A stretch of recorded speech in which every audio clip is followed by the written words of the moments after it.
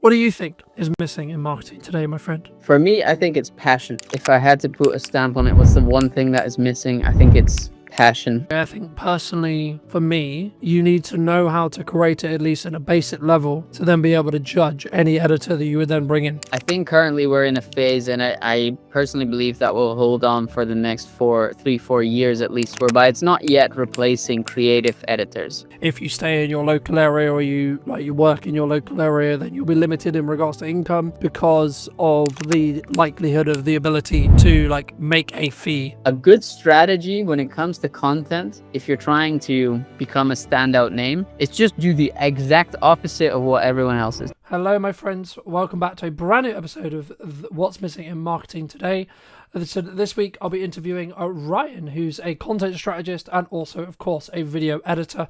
Ryan, thank you so much for the time, and I can't wait to get into this conversation. But before we start off, what do you think is missing in marketing today, my friend? Thanks, first of all, for the introduction. So I've been giving this one a lot of thought because that was definitely one of the questions that was kind of obvious that was going to come. For me, I think it's passion.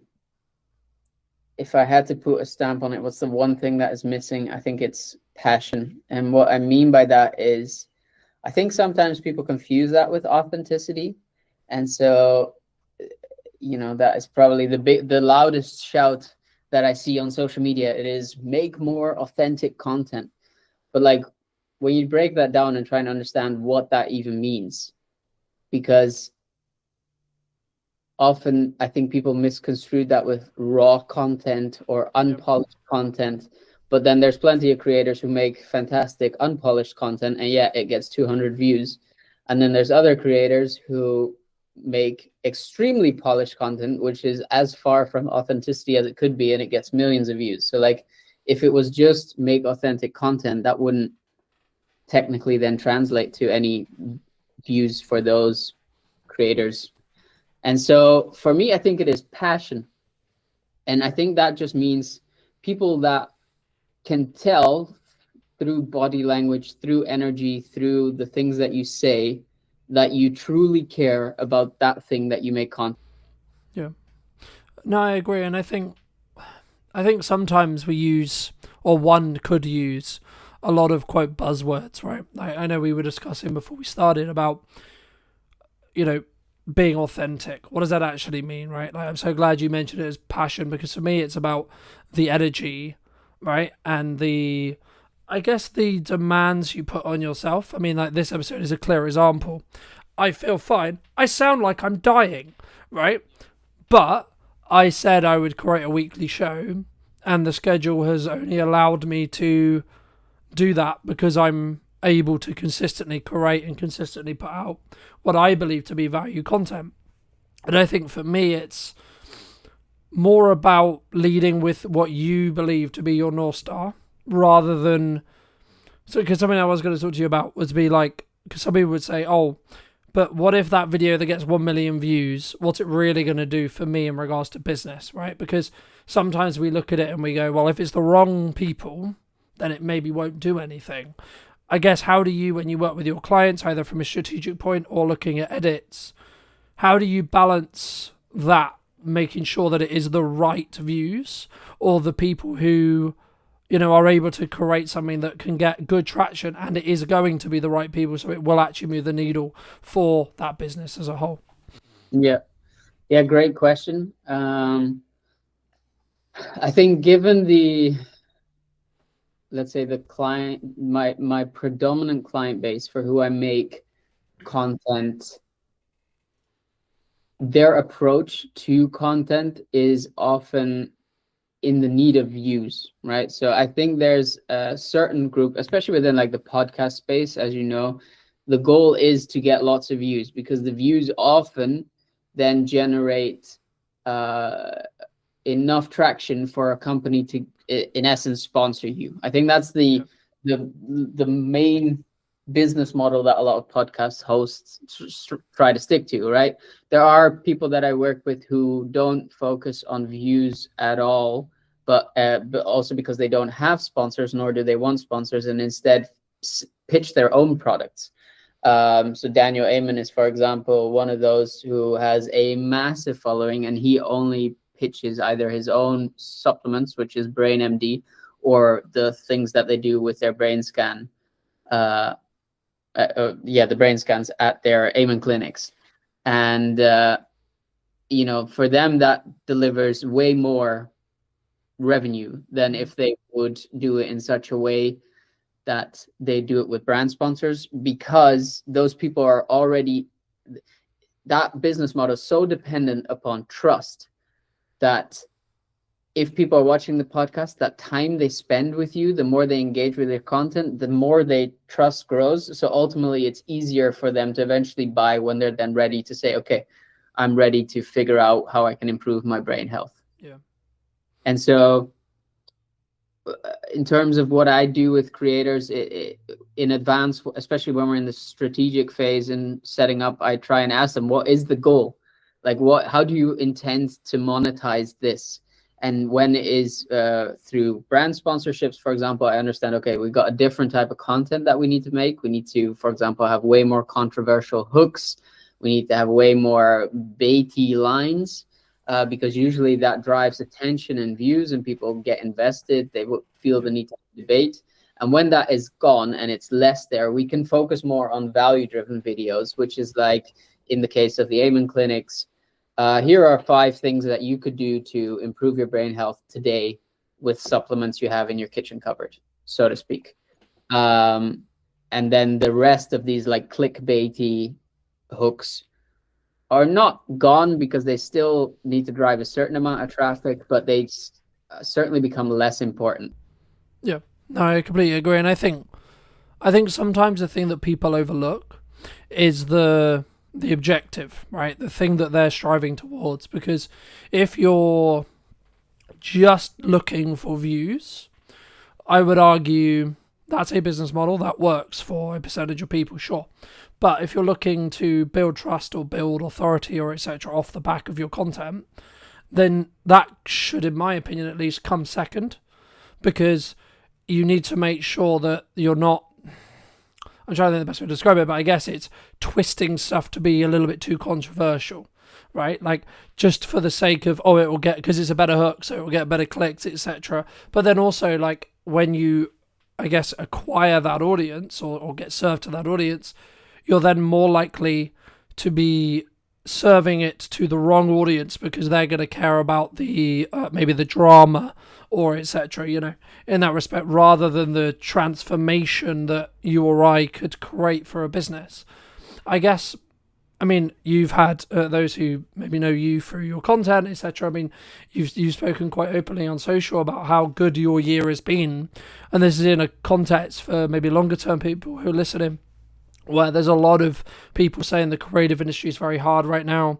Being in video is very difficult, whether that's strategic, whether that's editing, whether that's production, whether that's a combination of the above. How do you look at it from a perspective of maybe what should you do, and or what do you think has allowed you to stand apart when others are maybe struggling? Yeah, great question. I think first point that I'd want to say is I wouldn't be the type of person to tell you should do anything. That's first of all. I've just done a bunch of stuff based off of what I've seen other people do. I've taken advice where I felt it was necessary, and I think where I got good is getting advice early on in my career, especially when it comes to content creation, to double down on the things that are driving results. And so early on, at some point for me, it was, I need to make money now, or else I'm going to be broke, and I have a kid on the way, and I need to do something. And that was either, and I filled out the form, and I've spoken about this before, like I had a job ready to go in a supermarket. I was 25 probably at the time, maybe 26, graduated with a master's, and here I was applying to a supermarket job to like fill the shelves. And luckily, literally the same week that I decided to do that, I ended up getting my first client, Joe Bidender, who invested who basically took me on as a part-time editor. And because of his support and his demands, I realized I kind of found what some people refer to as their niche. And so I saw the opportunity in making more podcast trailers. I saw that podcasts were growing as a general form of media. I knew that with Diary of CEO being the leader, they will have set the standard for what you need in order to make your podcast successful. So I knew that would be more people looking for trailers. Hence, I just doubled down on that. And then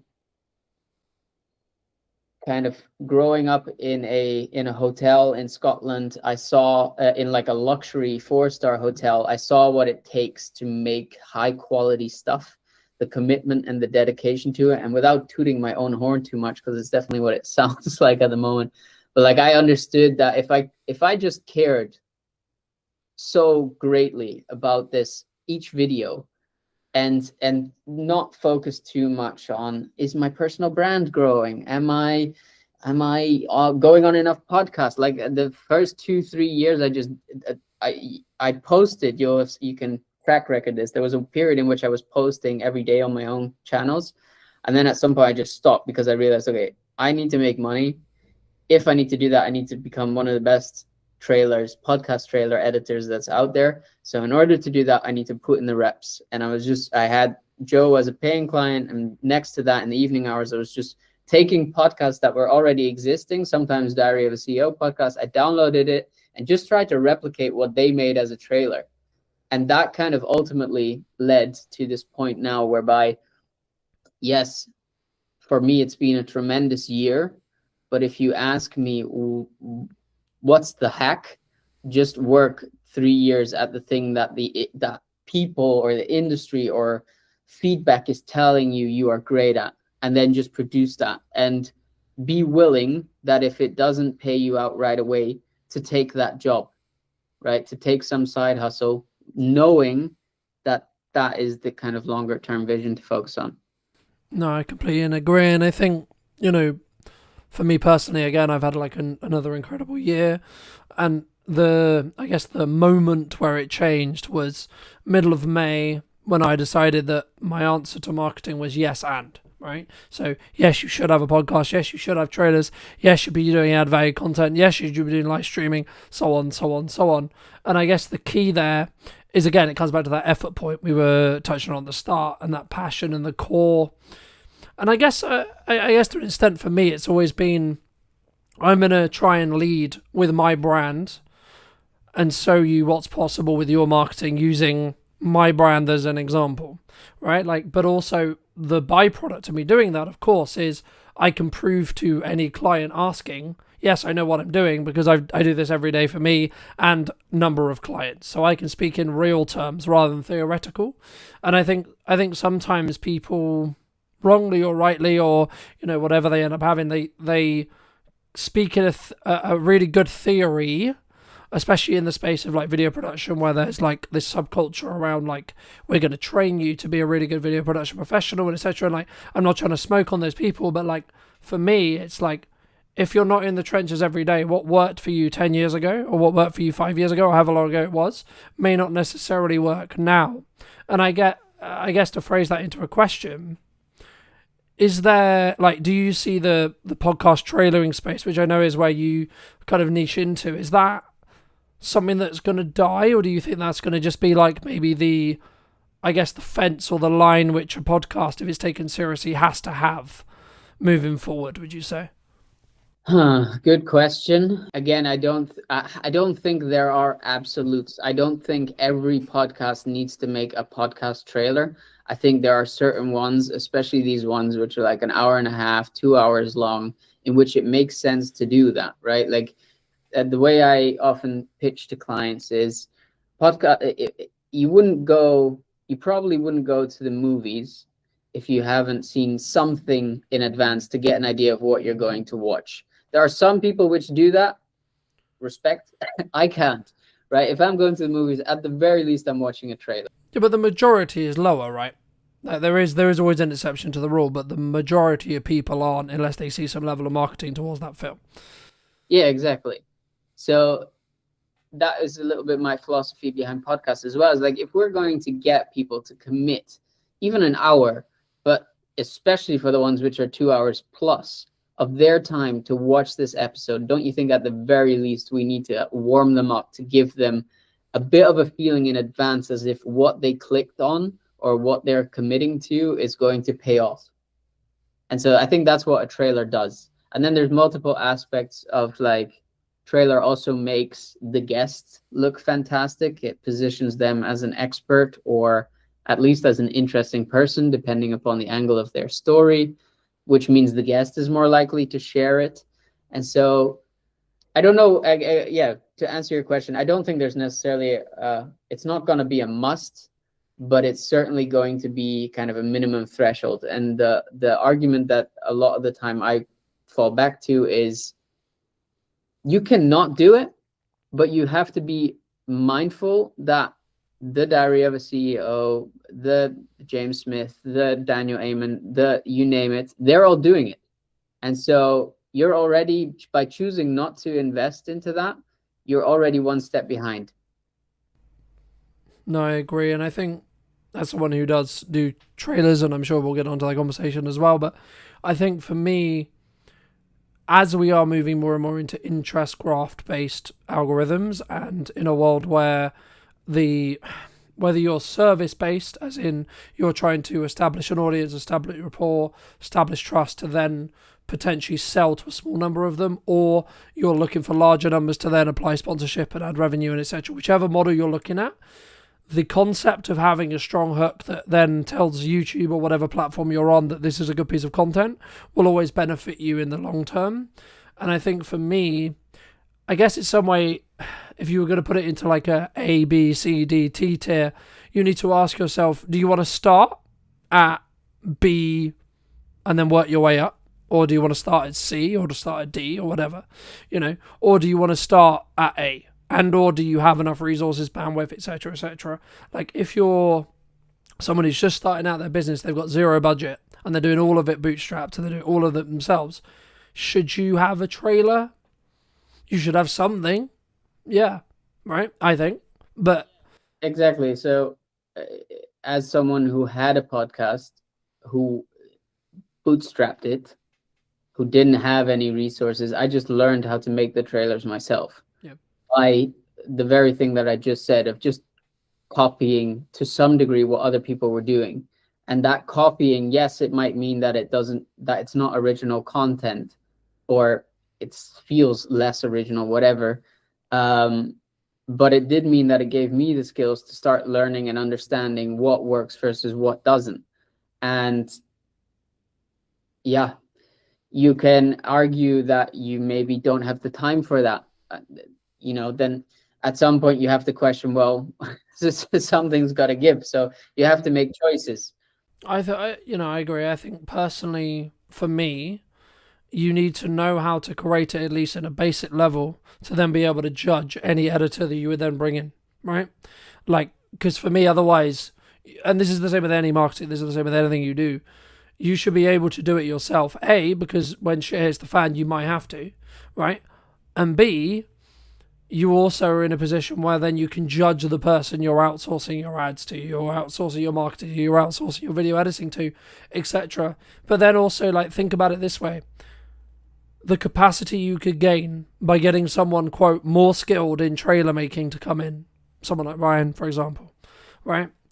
And then that gives you, we were talking before that it takes you like a day, sometimes 2 days to do a trailer. Okay, cool. So you're saying to me that I can get a trailer that's 2 days worth of work for X price. Cool. Okay, so my objective then is to spend that 2 days making more than that price. That's it. That's the only objective in that perspective. Unless you're truly passionate and your core is, I want to become, sorry, Ryan, one of your competitors. Right? I would say the better use of someone's time is actually developing their craft. And that could be an adjacent craft, like getting better at production, getting better at filming, getting better at marketing, etc. And then you can bring in someone like Ryan or a specialist to then do XYZ, right? But especially if you're trying to keep consistency, the reason why I live stream the show but then also then pre-produce it is so I can have the best of both worlds, and I can just simply have more volume, and I can squeeze each episode a lot more when it comes to the output. Now, it doesn't mean by any means that, by me doing that, I'm necessarily going to have larger views. Is potentially the likelihood is yes, because I've got more content going out around the same topic. But actually, again, it comes back to that overarching strategy and what are you looking to do and how you're looking to do it. But I guess, in the research I did around yourself, it's actually, you said you aspire to be a Netflix documentary editor, right? I mean, how does that, I guess, there's kind of a two-part question here, which is like, number one, how does that influence your mindset if you haven't already touched on it today? But then number two, I would argue that that's I won't go as far as dying job or dying field, but it's definitely not as, I would say, or harder, you could say, like to get into or like to keep, because that industry is in transition at the moment with a lot of AI and etc. In that respect. I mean, has your views kind of changed as you've had that kind of want and that core, from when you wanted that at the time? Yeah. No, I wouldn't say it has changed. But main reason for that is more so because I tend to be the type of person that really enjoys giving themselves a goal, and until I achieve it, I don't, yeah, it doesn't leave my mind, basically. So another example which still haunts me on the daily is that at some point I made it publicly aware that I wanted to write a book. And I wrote chapter 1, but so far I haven't gotten further than that. And that was, again, comes back to like this period in which all of a sudden I needed to make money, and that just became more important. There's definitely still the hunger in me to do that and to finish that, especially now I'm out the other side. Like, the goal at the point was to write about the quarter life crisis, and as I was learning about everything that goes into that, now I'm out the other side and I kind of achieved what the intention of that podcast was. I feel like this, now I have the insights to write that book. So yeah, anyway, that was sidetracking. I still have the intention to do that. But to answer the question whether or not Netflix editor leaves my mind, even though it's a dying field, not really, because of this like innate drive to be like, okay, I've said I wanted to do that. It's publicly on my LinkedIn. I'm, for example, not getting called out seems hard. Called on it, like that gives me that ambition to keep pushing for that. And I don't doubt from experience that once I achieve that, I will end up finding something else to be a new challenge within that space. In terms of like the aspect of its dying industry, AI and stuff, I think currently we're in a phase, and I personally believe that will hold on for the next 4 years at least, whereby it's not yet replacing creative editors. So yes, it's making things like, for example, to stick to podcast examples, making a multicam cut. You now have a tool, you can do it within 10-15 minutes. Count in an extra half an hour to go through and check whether it's done it well. A task which used to take 3-4 hours. Yeah. Right? These kind of inefficiencies that were already within production anyway, it's currently replacing them, and that is phenomenal, right? But we're nowhere near yet to the point whereby I can just type into a chat GPT or something similar within the creative space what is in my head, and that it does it well. Like, you have to have a very, very in-depth knowledge of prompt engineering in order to get something good to come out of AI within a creative space. And maybe people who disagree with that and I don't know, talk about whatever. I personally don't think, like, nothing original comes from it. And so I'm not worried about that yet. That being said, I've also talked about it before. That is my intention to do this for, let's say, the next 5-6 years, and continue building and kind of see how far I get, and around that time look into pivoting to something which is more offline heavy. My partner and I have always talked about setting up a retreat center, and I could imagine at that point we'll end up doing something like that, because I do believe as AI develops, as social media becomes more and more cluttered with AI garbage, I do think there is an element of people wanting to be more in person, because it's the only thing that their eyes will believe, right? They can't believe anything on the internet anymore at some point. And I do think the like social validation, these things which are innate human psychological things, that we will default back to those more. And so rather get out while on top than kind of sit it out and then be at risk of staying at that point in a dying industry. Yeah, and I use the word like loosely when I say dying, right? Like I think like many industries will pivot, will adapt, will change, and we'll see, because there's a lot of speculation around like, is AI actually going to get to the point where it can replace you or I or etc. Right? Maybe, maybe not. Right? If you talk to the people who are quote making it, of course they're going to be like, yeah, of course they are, right? But in reality, are we going to get there? I don't know, but it kind of, to an extent, I guess it does lead on to my next question, which was going to be, you've been very fortunate to work with, I would argue, some high-performing clients, right, in regards to their clearly successful in the monetary definition of the term, but and or even like health and balance and freedom and etc. Right?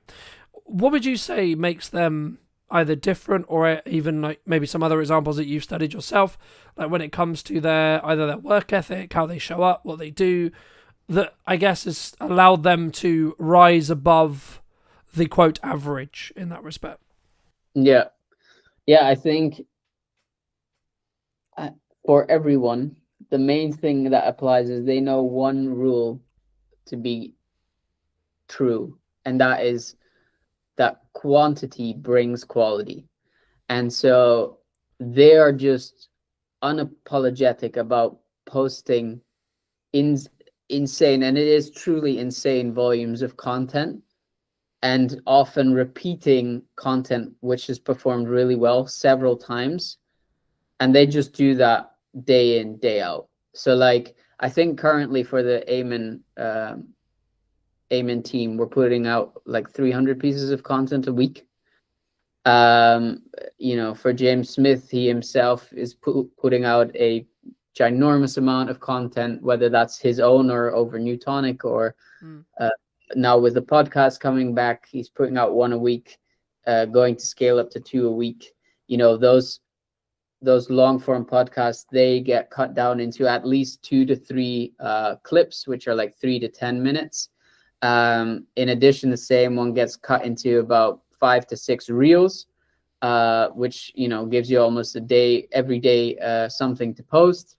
And yeah, think about if you then, that's currently with 1 episode. If you have 2 per week, you're doubling it. Obviously, the amount of content you have going out, and that's what you're competing against, right? That is what. And then people will get annoyed when they put out 1 post and it gets 3 likes, and they're like, "Oh, let me quit because no one cares." And I had this conversation with a friend of mine a while ago. He's trying to build a surface-based business, and he was like, "Yeah, I've put out 10 posts, and from that I've only got," I think he said, 2 clients. And do you realize the ratio of that is insane. That's actually really good. You put out 10 posts and you've already got 2 clients on a beta product. That's crazy.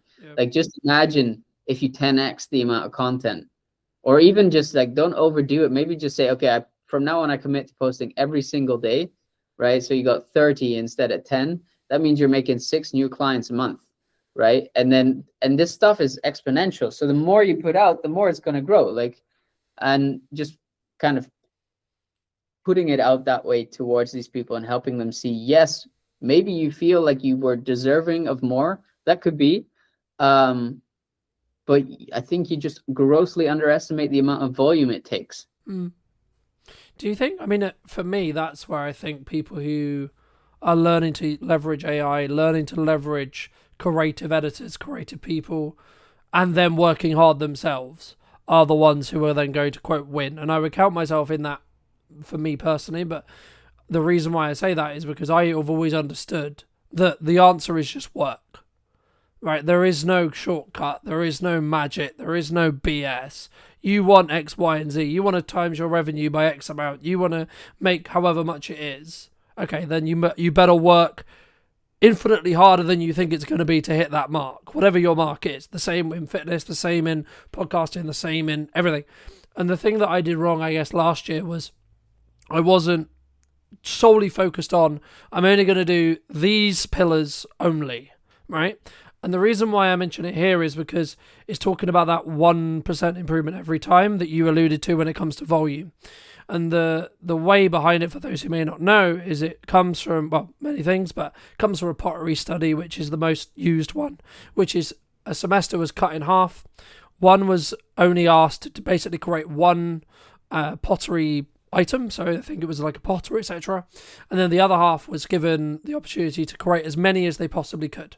And the outcome was the ones who created the most learnt the most from the mistakes they were making as they were creating them, which in turn meant they were able to then create the better pot. When if you just had one chance, you're not going to be able to, you're going to go make the chance, make the mistake, but then not be able to learn from it and then fix it in the next term. And that's why for me, anyone who says, oh, I'm only going to post once a week or I'm only going to post 3 times a week struggles because they don't have that compounding learning. And yes, it is hard work. I get it, right? I do. But since daily posting for the last, I would say 3 or 4 years, it doesn't, I then don't, this is going to sound horrible, I don't care specifically about each post. I simply care about, is it going to get me from point A to point B, right? Whatever that is. I mean, I guess, is there, especially when you were early starting out, was it simply just, I'm going to create a tailor today, I'm then going to create another one tomorrow, I'm then going to create another one the following day, to allow yourself to learn what didn't work? Yeah, so not quite. So just to give people, I suppose, an accurate understanding of just how long I've been doing this. I started as a DJ publicly in 2016, right? So in a couple of weeks, that'll be 10 years ago. And so I wasn't posting at the same intensity that I do these days, but that was like my first taste of social media. I was positioning myself as a local DJ, reaching out to local clubs, making my own music, putting it online, taking press pics, putting that online, making like kind of behind the scenes vlogs. So then I started the side project, which was a let's say a platform for DJs and producers to ultimately give them more exposure, especially for beginning producers.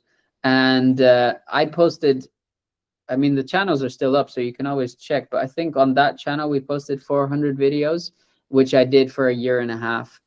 Then came the Quarter Life Crisis, a podcast, which in a year we posted over 400 videos. Right, and then that's not including, like, that's just on Instagram. If we include like YouTube and the clips and all that stuff. So like at this point, I've been in the business for 10 years. I've been doing this actively for like 4.5, and just put out so much volume, at least one post a day. And that was just for my own stuff. Let's like in the past 2 years, if we include client work, we're talking like 2,000, 3,000 videos. You can't tell, like, you're coming around the corner making your 10 videos and you're like, oh, but I don't have the same results Ryan has. Yeah. What do you expect? Like, and so help me, what was your question?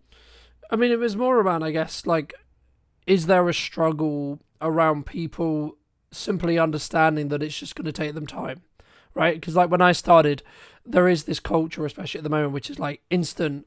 I want Ryan's views. I want X success. So on, in that respect. And I think for me, I've always understood, for as long as I can remember, that as long as I'm showing up every day, focusing on how can I get each thing I'm doing to be slightly better every day, by the time I get to the quote success marker, my success will change in respect to what my definition of it is.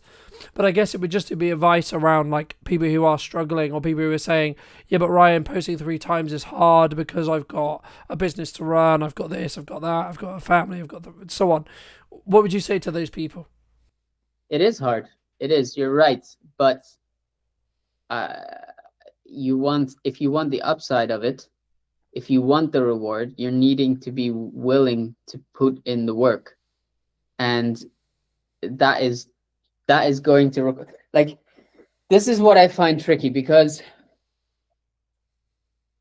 for me, the main reason why I did all of that I just explained was because, for me personally, the fear of needing to go back to my 9 to 5 as someone who is allergic to authority and being told what to do and when to do it, more importantly, like, that fear was more motivating than anything I've ever felt to this point. And so, and I still fall back to that now, whereby I think, if I don't know, if the business is like having a month whereby revenue is declining or something, I'm like, I need to do something, because I'm not going back to the 9 to 5. And I think there's a large group of people who want the upside but do not have anything driving them. They're waiting for that motivation. And sure, I could lie now and say like, oh, just put in the work and you'll eventually get the results and it'll be as motivating, but that motivating is gonna leave. Like, you have to have something that is driving you, something that you're scared of. For me, it was, and no disrespect to people who have 9 to 5s, but for me personally, that felt mediocre, and I felt like I could do better, and I didn't want to, like, be in that situation anymore. I was genuinely scared of it. Like, I was depressed, and so that has been the motivating factor for so long to ultimately go and put in the volume, because it wasn't more scary than that. Yeah. And so that made me come back time and time again to just put out another post, And I get some very creative comments still from people who then hate in some way or whatever on the content that I produce or whatever. And I'm like, okay, but like, I could listen to you now, or to friends or family. Like, the family who was telling me, yeah, don't you think you need to get the normal job and stop messing around? Like, until this year, my grandma thought I was just, she doesn't understand what I do. She thought I was just messing around, and she was scared for me, which is meant very well, but was not productive to what I was trying to achieve. And I saw other people do it, and I knew, if they could, to some degree, I can. It doesn't have to be their level of success, but if they managed, I have to be able in some way to get a similar space of success. Like, I think we have a tendency to really downplay success. So, for example, if whether marriages, this is a good example. People say this all the time. They'll say 50% of marriages end in divorce, right? And while that may be factually accurate, the flip side of that is 50% of marriages are successful. And so you could choose to put yourself in a space whereby, well, 50% of marriages end in divorce, and so mine's going to end in divorce. Or you can put yourself in the position where 50% of marriages are successful, and therefore I will be successful. Yep. Yeah, the risk of being some spiritual guru, I suppose, there is an element of, this is mainly a mindset game. And I do know, the moment I started working with a mindset coach, things also exponentially started increasing for me. So I think, well, I mean, I don't know the psychology off the top of my head, but it's somewhere along the lines of like, we will only be able to see what's possible or what's in our surrounding area, right? There's been loads of studies that show, like, if you stay in your local area, or you work in your local area, then you'll be limited in regards to income, because of the likelihood of the ability to like make a fee, right? To me to charge you something. When you look exponentially across the internet, the actual ceiling on what you can make is infinite, as long as you understand that you're adding value to a different market, and then you can target that market, etc. But I guess the thing I also wanted to mention as well, I mean, I guess in some ways, some people say to me when their content isn't performing, or maybe it's like plateauing, or etc. I mean, like, are they, quote, shadow banned, or do they? Because I've always been of the view that when that happens, you need to mix it up. You need to change things, because you're getting complacent with either the system which you've built to create content. Fair enough, great system. But the system is only as good as the results it creates. So if you're still making money, don't change the system, right? But if your objective, maybe if you're in the camp that we alluded to earlier, which is actually we need to make more views because the sponsors are maybe unhappy with how X episode performed, what would you recommend? Or is it just simply their quote shadow banned? Oh, I rarely think shadow band is a thing. Maybe if you like swear a lot, or you break a lot of the community guidelines, or you're pushing a lot of like, I don't know, controversial things which don't speak in favor of the social media algorithm, right?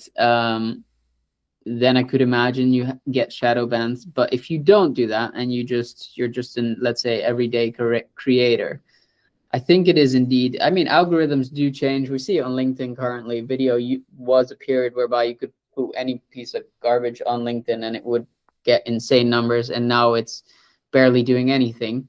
And so I do think that is in part to an algorithm change, but I wouldn't go as far as saying you're shadow banned. And if anything, if you are in your core a creator, that should be the challenge, right? That should be the challenge for you to say, okay, I got here at some point by trying a bunch of different stuff, right? At some point, I found something which worked, and so I doubled down on that and decided to focus on just that and do nothing else anymore.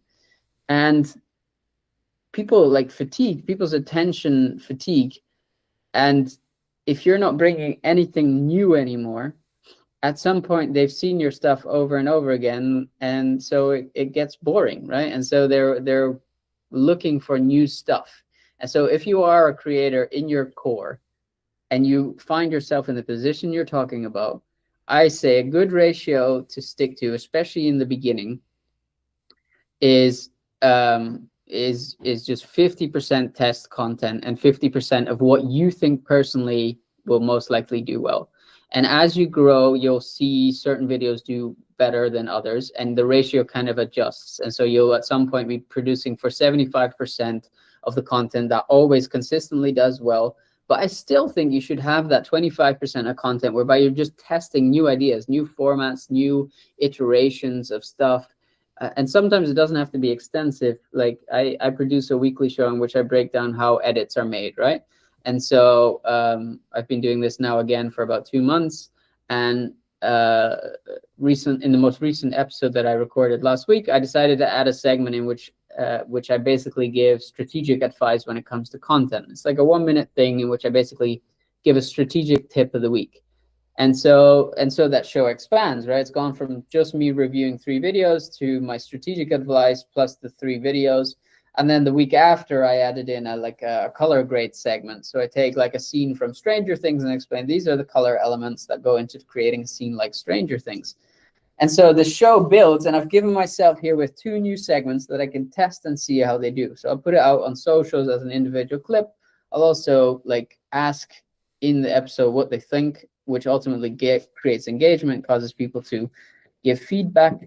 And so there's this ratio that I stick to that works very well for me, at least, of continuously developing yourself and figuring out some way to stay fresh. Because otherwise, the alternative is you become boring. And in the end, that's only going to be a downhill spiral from there, right? Yeah, no, I agree. And I think there's kind of 2 points, I guess.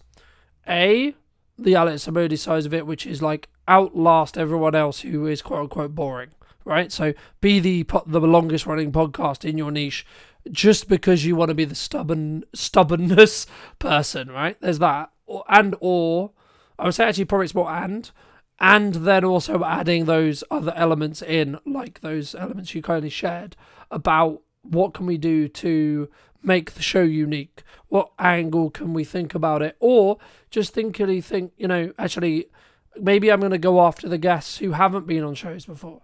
Maybe I'm going to simply go after the people who are, tiny, right? So they would actually really appreciate being asked. And actually you can get more nuance, but maybe they're like seasoned professionals, right? So like they've been in the industry like 50 years, but they're so small in the respect to like they're not like a known marketer or a known name. So when you get an interview with them, it's like this completely brand new perspective. And or you then try and compete with, and I guess it comes back to your like our previous point at the very beginning, which was like, what's your cognitive, like your actual reason for doing the content? Is it to make you more money, or is it to get more views, right? So if you're what I believe Stephen Bartlett's now looking to do, which he's like, I want to create the largest podcast in regards to numbers, period.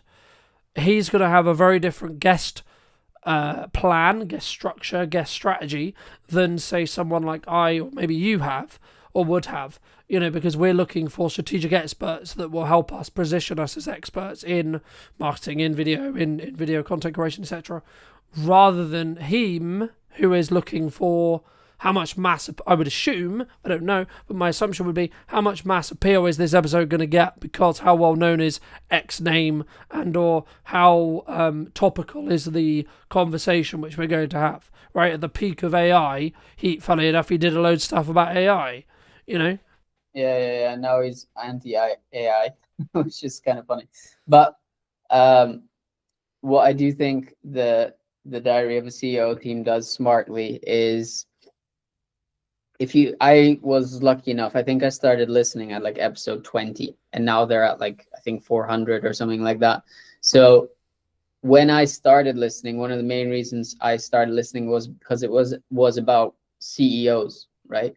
And with time, as Stephen developed and got more interested into, because you can look back at the first, he was definitely not lean or muscular or like he was, it was most definitely not fat or anything, or it was just, normal dude.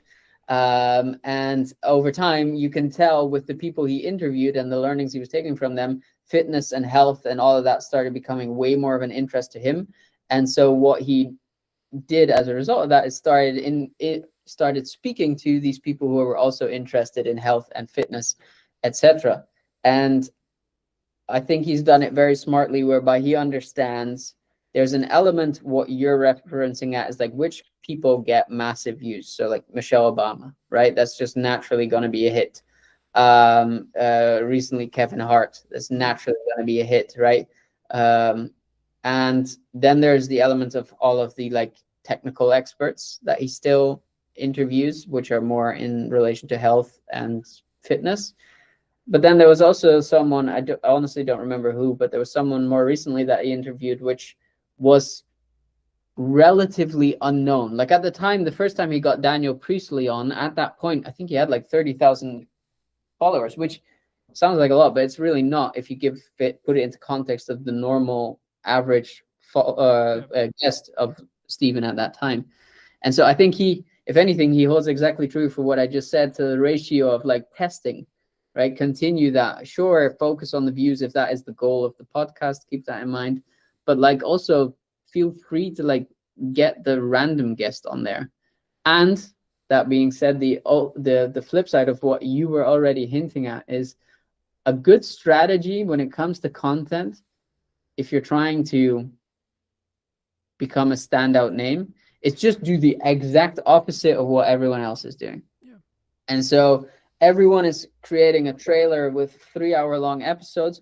Cool. You make a podcast that is maybe 10 minutes long with one core question that you discuss with a friend, for example, or maybe you just discuss it yourself, right? And you put that out every day instead of once a week, right? Or the same goes for hooks. Like everyone is starting with very controversial hooks. You start with a like colored screen and text on it, and you animate the text in with an image, and then you go into the like bulk of the trailer. Like I think if you just try the opposite of what you feel works, 9 times out of 10, I think you're going to find better results that way. I think, in some ways I hate to say this, but a lot of marketing is science, right? You have to be creative enough to think up the ideas, sure, but you actually have to then get the data to then learn from it, right? So you might have in the same way a scientist would have a theory or a hypothesis. You would go, I think this is the case. In the same when we work with clients and we're looking to try and get a client a certain objective, it's like, okay, well, in theory, we think you want to talk to this kind of person who's this demographic who lives roughly around this area. Cool. Okay, cool. Right. So now what we're going to do is we're going to test that theory and see what happens. I guess the crux and the thing that we use Stephen as an example, so I'll continue to use him. The thing that he does more than others is he will do exactly what we described, which was he will do the and methodology when it comes to, we know what works, we're going to continue that, so we're going to say we're going to do that every week, but then we'll have a bonus episode which is purely for testing. We don't care whether that episode is going to get 5 views, 10 views, 1 million views, or 100 million views, or whatever it is. We're purely going to do that episode just so we can understand, does this resonate with our current audience, and or do we gain a new audience from doing so? And I think if you scale this really down into the majority of people who are maybe consuming this, who are maybe smaller businesses or like, 1 or 2, maybe 2, maybe up to 10 employees, if you take that same thought process, as long as you have the bandwidth and the resources to be able to do so, of course, you'll be able to, quote, outpace some of your competitors if you move quickly, because you'll be able to say, okay, cool, let's test something, let's see if it works. Okay, cool, it works. So now we can do this on top of everything else we already know works. So every time you do that, you're adding more fuel to that fire and that engine as a whole. So it's going to, or using the snowball analogy, it's going to gain more snow going down the hill, right? And the more compounding you have, the faster it grows, so on, so on, so on, right? But for those who have been really interested in this conversation and maybe want to check out some of your stuff, check out some of the editing show, etc., where's best for people to reach out to you? Probably via LinkedIn. Just on my channel. Pretty sure if you type in Ryan Faber, you should find me. You can find me on YouTube if you search The Quarter Creator Club if you're interested in learning more about editing or content strategy these days, and we'll be putting out a lot more content on there as well. So fabulous. And if you were going to talk to either yourself or someone very similar to you 10 to 15 years ago, and you were going to give advice, what advice would you give that person?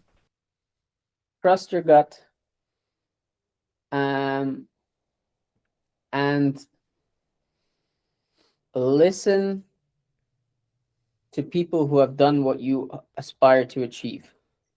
And so my whole podcast, the whole thing that got me to where I am now, and arguably I still have a long way to go, but the main philosophy of that was I knew I wanted to be an entrepreneur. I knew there were hundreds to thousands of entrepreneurs who had made it work. I figured if I would talk to enough of them and ask them questions as to how or what they thought the frameworks were that made it, in all of those subjective experience, I should be able to find an objective line. And you don't need to start a podcast. I'm pretty sure if you send a bunch of LinkedIn DMs, if you DM me after watching this and you're like, I want advice on how to become a better editor, for example, I will respond to that. And I know for a fact, because I've done it, that there are plenty of people out there who are the same. And so if you just speak to enough of those people, at some point you'll see the patterns in what all of these people have in common, and then you know what you have to replicate. No, absolutely. I couldn't agree more. And I think it's sometimes about not like trying to reinvent the wheel, but if you're going to take the bits that you really want to emulate and like.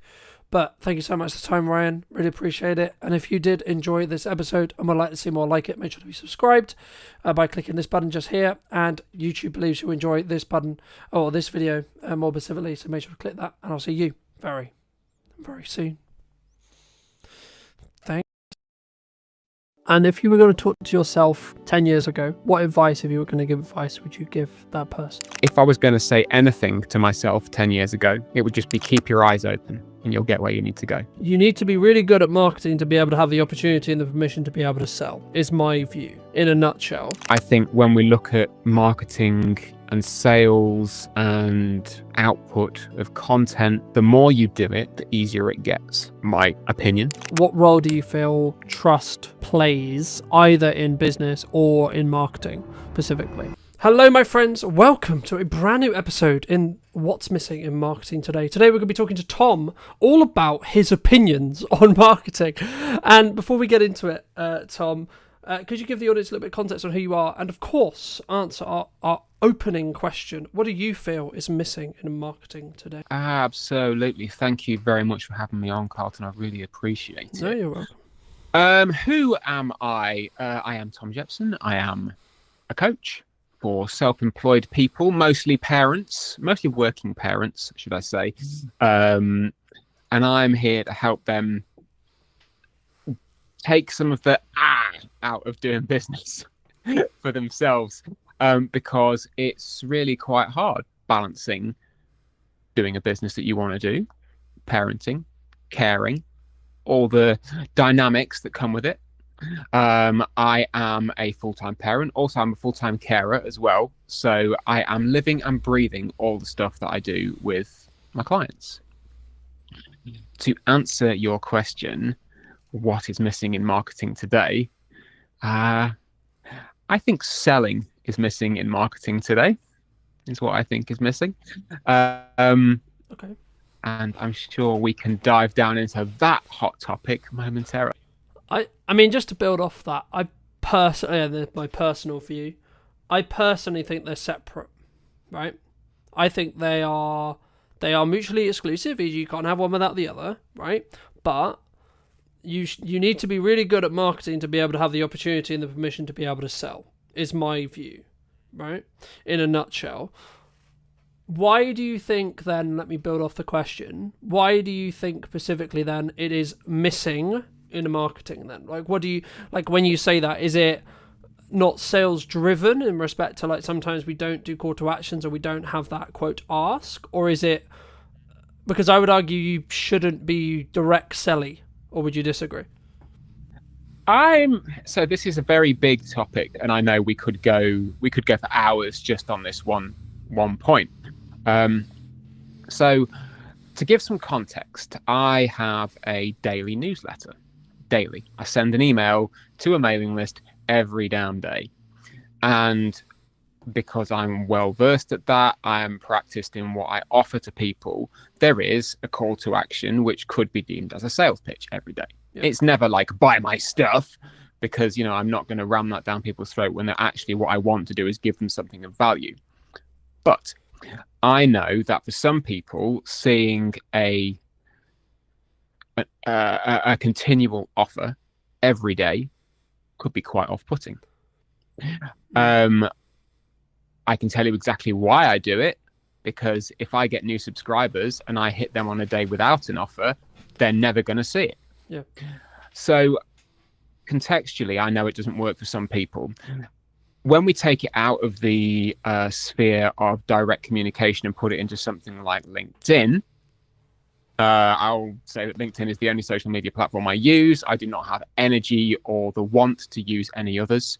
Maybe I'm wrong, maybe I'm not, I don't know, but I don't have the energy for it. In the context of LinkedIn, my filter bubble tells me that there's a lot of chat around personal brand and personal marketing and relationship building. Yep. And I get it. I'm here for it. I just want to talk to people. But when I want to say, hey, folks, here is a thing that I have built, here is a service which I offer, and I want you to buy it. In this moment, I'm not making it so difficult for you to receive this that you have to get to know me for weeks and weeks before, so then you can benefit it. I'm offering you something now which you can buy with money so I can feed my children. When that sort of message comes out, it either disappears because the algorithm says, no, you mustn't sell to people. People just don't act on it because for whatever reason, they don't find it engaging content. Or any other reason that you could possibly want for that thing disappearing. But I think there's just this almost acceptance that it's not, I'm going to use the word acceptable. I know it's a big word to use. I'm going to say that it's accepted that it's not acceptable to sell in that way.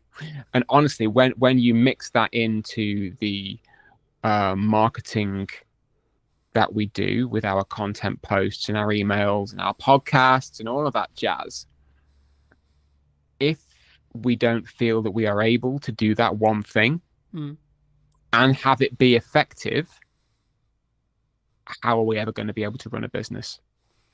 I think, there's a lot I could pull out of there, but I think the unique perspective for me is there's a lot of conversation, especially at the moment, around people are concerned about the up and coming budget at the time of streaming, etc. Right, like people are concerned about like what's going to happen at Christmas and like where things are and etc. And I'm in a very fortunate position where like this month is manic, this month is crazy, but I'm still building the time to have this live stream, have this broadcast, have this conversation with you, because I think it's important to obviously add value and continue that process of constant development, constant growth, but also I'm always aware that I need to bank content whenever I can.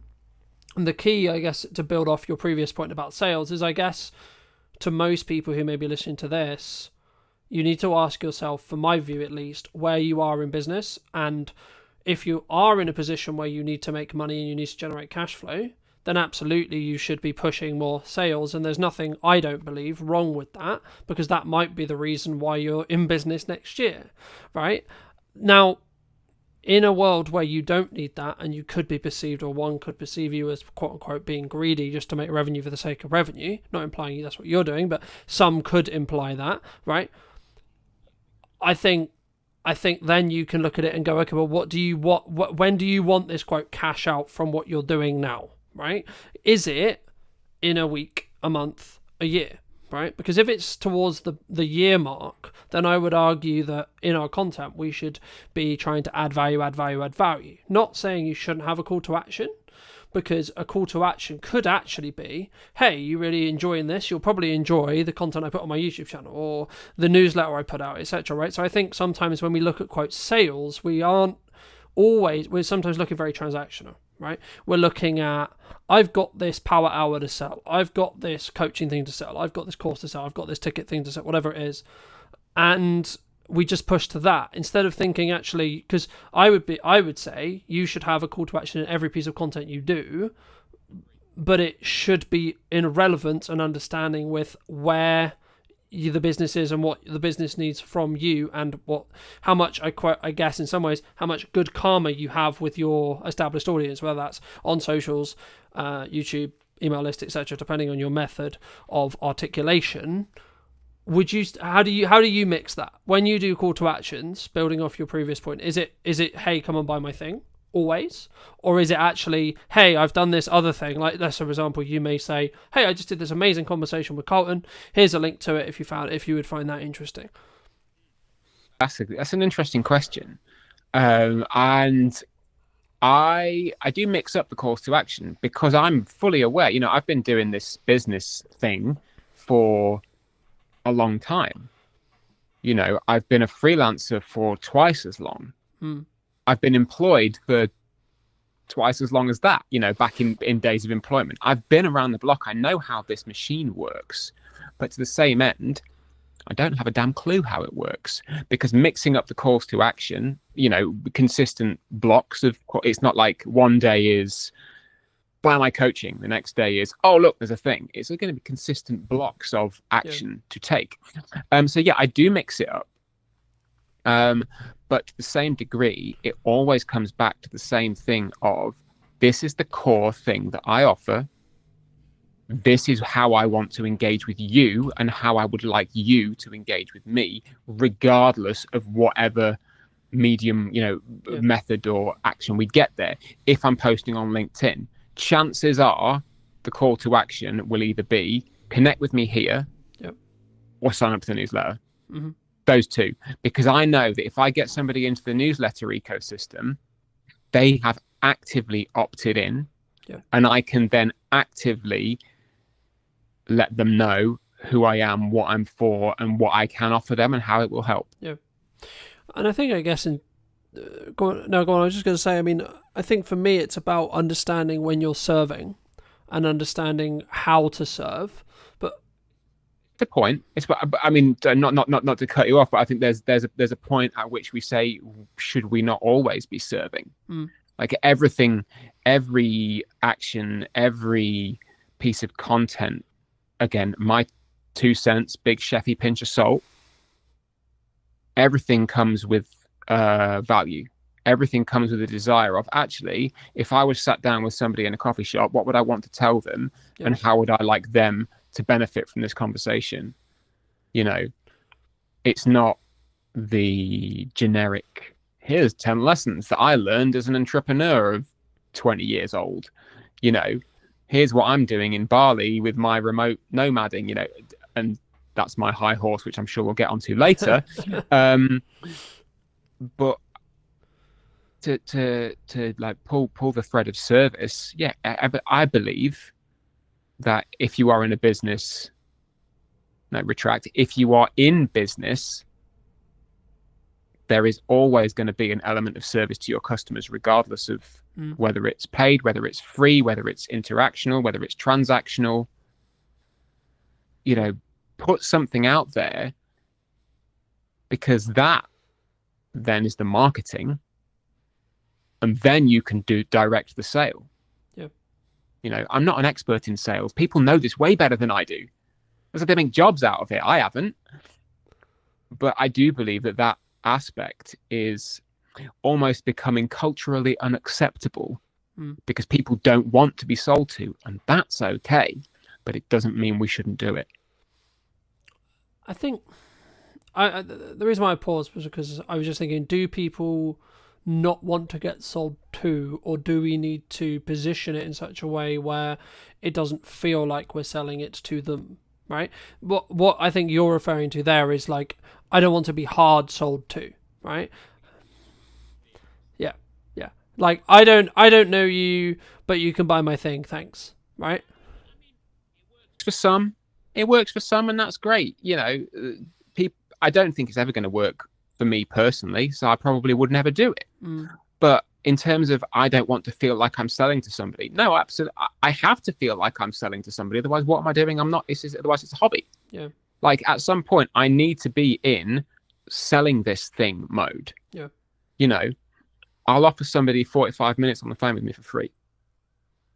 I will pay attention to them. I will direct that conversation in a way which is pure coaching.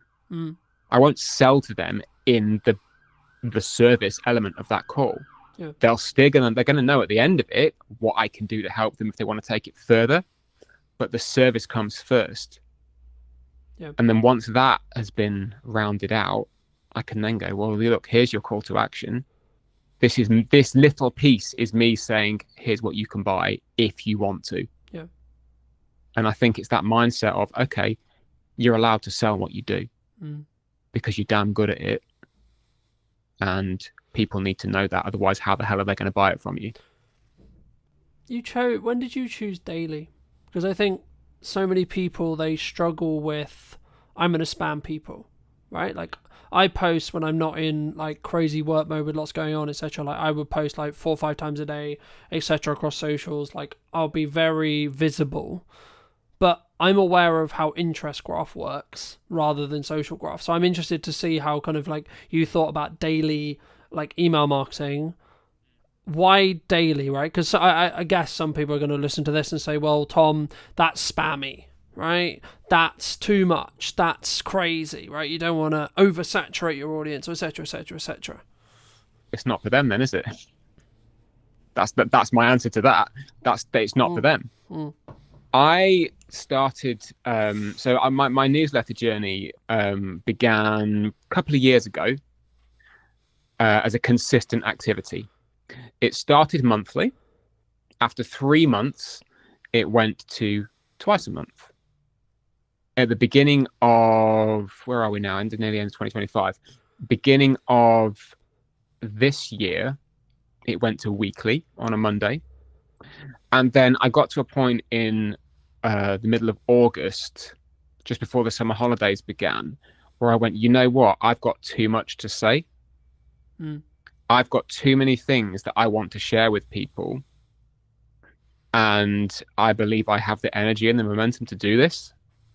So I started winding it up a little bit.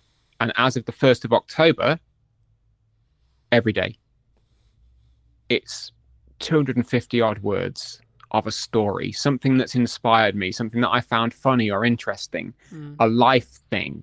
You know, it might be a straight sales email. They can be peppered in. It's a business newsletter. Yeah. But I found that from the beginning of October to today, when we're recording this. Sorry for suddenly removing the evergreen content barrier, but we can say over the course of the last 5 weeks of doing this consistent daily activity, I have found that my writing has gotten better. Not to toot my own trumpet, but it was pretty good before. But being able to write and have a funnel and a channel for consistently telling a story, it's made me better, and the performance has done what I thought it was going to do. I gained a handful of subscribers and I lost a handful of subscribers. About as many, it was about parity for the in and the out. And I knew that was going to happen because I was sending people something daily. I was putting an action in there daily. So like having it in the last 5 weeks and actually going, you know what, this experiment's worth doing and this is worth following. And I'm going to keep pressing on.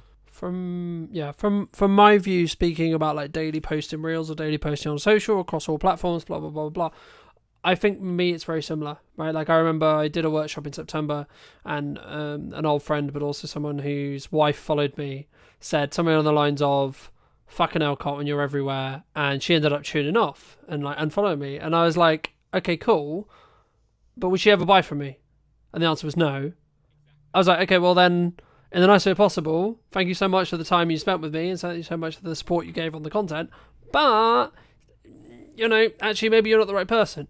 And I think that's the key. And I think sometimes, like, I could quote a million people, but the crux of like any marketing is just a shit ton of work in a window of time to get a result, right? The work as a whole is probably going to be the same whether you do it across 6 months. Like if you want the result, you can do it across 6 months and get the results in 6 months, or you can do it across 2 weeks and get the results in 2 weeks. But you have to have the same amount of like output than you would have in that 6 months, in that 2 weeks. And that is going to annoy some people. That is going to quote, "Oh, fuck's sake, Tom, you're there again," right? "Oh, fuck's sake," etc. But like also just to pick apart a little bit what you said, the key I think for the person listening who's maybe considering something like this, whether this is daily posting on YouTube, daily posting shorts, daily posting Instagrams, writing an email, whatever it may be, writing a blog, etc.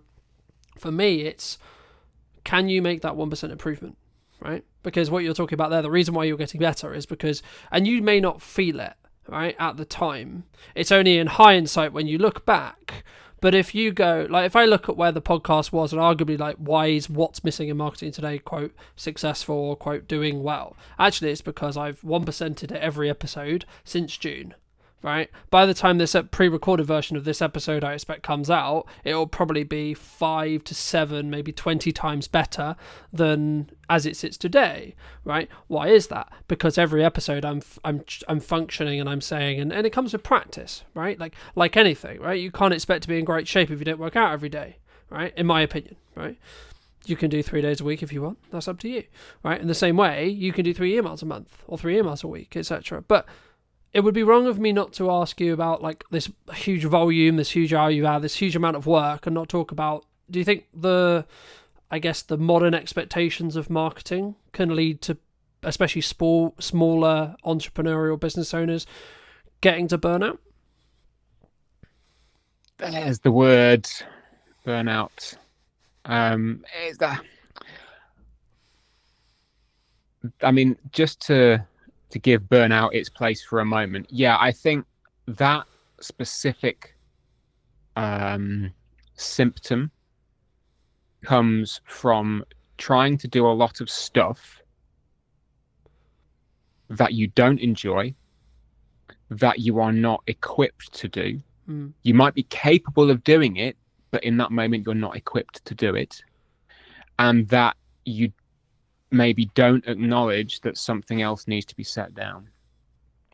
So to give burnout the thing, yeah, I think when we look at marketing and sales and output of content, the more you do it, the easier it gets. My opinion. if you come to it and say, oh, this is really hard work, I don't know what to post, I don't think I want to be sold to. For a start, you're coming at it from a place of fear for whatever reason, because you don't want to do it because it might feel a bit scary to put yourself out there. You don't want to do it because it might feel a bit scary about actually selling yourself. Yep. It might feel a bit scary to put your 2 cents on a live stream with somebody who you're really pleased to talk to. How dare you have an opinion, Tom? How fucking dare you have an opinion about something that might upset somebody? I specifically today, I had that conversation with someone on LinkedIn because they posted the very same thing. It's like, we just can't have a conversation anymore because you might offend someone. Like, it is up to us to communicate with our best intention. Whatever that best intention is, we've got to put it out there. How somebody receives it is not on you. And I think when we start to take on the burden of the recipient in terms of, and I feel like I should be careful about what I'm saying here because this could be very heavily misconstrued as me being a complete asshole. I care deeply about what I send to people and that they will receive some value from it. Yep. If they read it and go, no, that guy's a dick, that's not on me. I can't control that. But surely it's the intention, though, right? The intention that I want someone to read it and go, that guy's a dick. No. So like when you create content in the same way I create content, I always go from a perspective of an intention of, I'm going to add as much value to whoever is. 100%. I'm grateful enough to have the time of the time, right? That's it. But I think the point is, when it comes to the kind of the small business owner, the working parent, the full-time carer trying to run something that they need to run or want to run to maintain their own sense of self, when things like taking on the burden of somebody else's receipt of your content and worrying too much about how are they going to receive this, regardless of intent, at that point, you start to run out of energy because you then don't have the energy to give to the content, to the message, to the service, because you're spending it worrying how someone is going to receive it. And then you start to burn out. Yep. And then it just becomes cyclical. And then you don't want to do it. And then you don't do it. And then you beat yourself up because you're not doing it. And then you get all worried and sad that you're not doing it and that you should be doing more. You must be doing X, Y, and Z. And it just becomes this kind of self-fulfilling, it's cyclical, kicking your own ass, because realistically you're worrying about something that is so far outside of your control, it's worth working through it to let that go. Yeah. And then you can just send a daily email with the best intention, with content that you believe is good. It might not hit the mark that day, so what? Try again tomorrow. But you can do it without worrying that somebody's going to tune out, because as you said before, if they tune out, it's probably not for them, and that's okay. The same goes with daily posting. I mean, I try to post daily on LinkedIn. Presence, makes me a bit sad sometimes. But as you take away that fear of, am I going to get cancelled? Is this message going to miss the mark? Is this any other thing? Yeah. Chances are, worst that's going to happen, no one's going to see it. And if they do, they're going to have some other thing happen, right? Like I can't remember exactly said to me, but a client many years ago said 95% of the things that you do and you worry about, no one's going to give a shit about because they've got 15 other things to worry about that aren't you or anything to do with you, right? We're very internal creatures in that respect, It's almost like being a little over empathetic, and again, not being a dick, caring about how other people are is incredibly important. It's the crux of my business. It's the crux of me as a human being. I care about how other people are. I was going to say, you could arguably care, but I also I'll give you an example. I care about how your business is, right? I care about how everyone's business is, even if they're a competitor of mine. However, it's still none of my bloody business how their business is, right?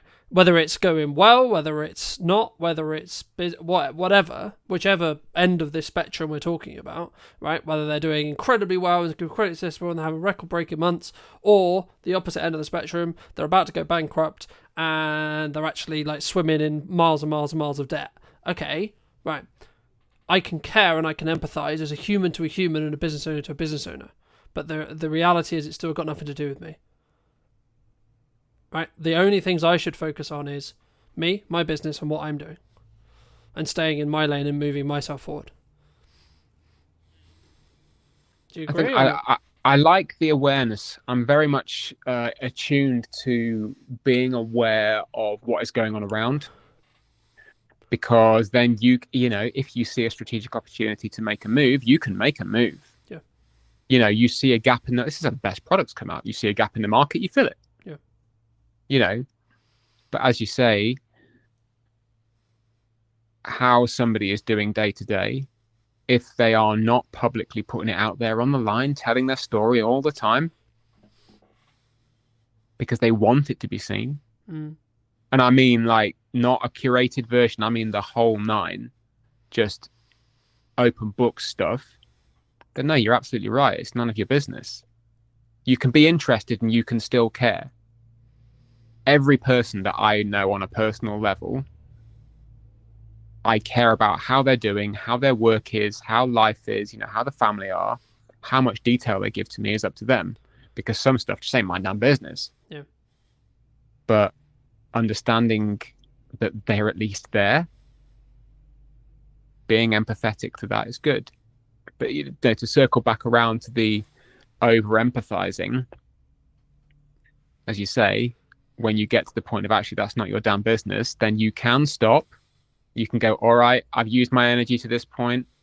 I can put it back into marketing myself. I can put it back into selling myself. I can put it back into serving other people who are actually on my doorstep waiting to be served. Yeah. And I think it's knowing where and how to channel that energy to build the right boundary and really to keep yourself safe. Do you think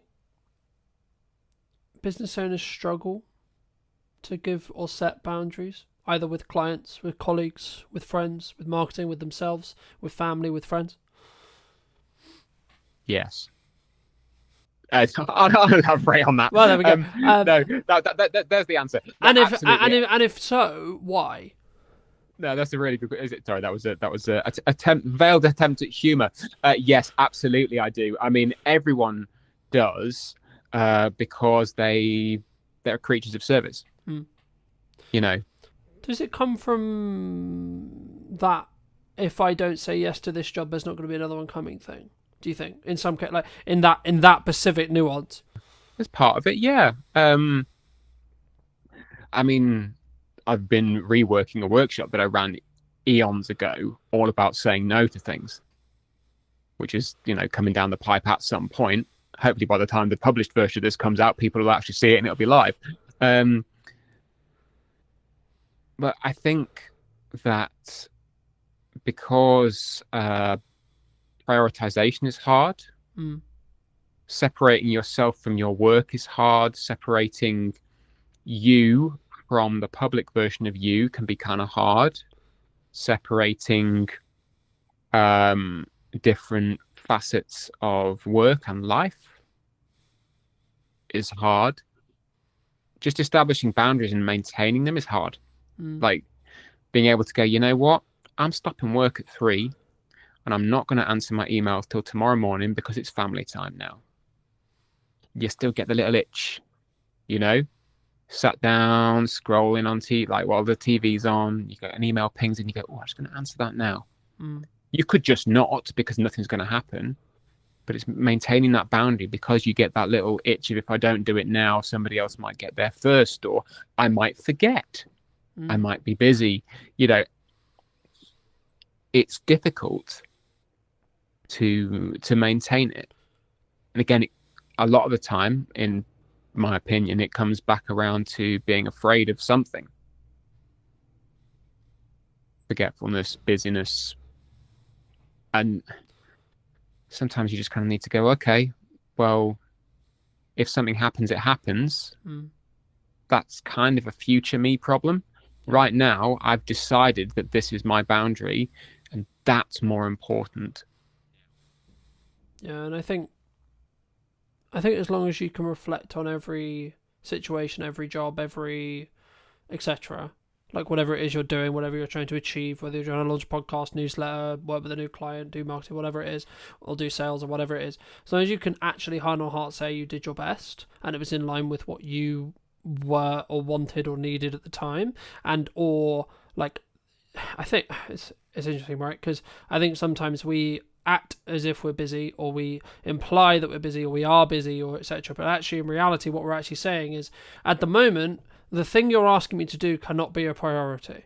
In crux, if someone ever asked you, in my opinion at least, oh, I'm too busy for that, what they're actually saying is, no, right now that's not a priority. So personally, something I've done the last couple of years is whenever I have a situation which is like, hey, I know I said, or I know we said, or I know you're expecting me to do X or Y, I will give you a realistic timeline regardless of how that makes you feel in the short term.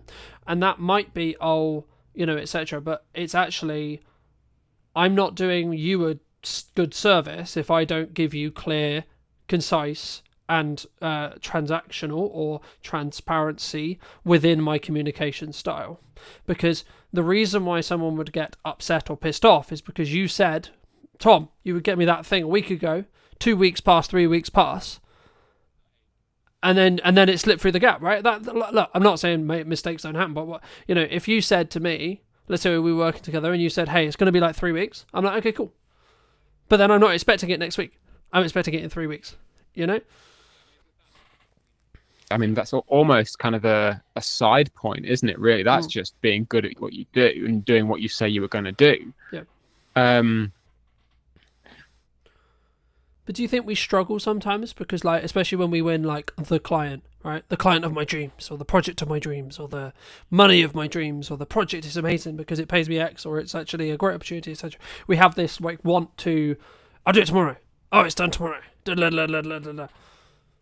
I'm going to go out on a limb here, and I'm going to say that if a client, for example, would expect you to bend over backwards and not maintain your boundaries and your working practices as a self-employed business owner, they are not the client of your dreams. End of. Do you think that can change over time? I was just going to ask you. So, like, where we were, say, like, for example, for me personally, like, my target client, my target expectations, etc., 3 years ago were completely different to now. Yeah, for real, man. I mean, the dial shifts, and it shifts because you learn, not maybe because your clients learn. It could be because the clients learn, but it's more about what you best in the world. It's about what you want. I would argue, though, that you get a reflection of what you like enforce in respect to boundary setting, right? Like, so like like for me, like, you can set a boundary you like. The question is what happens when it gets tested. Well, that's exactly it. If you let's say use the example of it's 4 o'clock, you sat down with the kids, you're getting them in from school, getting snack time and everything, and a client's decided for whatever reason that that's the time they want to have a meeting. You can handle that in any number of ways. And again, we can tie this straight back to marketing. This whole point, we can tie this straight back because it is, you could just say no. You could go, no, I don't do that. That's crossing my line. You could say, okay, I might flex this once, but I'm going to reinforce it in a way which says it's not happening again. Or you could set it up from the outset by positioning yourself with your marketable material, with your boundaries, with the expectation setting from the off that says, actually, this is never going to happen because my priorities are this, this, and this. Serving you is within those priorities. but this is the line. Mm. And as I said before, if their client decides that that's not good enough, they're not your client. Well, yeah, in the nicest way possible, they can go somewhere else. You know, They can go. Somebody else will flex for them. Somebody else will flex. And I know that context is everything. Yes, there have been times when I have had to completely smash down my boundaries because the project scope of something has changed. Mm. Like, it's happened recently. It was very painful for me. Like, it wrote off days of time, weeks of time that I thought I was going to be able to spend with the family, but I had to do it. I had to because money would have been lost. And in today's economy, at some point, yes, you do need to go. I was going to say, does that come back to kind of what I opened with, which is like you need to understand what the business is required for you? Like sometimes you need to eat the shit, so to speak. Sometimes, but at best will in the world, I'm 42 years old. I've been doing this for eons. I ain't eating shit for anybody. I'm not doing it. Yeah. But in this occasion, I went, you know what? The scope of this has changed. You've acknowledged that it's changed and that the work you're asking me to do is borderline unreasonable. But I'm going to do it because A, I'm not a diva. I'm not going to throw my toys out the pram and say, oh, screw you guys. That's bad business. But the acknowledgement from everyone is that actually this is crossing a line. So yeah, context is everything, but being able to control that yourself is what is important in this. The client, because they know how I work and they know my boundaries, we've worked together for a long time, I marketed that to them from the beginning. Yep. I don't need to sell them on that. They already know. So having that within your control, I think, is also very important as to how you can put yourself out there and say, I'm the one who's saying when this line moves. Yeah. I mean, that kind of bridges onto my next question, which was going to be like, what role do you feel trust plays either in business or in marketing specifically? So if it's in a marketing context, it would be building trust with your ideal client, your ideal audience, etc. And if it is in a client context, it would be then how do you utilize and or keep that trust? Brilliant question. So I'll put my coaching hat on now. So for me as a coach, through my marketing, people need to know a small number of things. I mean, the first thing is obviously that I am a coach and that I am good at what I do. They need to know that from the off. Once they know that, we can kind of go, okay, that's the functional practical. We'll just cast that aside. I know this thing about him now. After that, it's then getting to know me. What do I bring to the table? Who am I? Who is this guy? And then through the stories, through the communication, the conversation, it builds this rapport. It builds the camaraderie. And eventually the camaraderie and the rapport turn into trust. Because that kind of communal safe space has been built through the messaging, through the back and forth on email, through the DMs, through the networking. And somebody knows they could rock up in a one-to-one with you and you'd have a great chat. Because at least the space you hold there together for that 30 minutes or whatever, you've established that and it's good. It does take time. You know, it's not just a case of me going out to people and saying, hey, I'm a coach. I'm really good at what I do. Look, I'm a nice guy. You're a neat guy. So it takes work. It takes a lot of trust in yourself as well to be able to go, you know what, this is what I stand for. This is who I am. And who I am is okay. I don't really need to flex or change or bend for anybody because this is who I am. How that is reflected into work once effectively you have somebody pass the post, so as we said before, that's just showing up and doing what you do to the best of your abilities. Yep. You know, I hold safe space for people. When we get into a coaching call, effectively this little oblong window, that is our safe space and our boundary. Nobody else is getting in there. Nobody else is hearing what's going on in that space. And I have to reinforce that explicitly. It's not a kind of an unknown, oh, is this safe space? Is this something that people are going to know? It's like, no, I will state it up top. This is what you can trust and expect from this interaction.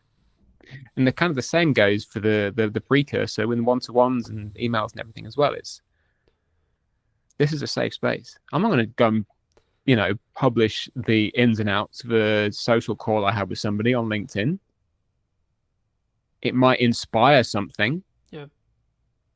But it's the trust is never broken in that way of like, I'm going to take exactly what you've said and name you. I think it's different, right? Like, again, it's context, right? Like, being inspired by a action or showing a behind the scenes process, like, for example, for me, like, people ask me all the time, it's like, how do clients feel about the behind the scenes process? Well, like, me sharing production, me sharing how I do it, etc., right? Like, a lot of people, the honest answer is actually they like it. They like that extra exposure. They like seeing it from my point of view. But it's just part of my sales journey, right? It's something that I have a conversation with very early on, and I establish very quickly what kind of project is this, right? Is this going to be a collaborative project where we both win? They get great content, I get great content, and I get paid, happy days, right? Or is it going to be a very stringent, very NDA'd or non-disclosure agreement, very contractual, very show up, get paid, go home, F off, right? Kind of agreement, right? And, I guess, what do I do more of now? Probably the more collaborative side, right? Just to the nature of the business, etc. Cool. But that's also, and again, I had a reality this morning, which was the same, which was like, actually the old of me would have been like, this annoys them, but the person I am now is like, no, that's just not me anymore.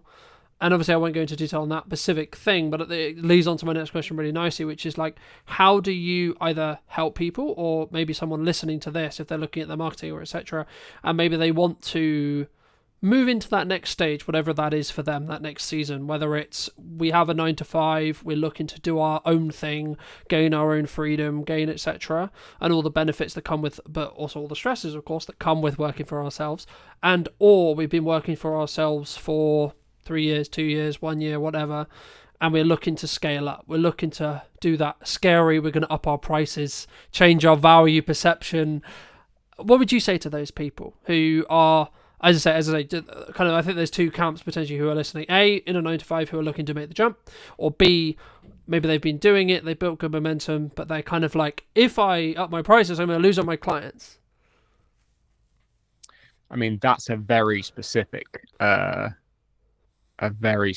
scenario, the whole upping the prices, losing the clients thing.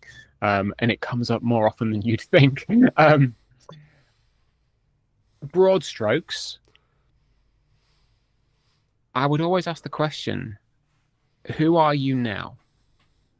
And then, who would you like to be? And then, who now can help you become who you'd like to be? And it always comes back to the self, the understanding that the person in the middle of this storm in a teacup, in fact, the teacup in a storm, is you. You're the one who is steering it. You're the one who makes the decision at the end of the day. You have, I have, pretty much everyone we know collectively who is self-employed has had to have that pull yourself up by the bootstraps conversation and go, you know what? I'm leaving my job. I'm going to go and do it for me. And at that moment, you say to yourself, well, okay, this is who I am today, leaving my job. But tomorrow, who do I want to be? Do I want to be the person who's just left their job and is now running around like a headless chicken panicking? Or do I want to be the person who has gone, I've started something new? Yeah. Still scary. Talked a lot about fear in the last sort of 45 minutes. But it starts with you. Yeah. And I think just to build on that from a marketing context, I had a realization yesterday when I was talking to a client at the time of broadcast, and they were like, it's how they react. So we were talking about their brand in specific, and for obvious reasons I won't go into detail, but we were talking about how I perceive their brand. And what really stood by to me was then how they reacted to my feedback on what I was saying about their brand, if that makes sense, right? Because it was like, hold on, this person sees me as a pinnacle marketing voice, and that's why they value what I'm saying, right? It doesn't actually matter, in a nutshell, what I said, right? It was actually, and it was something along the lines of, hey, we really appreciate that because you're a strong marketing voice, etc. And yet, like, clearly, and this is the thing I was going to bridge in when you communicate, when you market.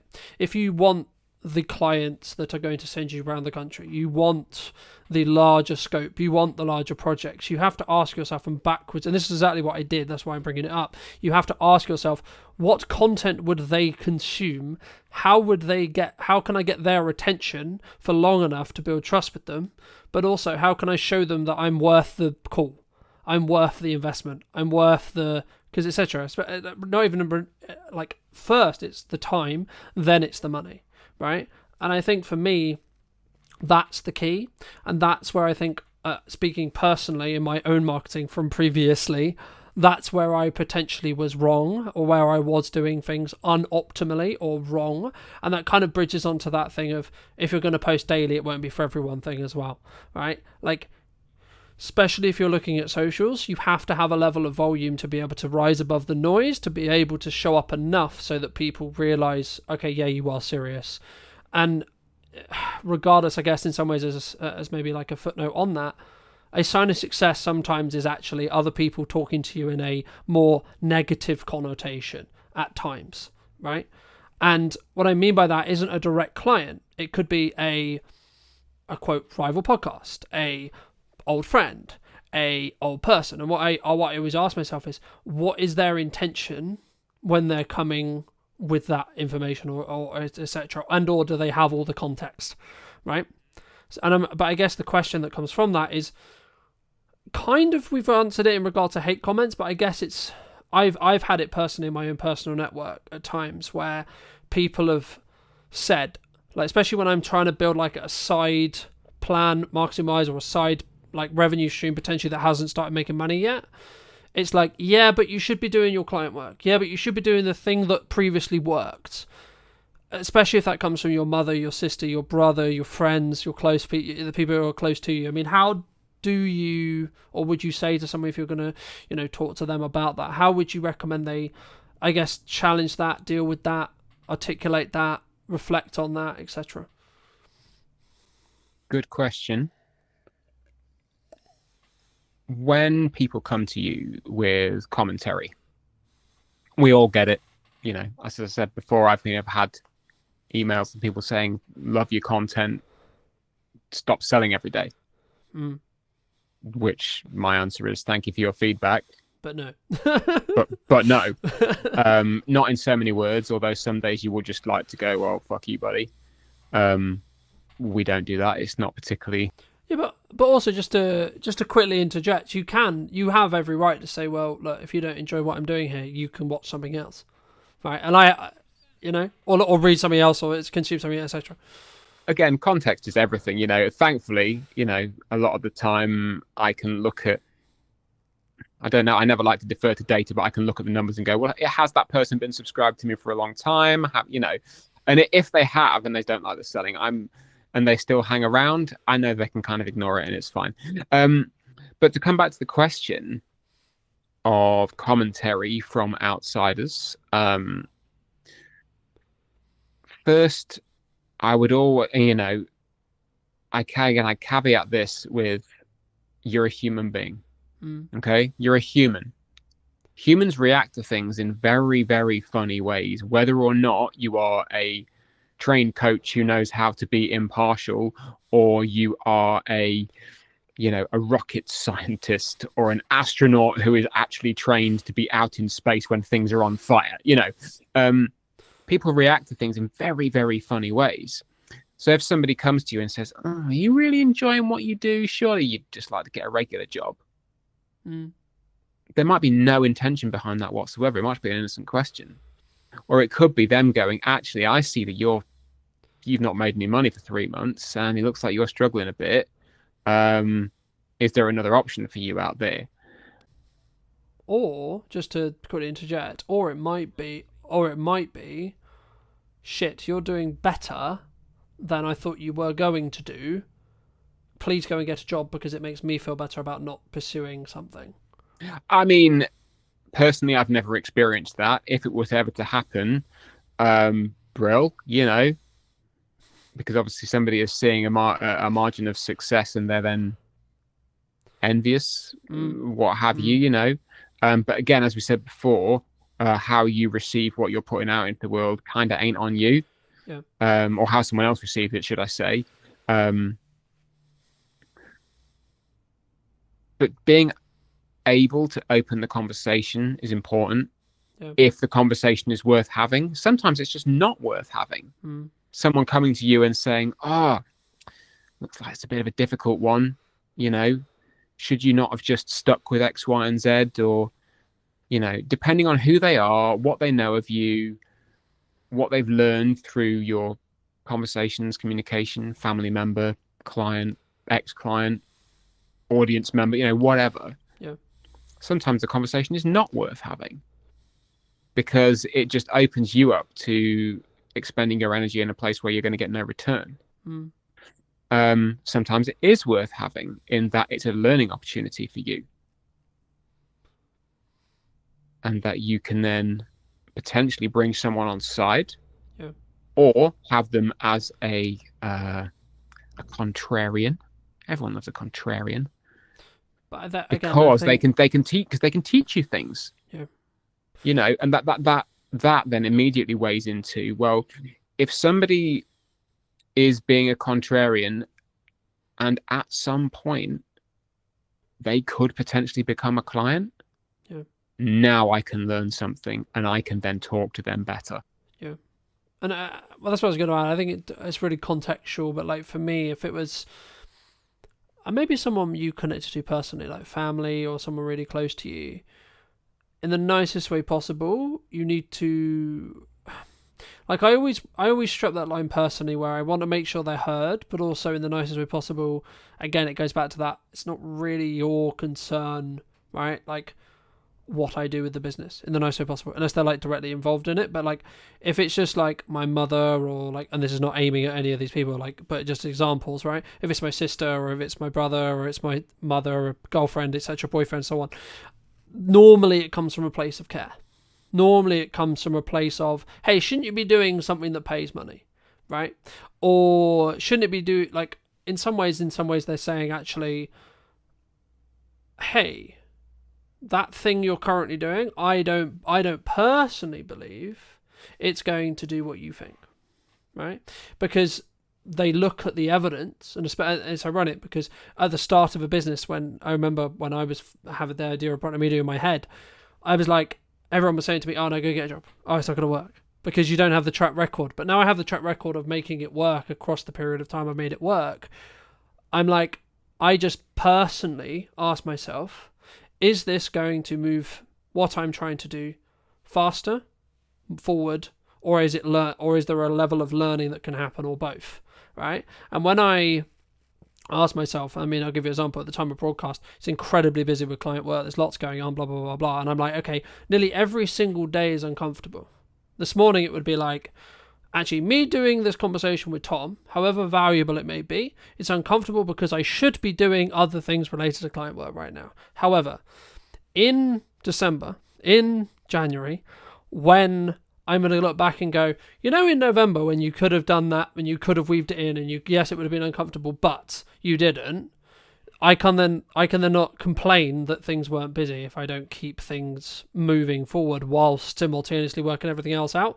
And I need to be okay with the fact that for me personally, I'm like, okay, cool, this is uncomfortable, but it's temporary, right? Me being uncomfortable right now is what is required of me from November.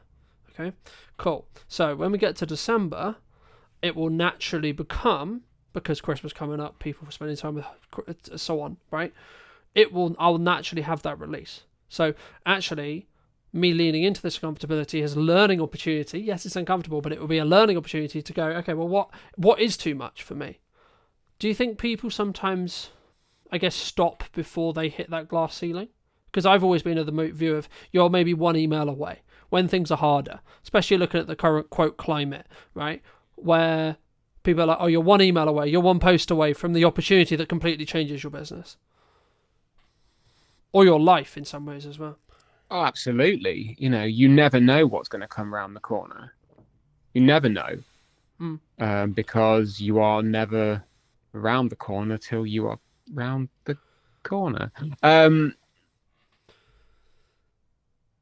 I have hit the wall a number of times. Overloaded with work. Overloaded with life. You know, bogged down by terrible employment, you know, whatever. And again, this cycles back around to understanding who you are today and who you would like to be tomorrow. It comes around to a boundary. You could say, okay, well, heart of hearts, this is what I want, this is my boundary, and this is what I'm going to stick to, having not lived it. And that's okay. You'll never know if it is or not because you've not lived it. You know, again, context is everything. I can safely say that I never want to be without a pair of shoes and having to live outdoors. I've never done that, but I'm pretty sure I can say that I never want that to happen, you know? Yeah. But things like saying, actually, I never want to be in a position where I am, quote unquote, too busy. I never want to be in a position where clients demand of me more than my time is, you know, more than my capacity. Because at that point, I've then lost a boundary. I've then, I've given away a little bit of me, you know? I've devolved something or dissolved something which I've worked so hard to put together because I've lived it before and I know that I don't want to be in that place again. So it takes a lot of consideration to uphold those things, you know, whether it's sending daily emails, whether it's posting daily on LinkedIn, however you do it and the message you put into that. It all comes from who am I today and who do I want to be tomorrow? Because you know that you can do it in a way which allows you to hold on to that stuff. I think maybe if we start to take our eye off that a little bit, it happens with humans. I do it, you know, now and again. I'm not perfect. Yeah. Far from it, you know.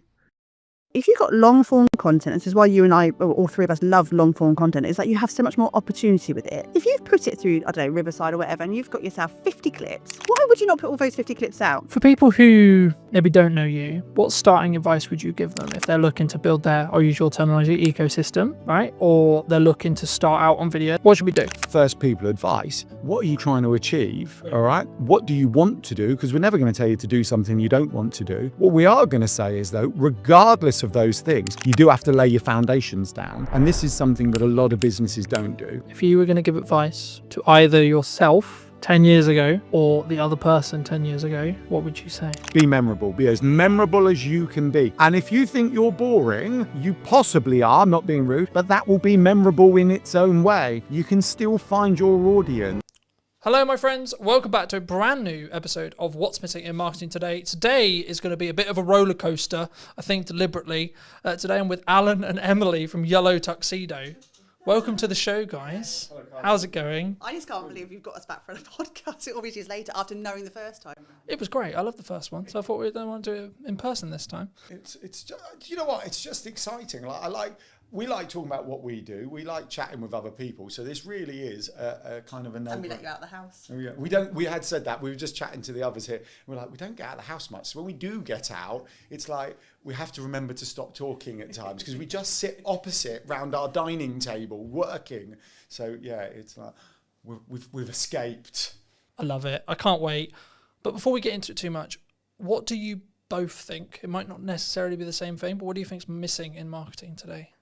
Do you want to go first? No, you can go first. No, because we have this conversation quite a lot. And I think in terms of what's missing in marketing is simply the human touch. And I think we've got to the point now with a lot of small business owners where it gets quite formulaic because this is like how you market your business. And we forget sometimes that actually to be a bit more human, to realise to talk to people on a two-way street. You're really good at that, aren't you? Yeah, well, yeah. I think you just basically handed it over to me because you ran out of what to talk about. Yes. I think there's two things, actually. I think there is that human touch. There's still there's a large desire to broadcast. Let's broadcast. When actually the conversation needs to happen. We still, audience growth is what we're talking about. And I think audience involves an interaction. I mean, this is all buzzwords, but the principles sound, right? So we want as businesses to grow an audience of people who want to follow us, fans of our brand and everything else. So human kind of touch is an important part of that. And you see that, I'm not going to diss any social media platforms, particularly LinkedIn, but LinkedIn's very broadcasty. I've done this. And you sometimes go through the comments and they might have 5 comments and they've replied to 1. And it's like, take the time to reply. We're all busy. Take the time to reply. The other thing I think is missing, and human connection is like the big thing, like this art, that's what we call it in Yellow Tuxedo. The other thing is what we call it sounds stupid. But I think so many people think they can do one thing. It's like, I'm just going to go networking. I'm just going to do LinkedIn. I'm just going to go on Instagram or TikTok. And you know what? For an extremely small percentage, that will be fine. For everyone else, it's what else are you going to do? I'm doing this and I'm doing that. And one of the kind of realizations, I'm gonna pick on LinkedIn a little bit. I'm okay with it, right? But it just gives some very good examples. But you see the LinkedIn kind of coaches, they go, oh, LinkedIn's this, I'll teach you to that. It's brilliant. I did this one post that got me 5 leads and all of this, but they're also on TikTok, on YouTube, on Thread, and that's fine, right? And when I say it's not just about and other social platforms, it's and collaborations and macro and email, right? You have to do more than one thing. And now I won't mention names, but we were chatting to an owner of a networking group where I'm really gutted, I can't remember the numbers, right? But they said quite a large amount of people had left recently. And of that amount who had left, a large percentage had left because their business had closed, right? Sad times for them. But in talking to them, the vast majority had only gone networking. There was no, I nearly said online ecosystem, but I got punched under the leg because it was like straight in with our jargon. But there was nothing else for the people they were connecting with to explore. And in this very modern world where we jump from platform to platform, we consume email, even WhatsApp, right? We've got a WhatsApp group off of the Funpreneurs Big Day Out this year, in June, but people are still chatting from that day. And we all work in different ways. So we have to accept that people work in different ways. Yeah, I think that's really important because when I pivoted in May, as you may have seen the post, and I was doing certain things, like when we first met, really, really well. I was doing lots of things, but I was doing them really badly, right? And then through lots of things, I pulled back on loads of stuff. I was like, right, what do I actually want to spend a lot of my time doing? What do I think is actually best suited to the business? And what can I personally do to give the best, right? To give my best. Anyway, fast forward to 2025 May, I basically then decided it's going to be yes and strategy. So as long as I can continue the consistency and everything that I'm sure we're going to get into and do it well, it will be yes and. Yes and a live stream. Yes and a podcast. Yes and content. Yes and reviews. Yes and an unboxing, etc. And the key that I found was that's why I'm now successful. That's why I'm now busy, right? Yeah. It's not just a binary, oh, someone saw me at a networking meeting and that's why, right? I personally only do content now, but that's just because of just the nature of the business time and leveraging. It's efficiency. Well, It's efficient, efficient. It's right? totally It's efficient. efficient use of That's why I time. love the fact when you said we're going live in this one today. I mean, absolutely. Why would you not? And if you can get past the confidence of being live on camera, you do that when you're talking to your customers directly. You don't go, sorry, can we just record this and send you this to you? You know, you would have that conversation. You'd have that in a shop. You'd have that in an office. So doing it as a live stream is so efficient. You get people who are watching live now, hopefully, lots of you. Thank you. Mum. Hi, nice. Hi, Mum. Can't even get onto an internet, let alone. That is true. But you do. But then you've got the content after that. Then you're going to slice and dice it and do what you do best. Why would you not be efficient like that? It makes total sense. People asked me the other day, they were like, why do you just not live stream it?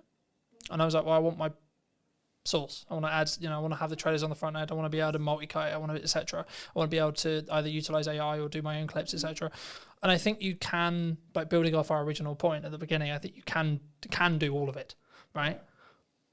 When should someone not though? Because we're talking as season pros, right? We're people who know we can do content quickly, right? We can distribute quickly. We can articulate quickly. We can articulate well. We know what we're doing. That isn't everyone.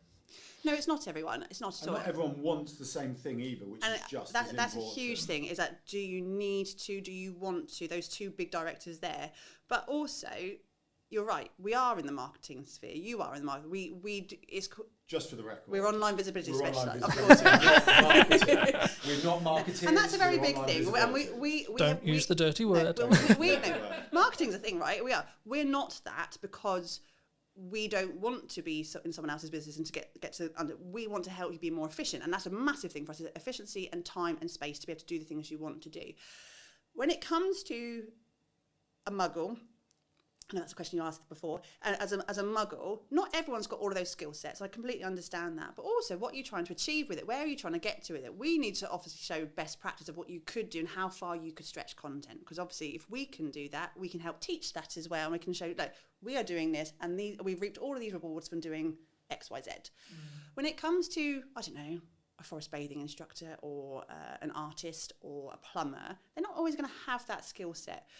But it doesn't always matter. I think we always show best, and I put a post on LinkedIn just yesterday, and all the marketers in the world are going, Emily, shut up. But in terms of email marketing, so I have a client I work with on a regular basis. It's a great story, isn't it? No, I was thinking about the marketers all DMing you, but No, they didn't actually happen. this is best practice for email Pretend. marketing. Yeah. But he's been sending out a news that we worked on a strategy back in the spring, and we worked on a strategy, and he's been creating it, and he's doing it for himself, because we're very much about doing it for yourself if you can. And then about a week ago, he realised that all of his subject lines for the last 6 months had main newsletter, and he hadn't changed. He didn't know how to change his subject line. And then he was beating himself up about the fact that, I haven't thought about the strategy behind my subject lines, and I haven't thought about how to get them in the hook and what the hook should be and how long it should be and all the things that we kind of over-process in our heads. His open rate was 38%. Brilliant, fantastic. I'd love 38%. And his click-through rate was 4.6. Like, nothing had changed. Those percentages were fine. But we kind of put ourselves on this, you should be doing this, and it should be up here, and this should be the better, and you can't do this for yourself. But ultimately, yes, he could outsource that and get an email marketing company to kind of really shine and polish it. Would they always get the same return? I don't know. We don't always know that sort of grey area between the black and white. We don't know it. I think if you're at a point where you want to be out there a lot and you want to do video and you really can't pick up the camera, that's when, yes, absolutely, find someone who can help you to do that, because the block to the tech shouldn't be the reason that you're not doing something. So someone can always come and help you out that way. I think you want to say, Chachi in the corner. No, I mean, I agree. I think you have to choose a medium to start with, though, right? Like for me, I just did video because it was the one that suited me best, right? Now, you would say, and I would say, I need to be doing more. Yeah, absolutely. But I need to be doing it more sustainably, right? So when I do email marketing, I'm going to do email marketing in my way properly, right? When I do blog writing again, it will be properly. I've tested it. I know what I'm going to do. I know how I'm going to do it. But I don't turn on those taps until I know I'm going to be able to keep those taps running. The same thing with the live stream, the same with etc. Like I'm in a very grateful place, but still a stage where time is the main barrier, because I only have a certain amount of time. We're recording this like towards the middle of October. This won't be out until December, the pre-recorded version, and that's simply because the only way I can be consistent is by doing it. When I have a window of time to record some shows, I record some shows and then I bank them and so on. For people who maybe don't know you, what starting advice would you give them if they're looking to build their, I'll use your terminology, ecosystem, right? Or they're looking to start out on video, they're looking to start out with blog writing, etc. How? What should we do? Well, all right. So I think the answer to this is also a carry-on point from what you were just talking about. You'll turn on the taps when you're ready. And that's really important. So it has to, you have to start with what are you trying to achieve? Yeah, that's the first thing, right? What do you want to achieve? Because if you go, I want global domination, then you get a list like this, right? And if you go, I just want to, actually, we got someone we can talk about. So Callie, client of ours, member of the Digital Circus, the team community we founded. And I remember when we first started, she said something like this: I'm just trying to make enough money to take the family on holiday, right?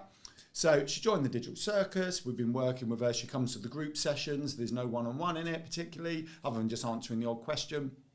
And recently she's got, it's all kind of kicked in and working. I'm getting so many inquiries organically now that she said, I don't need to post on social media. And we take that as a win, right? She takes it as a win because she's got, she can pick and choose what she does. And we're going, we don't see social media as a bad thing, but it can be a bad thing if you're feeling you have to do it to help you get to where you're going, right? Because then the mindset's different. But for her, she's like, well, I just do the odd posts for the people who are trying to validate me, but actually everything's coming in through the online ecosystem she's built. And that's really good. So going back to first people advice, what are you trying to achieve, all right? What do you want to do? Because we're never going to tell you to do something you don't want to do. What we are going to say is, though, regardless of those things, you do have to lay your foundations down. And this is something that a lot of businesses don't do. And the foundations are as simple as making sure your website's working for you. Because if we hear again, I paid someone $1,000 to build my website, but it doesn't do anything, we go, why is it doing nothing? You do. You don't. You say, why is it doing nothing? Why? It should be bringing you in kind of visitors into your audience, into your ecosystem. And then it's going to build it out from that. How are you going to nurture your audience? You've got to choose something. So it could be like social media. I recommend email. So an off-platform audience is always better than an algorithmic platform. And email is so powerful because they want to be there. They give you permission to email them and there's no algorithm, right? Or even what you could do a WhatsApp group if you only want a small client base, so keep in touch with them. And then you build it out from there. So that's what you do. You align it to your goals, start with the website and build out. And the simplest thing of your website is imagining it like your shop, right? Like Tesco's and everything else. The way we explain... Or other supermarkets are available. Other supermarkets are available. We can talk about Aldi in a minute. We like that as well. They've got a good example to bring up. But think about your ecosystem, and what you're doing is building your Tesco's. And then this inner circle is like your kind of club card customers, right? And then the outer circle of this ecosystem is all of the Tesco's advertising, branding, touch points and everything else, which we would call virtual doors into your ecosystem. You're just building it out like that. But the second you put something online that's not connected up, not optimized, not leading back into your ecosystem, it's just a wasted opportunity. It's just a standalone post doing nothing, or a standalone directory entry or whatever, just not really connecting up. So make sure it's connected up. Start slow, align it to your know where you're trying to get to and how people are going to find you. The biggest thing. We talk a lot about keyword strategy with that kind of more SEO hat on, and I think so many people haven't even done that work to start off with. What do you want to be known for, and how is someone going to find you? And I think when we talk about Google quite a lot of the time, it's just one huge bookshelf, right? It's one big library. It's a really clever robot, but it's not a mind reader. And I think if you don't know what you want to be known for, how is Google ever going to know what you're known for as well? It's such a good analogy. If you think of Google as a library, okay, so you've built your website, you've written a book, not literally, metaphorically written a book, right, your website. Well, lots of people are writing books I know, these that's days, why. And it's like, what a lot of people do is, I've got my website, open the door to the library, Google, and throw it in and walk out. Yeah. Right? How the heck do you find that? Whereas what you need to do is almost anchor it down within the library, tell Google what space it needs to go on, so then people can find it. And then what happens is this unbelievable thing, Google will show it to people who are looking for it. Wow, like that, it's like, it's there, it's all there. Is that all going to change though? With AI? We have this conversation a lot, and AI is changing the world. We know it's changing the world, but at this point right now, it still has to be human-led. There's an element of human-led there, and to a point where AI completely takes over the world when the robots are, and we're going to be, proper, War of the Worlds, which could be tomorrow, you never know. But we still have to have what is right now, and right now is the fact that we need to be really crystal clear. It's still machine learning, where it's looking at human content, feeding that machine, and we still need to be front and centre with that up until they tell us otherwise. So we can't predict the future. Because the problem is, right, like, unless you're CEO of AI company, right, you could use OpenAI, you could use one of the others, Google, etc. You may know the future, but you haven't built it yet. You don't know it 100% is going to happen. So we might just be in a world like everyone's going, well, what happens when when I can plug as much video as I've got into me, and then I've got an AI version of me that looks as identical, has the same nuance, everything. But that may never come, ever. It might, sure, and you should be planning in some ways with your head and go. Crystal ball out, everybody. Isn't this like 3D TVs? They said 3Ds were coming, they came, and then they disappeared. And then they disappeared, Yeah, because it didn't actually. I think. Sorry. No, I say in terms of what AI especially from the Google platform is right now, is that if you're looking for a short, sharp answer, absolutely front and center will be the AI generated answer, and it will give you that. It will still give you the links to play. If someone's looking for an in-depth conversation, or they still need to have that human at the other end of that website to interact with, they're looking for a videographer, they're looking for a plumber, they're still going to have to get to that website at some point, and they're still going to want to interact with you, and they're still going to want to ask you questions and look at your FAQs and all of the things that we should be doing anyway. That's not going to change even if AI takes over the world, because they still need to talk to a human at the end of that transaction. It's different intention, isn't it? Asking AI to write you a blog is very different to going, I'm looking for a plumber, I'm looking for an online visibility specialist, I'm looking for... people looking for online visibility specialists. The other thing, I think there's a huge opportunity for... We touch on lots of things in our model, but we can talk a bit about SEO and email marketing, content marketing, but SEO in this one. So if you don't optimize it, how does it get found, in our library analogy? It can't, or it can, but it will take a lot longer. The other thing is I saw a fascinating post about AI shopping, which, to be honest, I hadn't quite explored until I read this post. And it was like the opportunity for the small businesses from AI shopping, because the AI is using different search terms. So when you go local glasses to me or something like that, rather than it going glasses, it's going best glasses for 2025 in Hampshire and things like that. So it's using broader search terms, which is the world of the small business, because the big businesses own all the short tail keywords. Our small businesses, we want the long tail, because we get a narrower audience who will be more engaged because we're answering their search queries. Whereas, supermarket, going back to supermarkets, will be owned by a supermarket, right? So a small supermarket won't own that, but a supermarket specialising in local produce in Hampshire, best in 2025, all of a sudden, AI is liking that. So there's a huge opportunity by ensuring you're there for when AI is looking for these answers. Yeah, that AI shopping was new to me. I found it quite interesting. Do you think marketing's too complicated for solo people now? We make it complicated. I think business is complicated. It's so much bloody noise, isn't it? This is why we started our business, is the fact that it's a really noisy space. And my LinkedIn or Instagram or Facebook or TikTok now is filled to the brim of adverts for marketeers who are telling you what you should be doing, or buy this here. And I don't bloody well know. I don't know. It's too much. And if you are a muggle type person who's not really into marketing, it can feel really overwhelming. It can. I get overwhelmed, and I know what we should be doing. I feel it oppressive is what I've been saying. Yeah. It's like if you're a business owner, a small solopreneur, freelancery type business, I feel that the kind of narrative and noise is like an oppressive cloud of you should be doing this. Yeah. And you've got, people like, I'm trying to think of big business, Alex Hormozy, Gary Vee, the big influencers going, you need to do this. You've got coaches on LinkedIn going, you need to do this. You've got marketeers telling you to do this. Yeah. We're telling you to do something. And it's like, which one do you listen to? Because some are similar, some are not. It's like, it is. And I think it really is simple. You can extrapolate as much as you want. You can be really simplified. You can do everything like we were talking about earlier. You can do all of the things. No one can tell you you're wrong to do that. That's why I always get quite frustrated when you hear the influencers just do one thing and do this. Well, that's fine if it works for you, but you may want to do more. And if that's out, fill your boots, crack on, do you. And I think what's missing these days is that we're so focused on the structure of marketing that we forget the creativity of marketing. And like, I look at our social, not ours, we look at other people's social media, and it's like really transactional. Small business world is, I have a thing to sell, buy my thing, I'm going to target my ideal client, talk to my ideal client, and hopefully you buy my thing. But you look at the big brands, like we were talking about Aldi before, weren't we?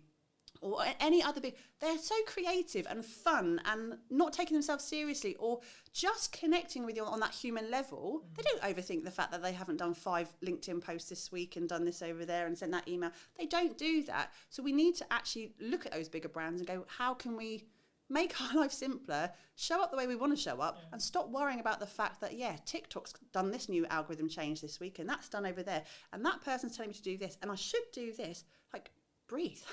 just breathe and do you. Done's better than perfect any day of the week. Well, that example of the email Exactly son, he got it out ultimately. The message in his email was brilliant. He still got people clicking through in that email. Yes, he could have been shiny with a really profound, opening statement. I got really excited on our email. So we send a weekly newsletter on a Thursday. It's a kind of, we share some thoughts on kind of the business world and what we do, with some hints and tips and some other, and community news and blah, blah, blah, it goes out. And I started adjusting the subject line, and I noticed the open rate went up by 10%. I'm like, Emily, I've worked out how to increase a 10% open rate. You hadn't. No, I hadn't. And so the next week I followed the same formula, 10% increase, next week 10%, week after 10%, and then week after, same thing, no, back down to normal. So I was like, well, hold on, what's going on here? Look, the 6 weeks that it had gone up with the 6 week summer holidays.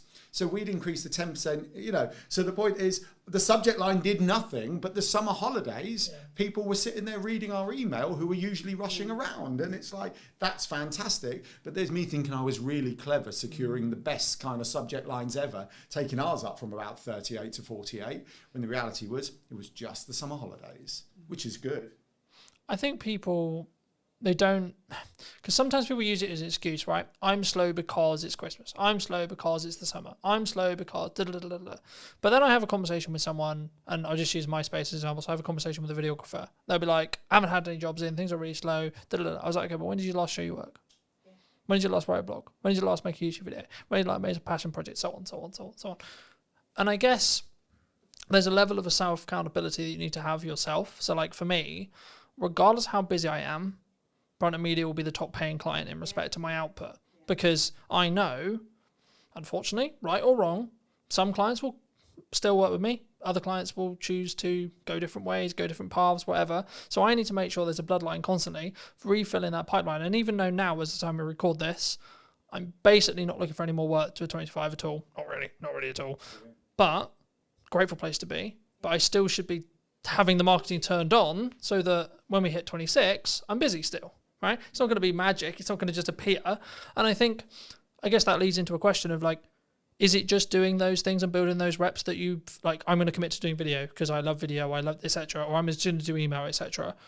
And do we sometimes get dragged away from shiny things? Like, oh, shorts are really strong right now and I need a podcast. And everyone's got a podcast. And then people are doing live streaming and da, da, da, da, da. And that's the conversation we have so often with our clients, especially clients within Digital Circus as well, is that there is no magic bullet, right? There is no, but what you do need to do... There isn't a magic bullet, realistic. I know we've said and we've said human connection. It's doing the bloody work. It's just working hard, right? And like, you can, like, we're all adults, well, majority of us are adults, a lot of... Hello. Adulting is the biggest con in the world ever. Well, we can tell. We have a structure and it works for us, right? And we're not going to say it doesn't work because but we spend a lot of time doing those things. It does take time, and yes, there are 2 of us. I get that, but it still takes time. We still run a family around it. We still try and do other things. We have to make twice the wage. We have to make twice the wage in our business. There is no plan B, so we have to do the work. And like, I can repeat it over and over to someone, going, "Yeah, but you haven't done that," and you keep saying, "I will get round to it."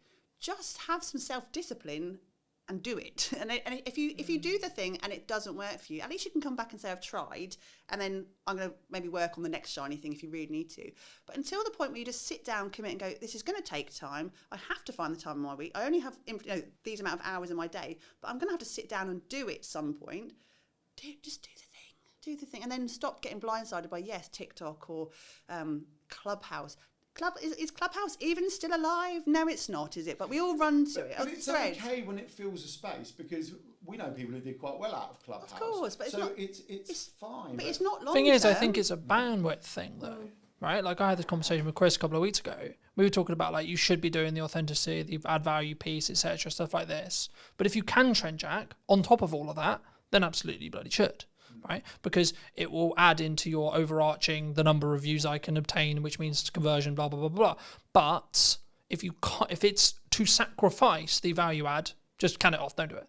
Right? Is my view, and it's purely a bandwidth question, and that's why I think you've got to have some level of tough love either from someone else or yourself, which is I think what you were talking about like you've just got to get it done, right?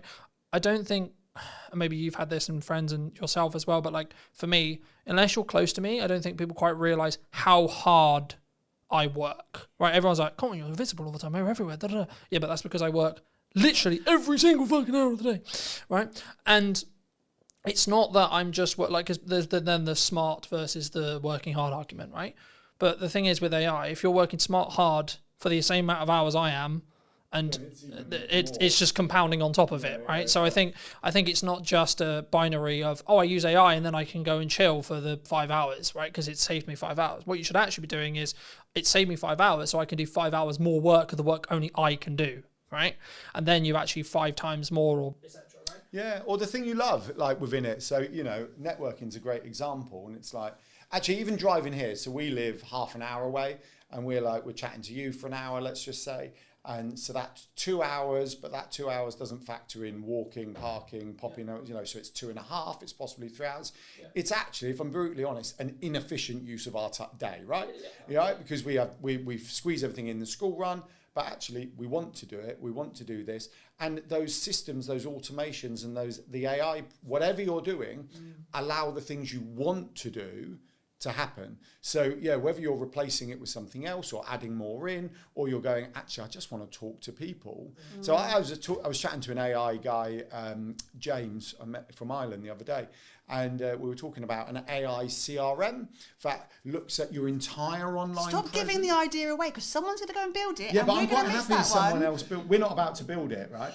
But it was kind of, I don't actually want this, because it does something I don't want. I'd rather do so. But to the extent where it looks at your entire online presence, so it will factor in likes on posts, comments, email open rates, previous stuff, bookings, DMs and everything.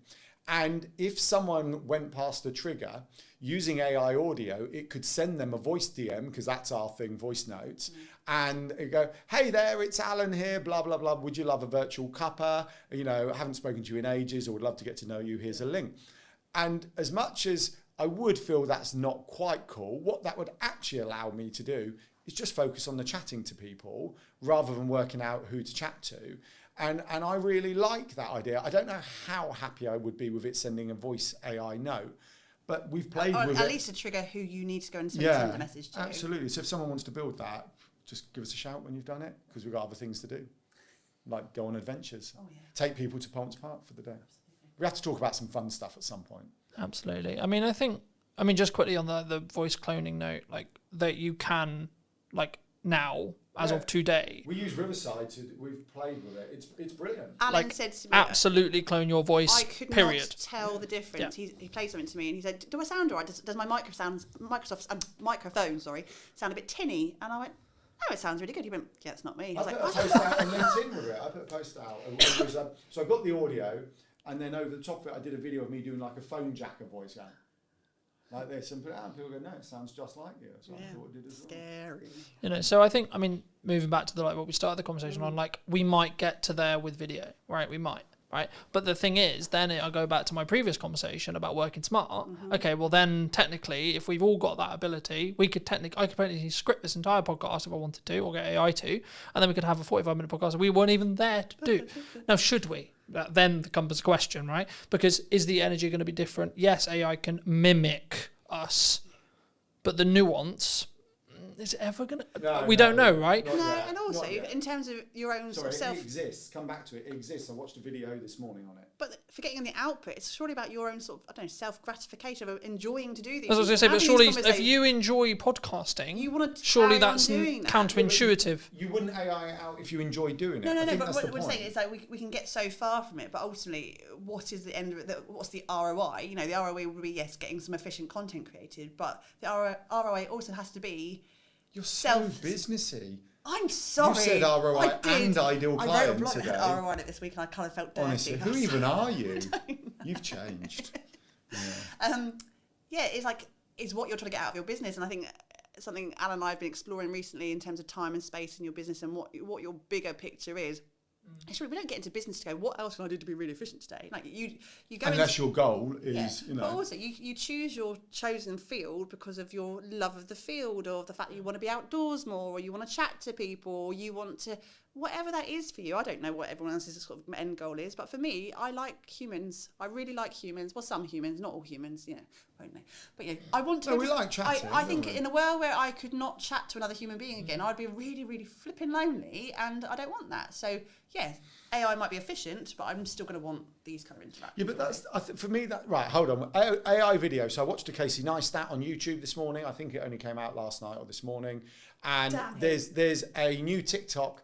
I think it's called Saru or Sura or something like that by OpenAI. When you start it up, you scan your face like this, and then you go video of me 1930s James Bond style thing, and then you get an AI video of you. And he did a whole video of it, and he was talking about it's cool, but it's slop, and he explained why. And he said I'm not anti it actually, but so go and watch that. That's worthwhile. So it does exist. Whether it exists for 1 hour long form, I don't know, but that'd be interesting to see. It's how you take that and use it, isn't it? It's like if you're taking the piss out of yourself, absolutely. That's a great example of being able to use that kind of filterage type thing. We've had filters on your phones for bloody years. It's just not using that as gold for your business, and that's not expecting that's going to be the magic bullet. I think there was also, there's lots of trends that me and James talked about for ages. James Gale, whose space we're sat in. But like for me, we talk about like there's a monkey vlogging and like stupid shit like that. There's this is actually really creative, and this is actually part of the creativity process, right? And that doesn't take away from like me AI and myself. And I think actually, are we ever going to get to a world where we're completely AI? Probably not. I don't think society will accept it, to be honest. Are we going to be? Will we have the tech to do it? Sure, probably, yeah. I just feel like we're going to be, you know that Disney film WALL-E, when actually they're in a spaceship, there's big fat blimps just going around because they haven't. That's how I feel. We're probably never going to get to, but maybe our kids can tell us. We won't know. What's the other thing I was going to say? You're not the interviewer, by the way. No, I know. It was just following on the points. But the AI thing, I think, it's there for the things that aren't in your zone of genius or you don't want to do. And I think that's no different to outsourcing, right? No. People outsource their social media because they can't get their head around it, don't know what to do, don't know how to do it. Or just have no interest in doing it. Or don't have any interest. But they understand they need it for the business, right? Yeah. They want the visibility. They understand that opportunities will come if they're on it. Yeah. But the idea of them doing it is like, no. Especially as, going back to, like, whatever your goal is probably the most important thing, with your why and everything else. And if you've got, Emily mentioned forest bathing, we've got a client who's a forest bathing instructor. She wants to go forest bathing, right? That's what she wants to do. She wants to take people forest bathing. Does she want to sit there doing short form, blog, SEO?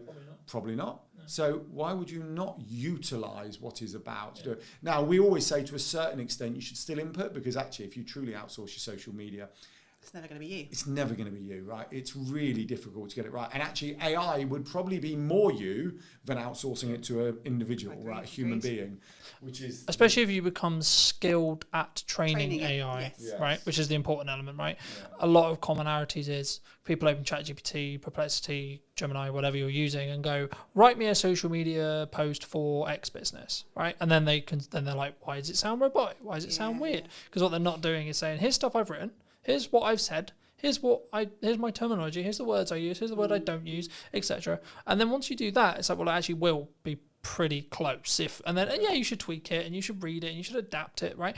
And you mentioned Gary Vee earlier. He still writes 95% of his posts, right? Now, right? So yes, he's a big influencer, he has lots of team, but if he's capable of doing it, What's really your excuse for not doing it? Like, really? Yeah. And this is exactly it. He's like probably the most hard-working person on the planet.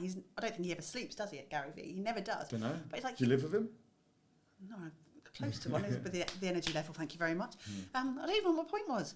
Oh, no, it's like, yeah, there is no excuse. And if you want it bad enough, you bloody well just do it. Thing is, and I think he fine. does, because he talks about sleep all the time. He says, I get 8 hours, but that doesn't matter. The 16 hours I'm awake is what That's matters. what is mattering with it, Right? exactly. His output within the 16 hours is so efficient Yeah. and so well done Yeah. that he can outperform 95. And he's also been doing it a billion years, right? There is that other point, right? If we're going to talk about social media for a second, and you know, okay, so I'm one of the believers that volume is key.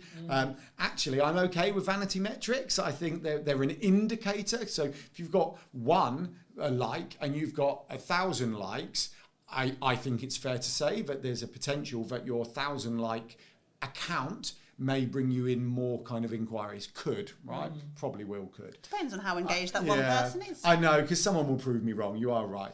But if you were taking a broad generalization, you would say if I'm hitting 100k, like I am right now, roughly every month, and someone's hitting 10k, I'm probably going to have more inquiries, probably going to have more people talking about my brand and my business and me than someone who's 20 or 30k. I think that's fair to say.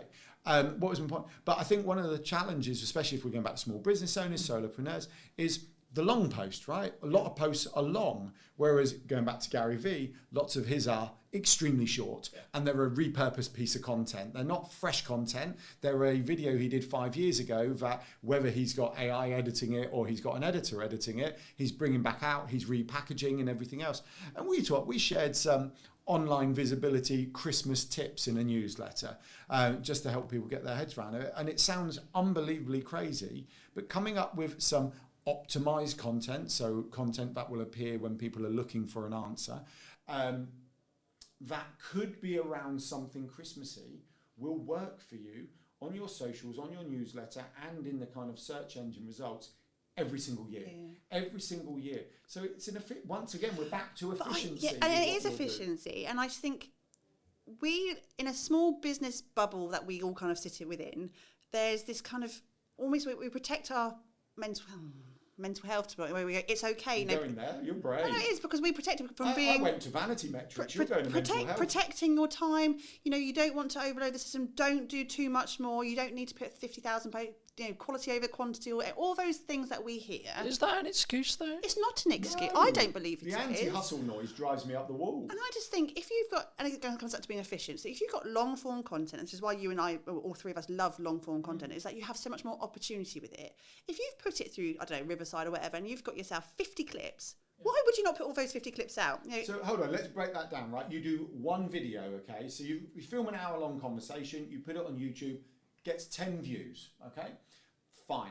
You live stream it to 4 platforms, okay? All 4 of them get 10 views. You've now got 40 views, right? If you then take the recording, do a bit of tidying up and put it on YouTube in December, like you said, you've now got 50 views, right? You take that recording, you chuck it through, whether you want to do it manually or an open AI thing, you're sat here going, what the heck do I put on social media for the next month? And let's say you come up with 10 shorts that all have 10 views again, and 10 views on each of the 3-4 platforms you repurpose it onto, which you can automate. All of a sudden, your 110 view has got 1,000 views. And if they're the same 10 people multiple times, then you're hitting multiple touch points with those people, so they're more likely to convert into warm audience. and I don't think people should demonise doing more if you want to, because if you have capacity and you want to, fair play to you. There was a lot of noise, wasn't there, for a while? For a long time, it was just like do less and be more efficient. And but I'm not hitting my goals. But if you're only putting 3 posts on Instagram a week and you're wondering why you're not getting sales, mate, come on. Again, what else can you do to amplify? And I think, you know, when we were advertising the Funpreneurs Big Day Out back in June. Thank God, I've been working out how to crowbar it in. But I'm there telling like your close family and friends, could you please, if you see a post, you know, share it. But you know, the stuff you do as a small business owner. My mum's like, Ems, when are you going to share it? Like, I can't find it. Like, even my mum can't see that post because they don't see it, and we know what algorithms are like. We know it pushes you further away from people, so you have to do more because that person may not see that one post out of your 3 that week. But you know, if you are consistently putting stuff out, that is still quality because the original content is quality. But it's also like, what is value? That's down to the market to choose. That's quantitative in regards to like the person watching it, not you, right? Me, giving as much business advice for an hour, you guys giving the business advice for an hour, if you're not a business owner, it's not very valuable. Yeah, but they have that thumb. They can scroll. It's just like, don't watch it, especially on an interest card base. You just won't be served it. It's you won't even see it, right? So you don't even know it exists. But yeah, people are not going to be offended because they've seen that one short 3 or 4 times. They've already seen it or not seen it. They are just going to scroll past.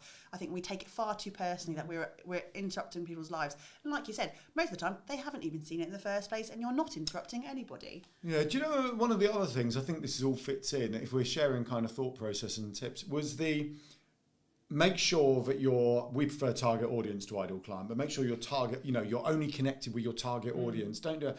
And I'm like, why would you do that? Why would you remove potential opportunity? So we don't remove people who aren't in our target audience. We just allow it to build because we want fans of our brand. We want people to know the name Yellow Tuxedo. We want people to talk about it. But then what you get is opportunity. And you said this earlier about people who say, oh, there's no business in December.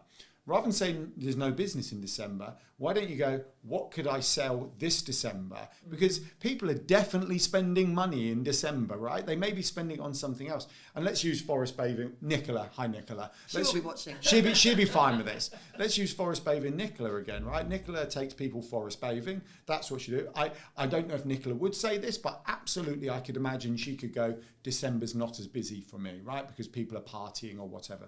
But you could bring out a gift voucher. You could bring out some in-home experience that could be bought in a box. I know she does forest bathing in a box. There are other opportunities. A range of waterproof jackets Nicola could bring out that would be brilliant for the winter because she goes forest bathing if she wanted to.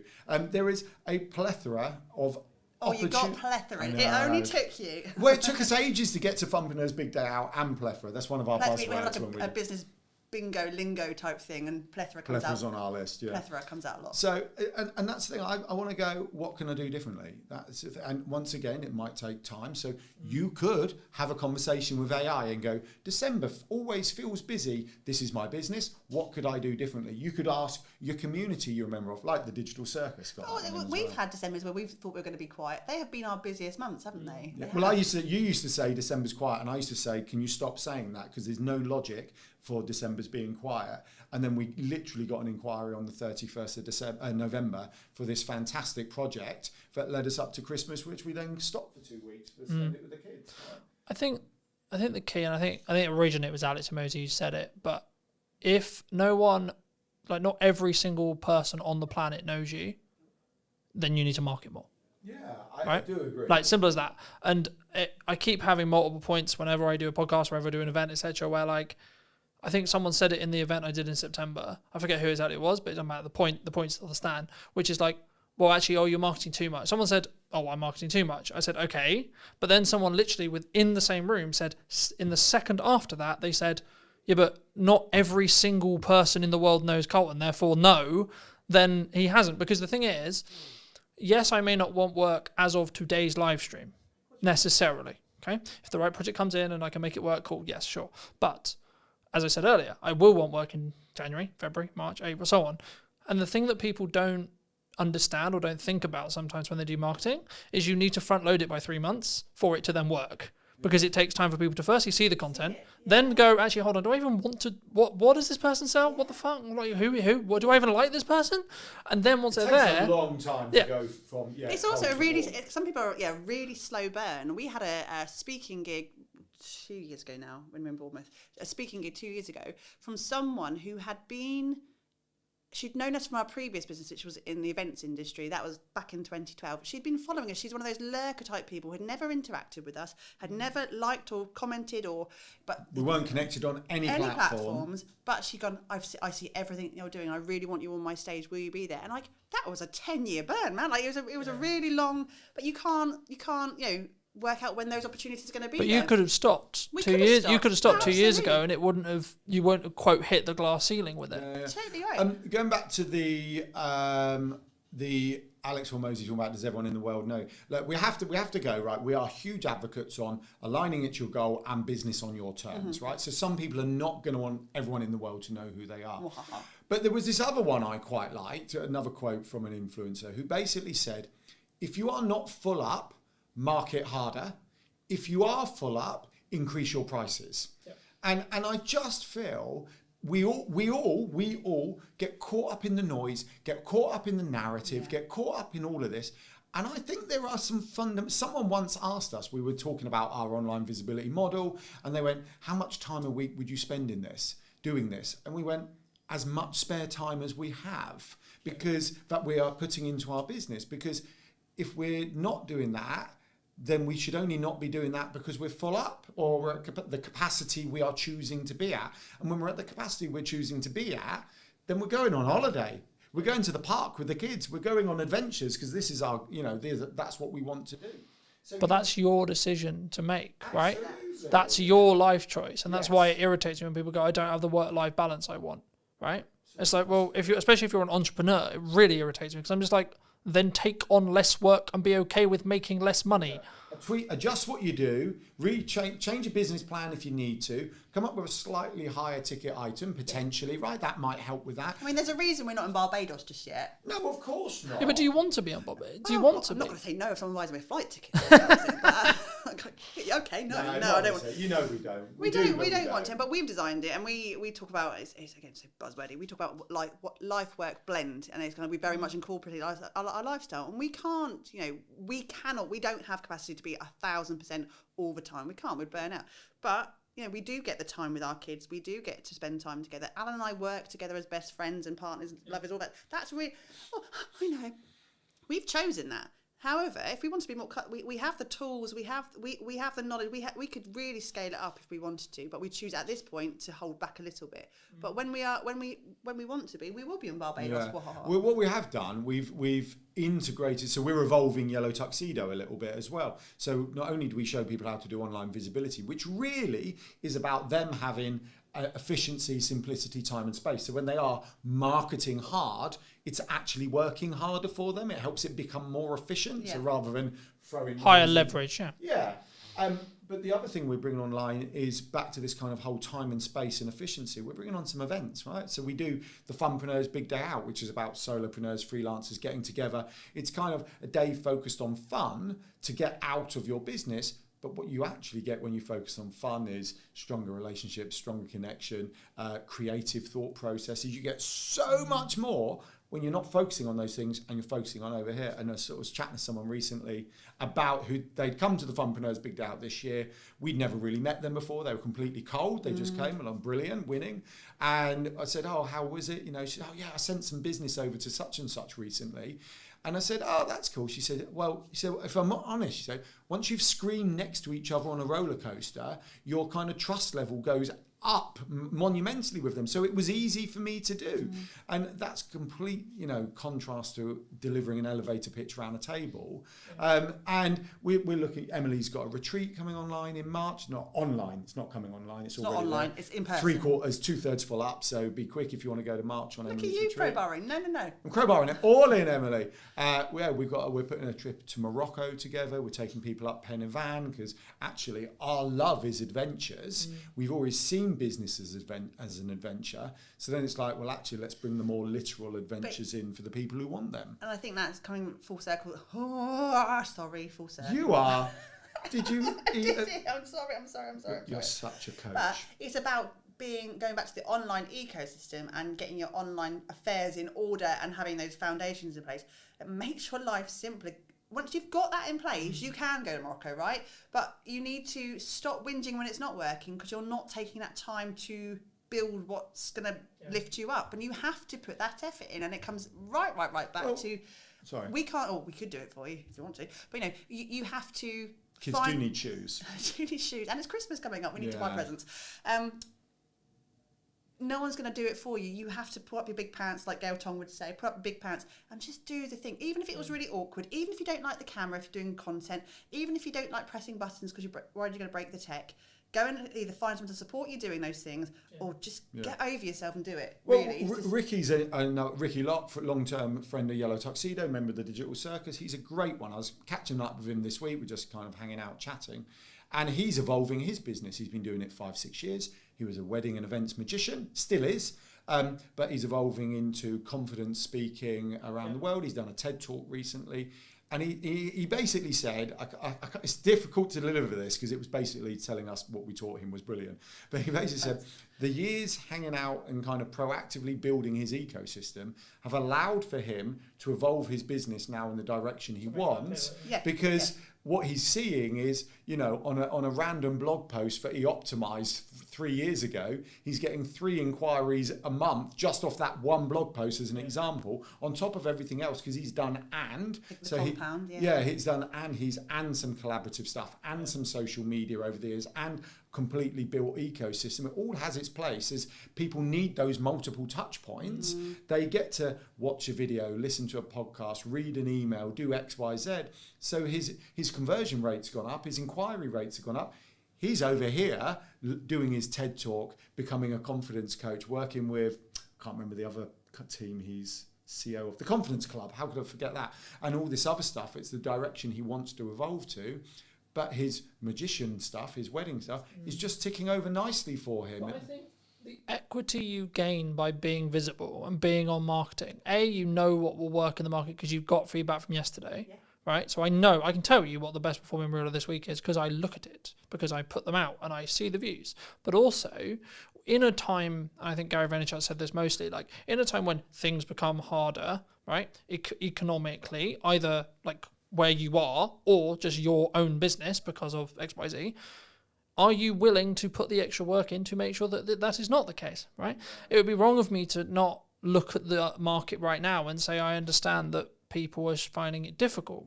Right, I get that, sure, okay, but then my question is, how do we fix that problem? Not, people are struggling. Like, I was having a conversation with my partner yesterday, and I was like, people are like, because I think on the news it said like people are worried about their job security, and this sounds horrible to say, but I was like, are they? And it's not that I don't understand. Problem, you watch the news, just don't watch the news. Well, there you go. I guess the crux though is I was like, I'm so engrossed in my world and I'm so engrossed with, quote, how well I'm doing and what I've got going on that it kind of took me, I was like, shit, fuck, really? Because I was like, I like empathetically, I'm like, shit, that's really bad. And like, I wouldn't want anyone to feel that way. But like, for me, I'm that. Then also, if that is you in that position and you are listening to this and that is you in that position, what are you doing as a backup plan? Are you online? Etc. Like, don't talk about, like, if you're at a company and they've made very clear to you, don't talk about the company. Here's an idea: don't talk about the company. Might be a good idea, but you have a load of other stuff that you can talk about, and that was going to be my next question, which is like, how do we weave that line of talking about personal, talking about the person, right? Colton, Emily, Alan, etc., and then the business, and it's still being, quote, authentic. Buzzword. Bleh. I don't like authentic. I don't, because I just kind of think if you're not being, surely you are surely you're just being you, right? So if you're having to say that you're being authentic, you're not being authentic. I'm being authentic. Right. So I'm going to be devil's advocate here. So let's be honest. Some people don't find everything simple and easy, right? Clearly, we are happy being ourselves, sitting around the table, chatting, right? Fine. Others may not find that. But what happens with all these things is, like the anti-hustle culture, like the be authentic thing, they all have their place for the right people. Yeah. But I was speaking to someone the other day and she was like, what's she into? I've forgotten. She was really interesting, actually. So she's a nutritionist. No, Alan does more one-to-ones than I do. I know, I just love chatting. So she's a nutritionist. And she went, well, I was going to be like a perimenopausal, I can't remember whether she said coach, but for the sake of this, I'll just say coach, right? Help me with it.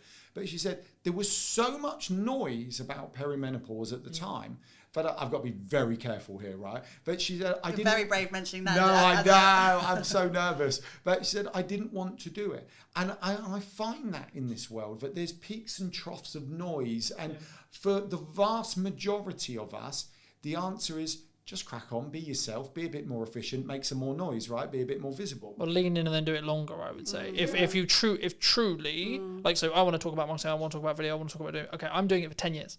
That's my sprint. My sprint is 10 years. Let's see if you can keep up, right? There's lots of other people who are doing it, sure. But have you been doing it as long as I have? Probably not. No. Yeah. Well, it's like The Rock always says, be the hardest worker in the room, doesn't it? Yeah. But then once again, that does have to align with your goals. Yeah, exactly.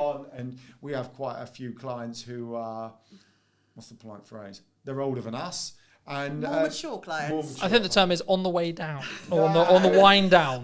On the wind. Some aren't. Some are hungry. We have a whole host host of clients that we work with who are in their latter stages of their career life, who are not slowing down. They've got, and actually they're the best workers we have in terms of taking ownership and doing it.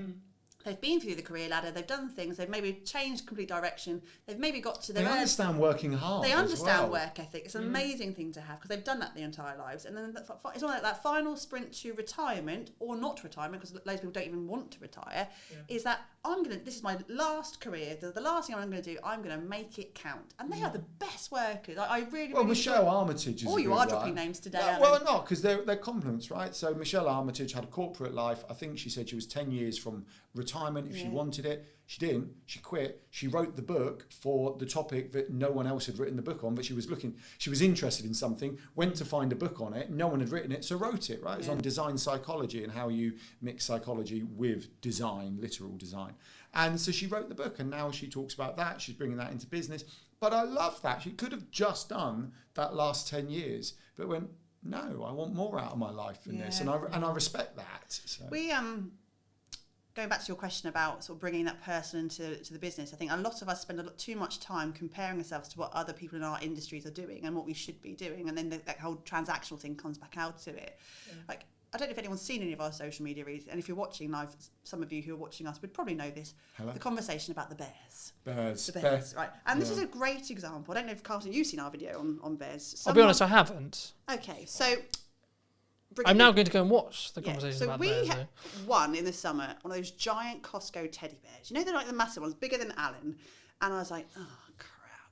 Thank you very much. Well, Joseph won one at a fair. Our youngest child won one at a fair. And then we went to another fair about a month ago, and our middle child was a bit upset, and he accidentally won. I think they felt sorry for him and gave him another giant bear. So we have two of these damn massive things, and we haven't got the biggest house. We're not in a mansion. We're not in Barbados yet. We've already said that. And then a couple of weeks ago, another giant bear anonymously arrived on our doorstep. Just someone brought, and we were like, what the fuck? What are we going to do with these massive things? And that became, again, it was a light-hearted bit of banter. It became a bit of content on there because it wasn't about online visibility. It wasn't about digital marketing or social media. We just put some posts out about the bear. And then what we couldn't have accounted for after that was the conversation from people outwardly who were watching our stuff, sending us bears in the post. We have had mini bears put, we've had Care Bears through the post, we've had people, and the conversation and content that came on, it's been hilarious. That's nothing to do with what we do, but they're getting to know us. They're looking at our tone and our fact that we don't take ourselves too seriously, and the fact that we are just human beings. And also, it was content gold. We did a reel in the end of us beating up the bears. Adam actually had put his shoulder. I still have a bad shoulder. He's got a bad shoulder. He kind of threw it on the floor and kind of rammed it and hurt his shoulder. Approaching 50 and doing a big elbow on a cuddly bear on the floor is not a good idea. But we didn't go, do we have permission to do that kind of content? Does it fit with our content strategy? How are we going to tie it into some sort of really convoluted business message? I should have stood up and gone, join the digital circus. But I think... Because some business people would have said that. They would have seen that and they would have gone, what's the ROI on that? That's it. And that's what pisses me off. And for those who don't know, it's return on investment, right? But like... It really pisses me off when people do that, Every single post in their head, in that person's head. What's the business learning? What's the business ROI? What's the business ROI? And they'll put and I'll see a post that's different on LinkedIn, in particular with this, and I get really excited because I can start to see someone just being a little bit more confident to go, I'm just going to share this today, and then I read the entire post and go, oh, there it is. There it is at the bottom. I'm like, you didn't have to do that. Do you know the challenges? We've always talked about this. The challenge with a black and white marketing strategy. And I understand, it's a bit like the law, right? When you're kind of doing, the law has to be black and white. But, it's that classic, but I was doing 34 in the 30, but you're doing 4 miles per hour over. Like, no, I know it was, but it was clear, it was open, surely, no, you're over, right? There has to be a line, right? And marketing is very much like that. There has to be a line. You have to look at the statistics. But sometimes what's ignored is we're all human.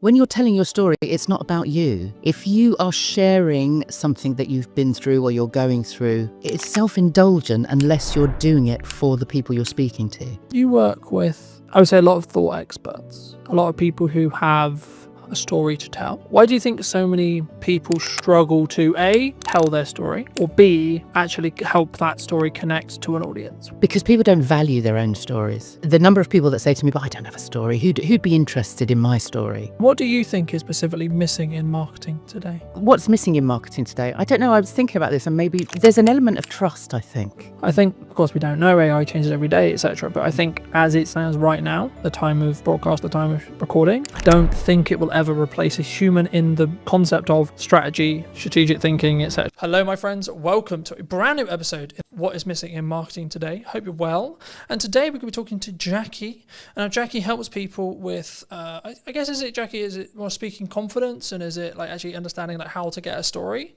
Just to start there. Yeah, it's all about that. But before we get into, I mean, obviously speaking and I think content as well, I mean, what do you think is specifically missing in marketing today? Well, firstly, I have to say I'm not a marketing expert, but I help people apparently market themselves effectively with their voices. Yeah. What's missing in marketing today? I don't know. I was thinking about this, and maybe there's an element of trust, I think, and that is off the back of AI. Nothing against AI. I love it. I absolutely do love AI. But I think people are just a little bit wary of what it is they're watching, because I think there's quite a lot of disinformation and lots of people trying to be somebody that they're not in order to impress. And I think we as consumers are getting a little bit wise to that. So I think there's an element of trust that's missing. Do you think, because a lot of people talk about AI, they say that maybe we're all going to be out of jobs, or maybe it's going to replace. I mean, specifically AI has seemed to be targeting the creative sector as a whole, right? Maybe by proxy or maybe by accident. But would you say that is true? Are we all about to lose our jobs, and we're all, the universal income argument is necessarily going to happen, or is it more actually in the middle ground? I think we'll adapt, as we have with every other piece of technology that's come along. I think what is different with AI at the moment, as you say, it suddenly us creatives are thinking, oh, we didn't understand that somebody could possibly take away. I mean, we're all creative as human beings. Every single human being is creative. But if that's your job, if you're a writer or an artist or a singer, songwriter, whatever, there suddenly is something that could take away that element of creativity, your IP, your intellectual property, and I don't think that's actually happened before. So I think in terms of being creative, I think maybe there is something to worry about. But otherwise, robots have been doing jobs for ages. When computers were invented, we all thought that was going to be the end, that we'd never have a job again. But I think we adapt, and I think AI will be similar. I think there's kind of two camps right now for me personally, right? From the people I speak to and the people I connect with on a regular basis, there's kind of the ones who are using it to become more efficient, and they're utilizing it, and maybe they are using it for research, and they're using it to help them write, and etc. And we can, I'm sure, go into a bit more use cases. But then there's also the other camp, which is like, no, I'm not going to touch it. And my worry with those people is I have a feeling they might, because they're not in using it and they don't understand it, and they're not even at least playing with it, their concern, well, my concern for them would be they might get left behind, right? And they might be in a position where actually maybe they're missing opportunities because they could be more efficient with AI, but also actually their idea of what is a job, so their idea of a camera operator, their idea of an editor, etc., might cease to be as valuable to a client or a market, an end consumer, because they haven't understood that AI can actually replace certain elements of that. I think, of course, we don't know, AI changes every day, etc. But I think as it stands right now, the time of broadcast, the time of recording, I don't think it will ever replace a human in the concept of strategy, strategic thinking, etc. From what we've seen, right? As an editor, yeah. As a support, as a junior, sure. Would it? I mean, there's a lot of conversation in the video space about, am I ever going to be able to put the hours of material I have of me talking on camera into an AI, and then it will be able to basically give me this infinite feed of me, then it will look and sound and have the same mannerisms and etc. And actually, should we have that? Well, I guess is the question that comes from that. You know? But that is the point, isn't it? That there is that element of trust. Is what you're watching actually in real time? Is that actually the human being that's thinking on the spot in that moment? I mean, those are the things that we won't know as consumers. That then you kind of end up feeling duped somehow. And I think the people that don't touch AI, exactly as you say, will get left behind. But it's an element of fear. It's an element of touching it and it all falling apart. You know, sort of, certainly my parents' generation took ages to get into the computer world because they suddenly thought, well, if they press a button, they'll lose everything. And I think it's similar with AI, because people aren't going in and just experimenting and exploring and seeing what it can do, that actually they're frightened of breaking it, so they don't try. Do you think there's also kind of this is the way I've worked for years, this is the way I am, this is the way I've done it? You know, I've been hired as a camera op for years, I've been hired as an editor for years, so no, that couldn't, you know, I mean, is it a level of pride, I think, or level of like, oh no, this couldn't be replacing me, you know? Well, yeah, I'm sure there is a level of that as well, but I think it's people are frightened of change. You know, and especially if there are people out there that have been in the same doing the same job day in, day out for years, and it's kept them safe and it's kept them in their comfort zone and, you know, family fed and all of that. If suddenly something is threatening that, then that's when people kind of there's a fear around it, and then they would rather fight it than actually understand it. You work with, I would say, a lot of thought experts, a lot of people who have maybe experience or a story to tell, perhaps. I mean, why do you think so many people struggle to A, tell their story, or B, actually help that story connect to an audience, would you say? Because people don't value their own stories. They don't. The number of people that say to me, "But I don't have a story. Who'd be interested in my story?" But the part of my job that I absolutely love is going, okay, well, let's see. Let's start unpicking what it is that makes you you. And once you start getting underneath what they think they should be, that you suddenly then find these amazing stories. And then one of the very first questions I always ask when I'm working with clients, no matter who they are, what experience they've had, you know, the age, gender, whatever, you know, culture, whatever, it's, you know, what were you playing when you were 9 years old? What were you doing when you were a child? What lit you up then? And usually I find that whatever that is that they were playing in the playground, you know, whatever they, you know, for me it was grabbing everybody and, right, we're going to put on a play, let's, you know, and I'd write it and direct it and star in it, obviously. And then we'd play it, perform it to the class at the end of the week. So that was what I was doing, and that I can see that progression in me from that moment. And I think everybody has an element of that, no matter what they're doing, even if it is a sort of a day in, day out kind of job that they've done forever. There's a reason that they get up in the morning. And usually, especially with thought leaders, thought experts, subject experts, they are expert in that area because there's something in there that lights them up. There's something in there that they're passionate about. And you can follow that story. But they don't value it until they speak it out loud to someone like me, that I can then go, now that's interesting, and I can see that I can then join the dots, and, you know, and then I start drawing out the stories. And so then when they get in front of an audience and start sharing their story, they can relate it back directly to what it is that they're doing and why it's important to the people that they're speaking to. Do you think, because a lot of the conversation I have, especially with like accountants, lawyers, etc., right, quite dry businesses perhaps, they go, well, yeah, but my day-to-day and my story is really boring. Yeah, but what I do is actually really boring and really dry and really just, I look at spreadsheets, I look at law, I look at etc. Is their story boring, or is there elements maybe they're not seeing? Do they feel that other people find their jobs boring, so therefore they're, you know, but I would say nobody works in a business like that for 20 years. Nobody spends all those years getting qualified to do something that they're bored with. And so I think that's a cover. I think they say to other people, "No, I have a boring job. You know, Oh, no, don't talk about listen me to me. because Yeah, it's don't listen- boring, It's boring. you know, I just look at spreadsheets." But inside, there's going, "I look at spreadsheets. So, you know, I'm so excited. I look at spreadsheets. That's what lights me up."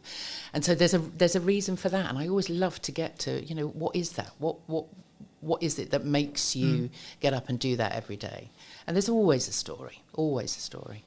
Do you think we sometimes, does it come from that I don't want people to look at me like, I've never really personally struggled with this, but I know many people do, which is the like self-promotion, especially as a business owner or an entrepreneur. You know, we try and put ourselves out there a lot and say, well, that's what we should be doing in my view. But, you know, it's the reason why I get the opportunities that I get. It's the reason why, quote, I'm as successful as I am, etc. But like, is there a hurdle there? Do people just like, oh no, it's a very British thing, right? It's very, oh no, I couldn't possibly put myself out there. Yeah. Do you think that's why? Yeah, That's why we have a deflection of like, oh no, I just have a boring job and I look at spreadsheets. You know, is that because maybe it's deflection to say, well, that's why I'm not doing it? Yeah, a lot of people don't like blowing their own trumpet, do they? I certainly don't. But there's something in people's people. You know, you can be an introvert, and there are obviously, you know, introverts and extroverts and people that are somewhere in between. But generally, the introverts are the people that don't necessarily socially want to sort of get out there and connect and be in loud spaces and all of that. But actually, they still have a story to tell, and they still have a reason for promoting their business and promoting what it is that they do. So I think it's not so much about them sort of getting out of their comfort zone, but just taking baby steps. What is it that they can do that will just take them a little bit further forward? And find a story or something that they can tell, even if they just start with a camera and just talking to a camera, just in little, you know, and talking to family and friends and just starting to explain what it is that they do to other people. I mean, I have so many people say to me, my sister, constantly, "Well, I don't really know what you do." It's like, well, let me explain. And everybody has that opportunity to explain what they do to somebody else. Just get used to doing it, you know, and you will discover it's not until you start speaking your story out loud that you get feedback from other people. And that's really useful. Back when I started Power to Speak 4 years ago, I made the conscious decision to get feedback on what were my superpowers, what other people thought were the great things that, you know, what was I really good at, but also what am I really bad at? Where could I improve? And I thought, well, I'm going to bite the bullet. And so I asked, I think, 4 or 5 friends, 4 or 5 former clients, and 4 or 5 networking buddies, say people that I knew through networks. And so I had about 15 different versions come back to me. What do I do really well? What do I, you know, where can I improve? And I was amazed at that. And I don't think it is quite a brave and vulnerable thing to do, because you don't know what you're going to get back. But I wanted them to be as honest as possible. And actually, the good certainly outweighed the bad. And the bad I could improve on. I knew where that was that I could then improve. So I always recommend people do that. Because sharing your story is a vulnerable thing to do. And that's why people don't want to do it, because they're frightened of being laughed at or being told they're stupid or they're not good enough or whatever that, you know, whatever that imposter voice is saying to them. But actually, once you start speaking out loud and actually asking for feedback, you'd be surprised. And a lot of the words, you know, there was a theme of sort of different words that were being used by different people that I could then hold on to for social media and for my blogs, and it just built my confidence around sort of stepping into different, whether it was a networking event or, you know, meeting people or approaching potential clients. You know, I had then the confidence because I'd had that feedback.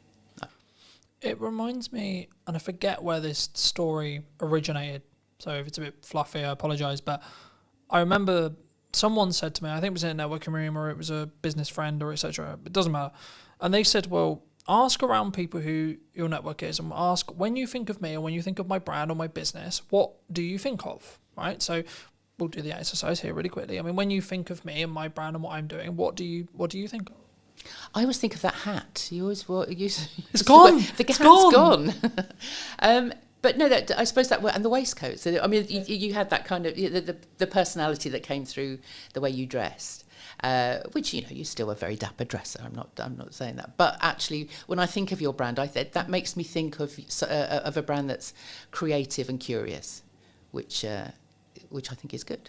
And I think the reason why I asked you is I didn't necessarily want to put words in your mouth, but I think that's a key example of like how I've positioned a lot of what I do and how I do it to imply what I am, right? And what I feel like, and hopefully it will then, if you did choose to work with us, you did choose to trust us to do some marketing or trust us to do some filmmaking or etc., then you would understand that it would be to a level, to a standard, etc. In the same way, if we flip the table, if I come to you, I'm going to think, okay, well, Jackie's going to go deeper into my story than maybe I would have done, because she isn't going to have the hookups that maybe someone would have, right? Speaking personally, or anyone listening, they might have, but I can't talk about that because maybe that's a bit too raw, or that's a bit too much, or maybe I'm oversharing. I mean, how do you ride that line? Because I think sometimes we should share certain things that have happened. My view on it quickly is like, if you've healed from it, happy days, use it as a story. If you're healing from it, no. No, absolutely. And that's absolutely right. Those stories may well come out in a session with me, but I will always say to people, you don't have. That's not something that I'm going to say to you. Well, you need to tell people that. That absolutely not. No. If you're not ready to tell everything, then when you're telling your story, it's not about you. If you are sharing something that you've been through or you're going through, it's self-indulgent unless you're doing it for the people you're speaking to. If you're just wanting sympathy or wanting people to know what a terrible life you've had or whatever, things then are really hard. It's all about you then. And actually, really business, things are really hard. And but what you need to that's fine and relevant if it's relevant to your audience, because if it's not relevant to your audience, they'll switch off. Well, you could tell the same story. So, well, this is how I overcame being, I've discussed it in podcasts before. I've discussed it saying, well, 24 was really challenging and really difficult. Okay, but here's actually what I was doing wrong with marketing. Here's actually what I was doing wrong with networking. Here's actually what I was doing wrong. And this is how I've done it better this year. And this is what I, funnily enough, this year is a lot better than 24, right? So I think it's within that context, right? But it was wrong of me not to, hint at your story a bit, right? You began in fashion. You then moved into acting. And then you help people, shape their voice, understand their voice. Would that be fair to say? Yeah. Did you always want to? Have you, the question that comes from that is, in your current career path, is it where you expected it to be when you were maybe acting or in fashion specifically? Is that like, you go, okay, well, this is the path I'm going to go on and this is where I'm going to end up? And if so, how did you sort of get to where you are now? Yeah, does anybody actually end up where they think they're going to end up? When as I said, when I was 9 years old in the playground, I was writing, directing, acting, literally producing. I was doing all of that. And then when I got through my teenage years and went through grammar school and O-levels, as they were back then, and I went to my careers teacher and she said to me, what do you want to do? And I said, well, I want to be an actor. And she sort of head tilted to one side and went, I don't think so. She said, do you go to the theatre? And I was like, well, no, not very often. I lived in North London. I wasn't anywhere sort of near that sort of places, those sort of places. And I wasn't doing a lot of drama. I was doing sort of bits and pieces at school. And she said, no, you don't want to be an actor. She said, if you wanted to be an actor, you'd live, die and breathe the theatre. What else can you do? And I'd said, oh, well, I'm not bad at art. So I ended up, and I loved fashion, I always loved dressing up. So I ended up going to fashion college because for better or for worse, the woman had just literally crushed all of my dreams in that one meeting. It was like, well, obviously I can't do it. That's me done. I can't do that. So I became a fashion designer, which was fun at college. Once I actually got into the business and I was I was in the sort of rag trade end, so I was literally churning out stuff for Topshop and Miss Selfridge and H&M and all of those sort of places, and just they would fly me out to Paris and to copy the stuff on the catwalk to then come back and reproduce for our high street. And I thought, this is no fun, this is not creative at all. And a friend of mine was working at the Royal Shakespeare Company in costume. So I kind of moved sideways into costume and I worked there. But obviously, I was at the Royal Shakespeare Company. So I sort of was literally looking through the curtain, watching the actors on the stage going, oh my God, that's where I need to be. So I went to drama school when I was, 28, actually. Well, actually, no, I was closer to 30. So I went off to drama school then, came out and did the Fringe. I did Edinburgh Fringe and all of those things, London Fringe.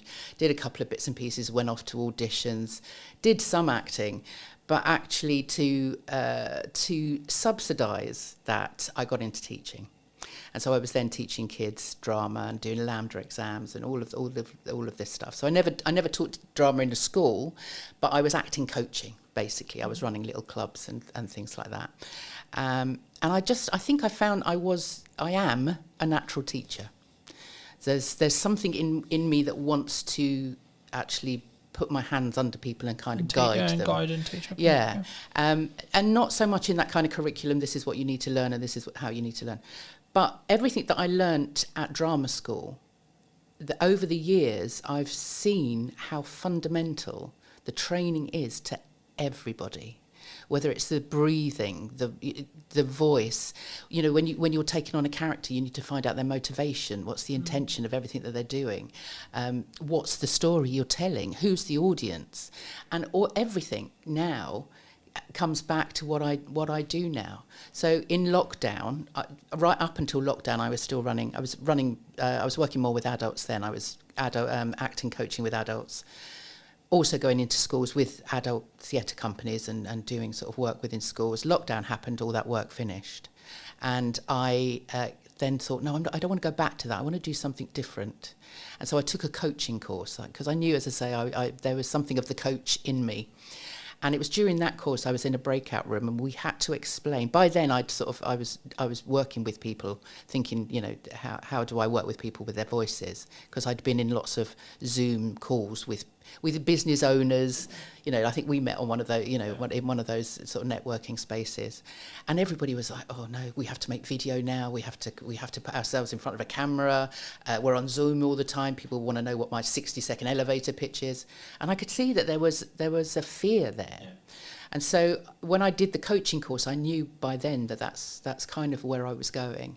And the exercise within this room, there was only 3 of us in this breakout room, and we had to explain to each other what it was we did for work, or what we were planning on coaching. Mm-hmm.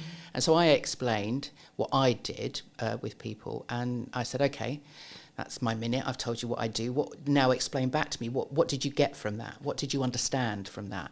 And one woman said, you help people market themselves effectively. And I thought, I hadn't even considered that I was helping people actually market themselves. And the other woman said, you help people show up powerfully in the world. And I thought, I like that. and so power to speak. It was then all around, the fact that it is empowering when you give somebody that voice. And certainly in the 4 years that I've been doing it, it's just the transformation that I see in people when that kind of penny drops and they go, actually, I can just be me. Yeah. They take ownership of all of those stories and all of those experiences. And when they show up with that courage, then the confidence and the excitement of actually sharing that comes from there. It jumped to mind while you were speaking, so I think I'll mention it, but I remember watching a YouTube video a while ago that said, during COVID, when there was a lot of money floating around, working in the arts seemed to be just the thing, right? There was a lot of filmmakers, there were a lot of marketers, a lot of speaking engagements, etc. But I think the thing that sometimes people misunderstand or misthink about sometimes is actually being in the arts, whatever your definition of that is a privilege, right? Working for yourself is a privilege. And I think for me, having the work-life balance is a privilege, right? Like, and I can go a bit deeper into like privilege, right? We live in this a part of the world where I don't have to worry about a bomb landing on my house. I have clean drinking water, etc., etc. I can go down that road as well, of course. But I think for me, it's really important to establish when you are in a privileged position to be able to upgrade your kit, to be able to invest in the business, to be able to first come at it from a point of view of saying, I am in a privileged position and I am grateful for the privileged position I'm in. I guess the question that comes from that, though, is in marketing, in when people speak, in when they come across, maybe they don't mean to do it, but do they sometimes come over, not maybe at the start or maybe in their own way, but maybe they don't come over with that level of understanding, that level of privilege first, or maybe they should someone lead with that level of understanding that level of privilege first, or being grateful for the opportunities that they have? Oh, that is deep.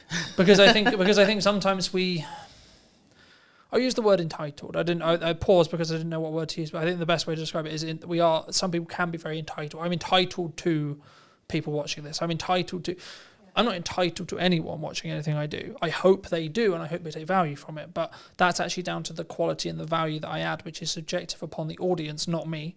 My job is to do the best I possibly can in the grateful opportunities I have to hopefully add value to someone else. Yeah. Yeah, I mean, I don't know how many people creating content in a privileged environment really understand that that's the case. I don't know how many people are actually. I think maybe with what's going on in the world at the moment, people are now kind of thinking, well, actually, my life isn't actually yeah, that exactly. bad, You know, I'd much rather be here than there, kind of thing. So yeah, maybe we are becoming more aware of that.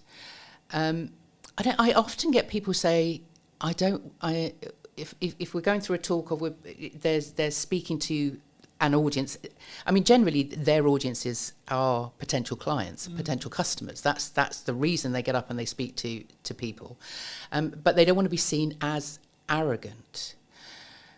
But what I say is, it's more as long as you're confident, you're doing it. What you're speaking about is, like you were saying earlier, people don't like to blow their own trumpets. They don't like to sort of say, look at this. But actually, in some cases, you need to have that. I don't want to say arrogance. Arrogance isn't the right word. I think it's belief.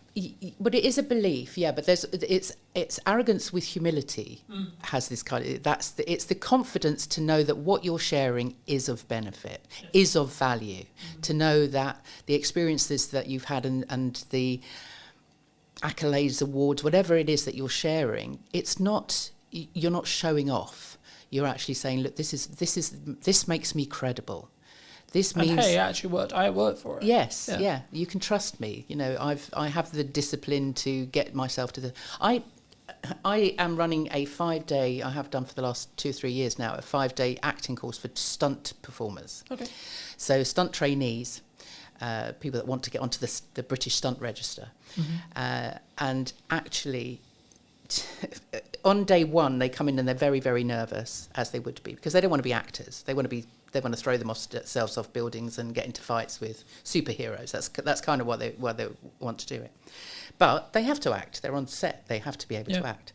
So on day one, on the Monday, they come in and they're very, very nervous. They're like, oh, but these guys are athletes. Guys and girls, they've been through the Olympics. They've done, these are like proper gold medalists. Some of them in all sorts, gymnastics, horse riding, all of that stuff.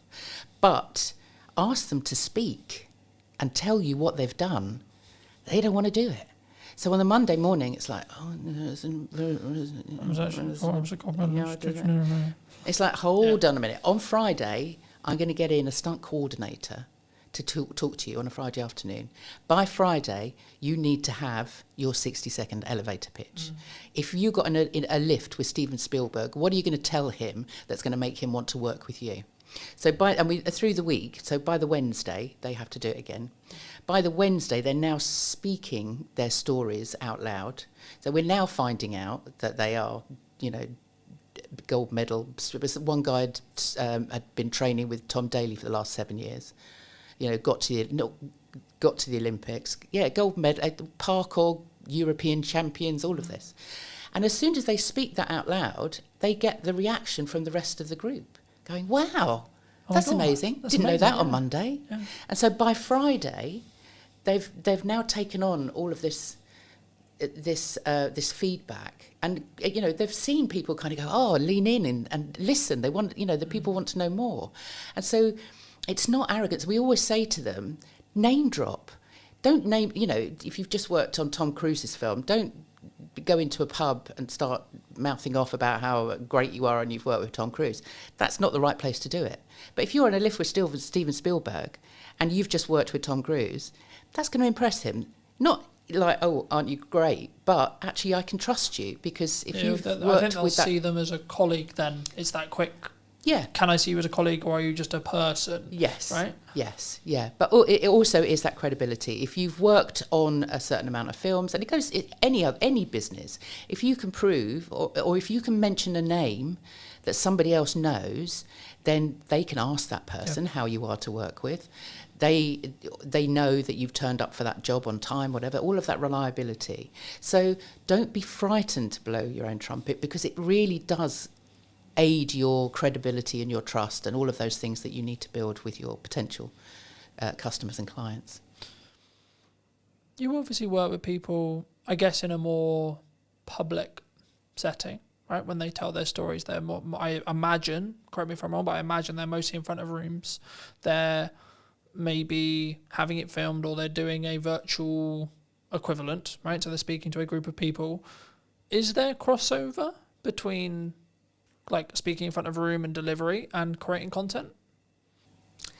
It's all content, isn't it? I mean, it whatever you write. I mean, this is the other thing with the process that I go through with my clients, is that it might be that they'll come to me because they've got a 15-minute talk that they're giving in a room somewhere, or on a conference stage or whatever, and it might be about personal branding. It might be about software design. Whatever it might be. But we'll still go through that process. I'll still ask them what they do when they were 9 years old, and every story that comes out is relevant.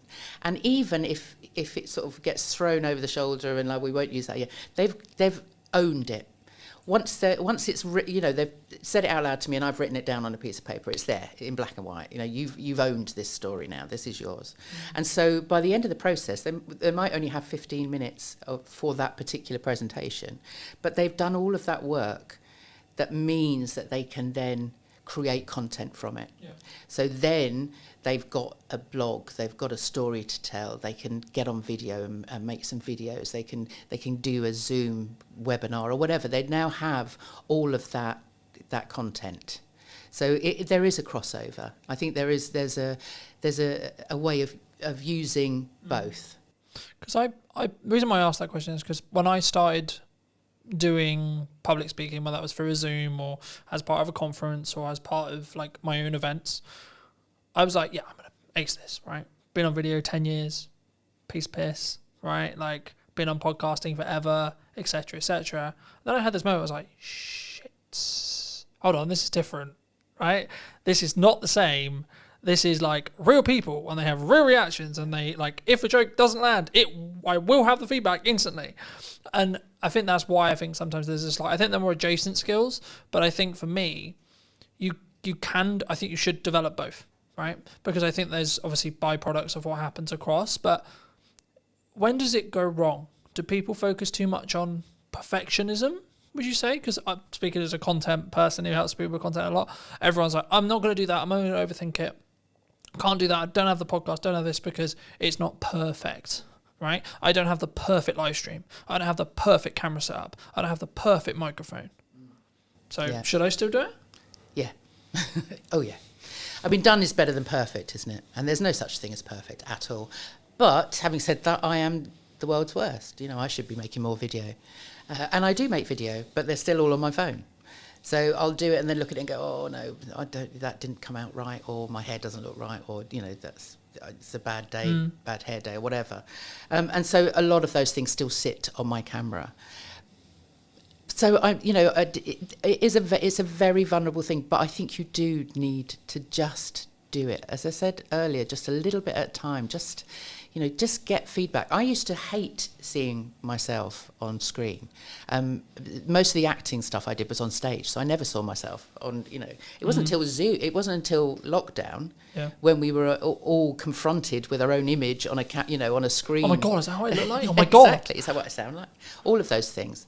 But over that year on and off of lockdown, I saw myself a lot on the screen, and you get used to yourself, and actually now, I don't look too bad. I can get away with that. But going back to what you were saying about how you started out in that sort of space of suddenly standing in front of an audience, having done video for so long, I'd been on stage as a character for so long that when I then had to stand in front of people as me, then that was like, when I used to introduce the kids shows or the adult shows or whatever, we'd put on a performance at the end of the term or whatever, I'd have to stand up and introduce everybody, and I'd got that. My heart would be going, I'd be the sweaty palms, it's like, I don't know what to say, I'd have to read it all.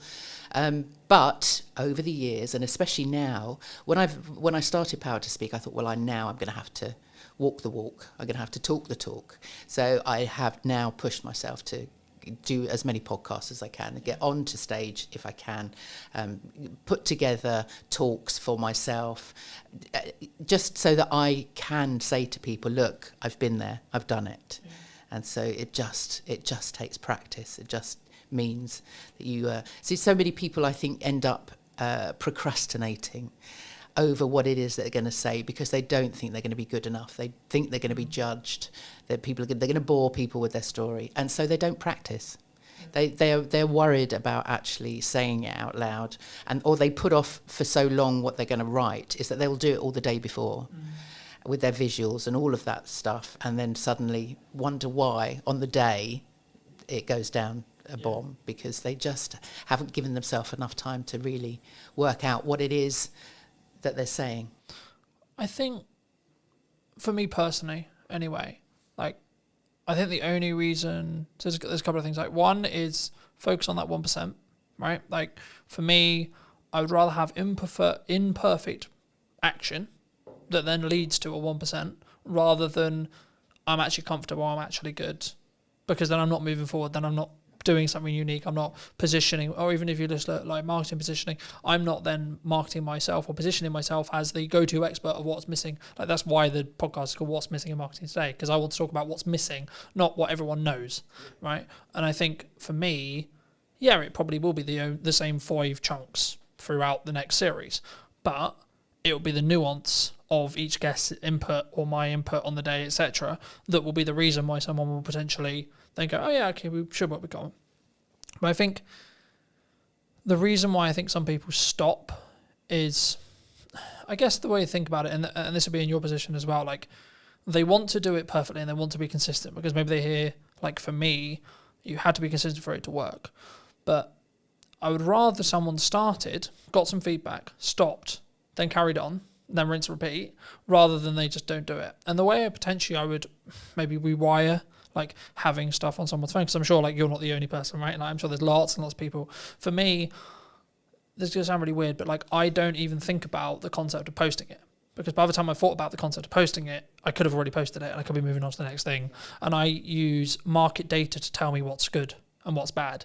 So something I'm doing right now, because I've got a hub strategy with the podcast, is I'll put all the podcast clips out before the episode is actually live to test which of the clips is actually the best in regards to an audience reaction, and then the best 1 or 2 will go on the main account. Because of the nature of having 2 accounts, you can sort of test bed it. So I'll give you a quick example. At the time of filming, Sarah's episode came out at the start of this week, and a couple of the clips did really well. So there was 2 outlier clips. When I put it on the main account, it got 4 times what it did on the other account. Now, the other account's new, and it's deliberately designed in such a way where it's just for podcast clips. It's also a test bed, etc. But the thing I found really interesting is when I did that, I think it was 500 on the test account, and it got 2,000 on the main account, right? but it was because I didn't need to question whether the creative or the clip was any good, because I already knew, because I knew it had already overperformed. So it was like, okay, cool. So now I'm going to serve it to my audience as kind of a test bed already, but also I experiment a huge amount. So I think the reasons why I'm quote a good marketer is because I experiment, because when I get something that works, I run with it, but then simultaneously I'll experiment with another 4 things. I guess the question in your space is, if someone's listening to this and maybe they have a talk coming out and they have maybe an instinct during their talk performance. So they have their prep, because they have that preparation, they know that they should be preparing, but they have an idea, right? They have, maybe the audience, this would be really valuable, this idea would be really valuable, but I haven't prepped it. Should they use it? No. I'm thinking you've done that, haven't you? I have. and it So I'm partly asking selfishly, yeah, because exactly. I have done that. Yeah. And lots of people have.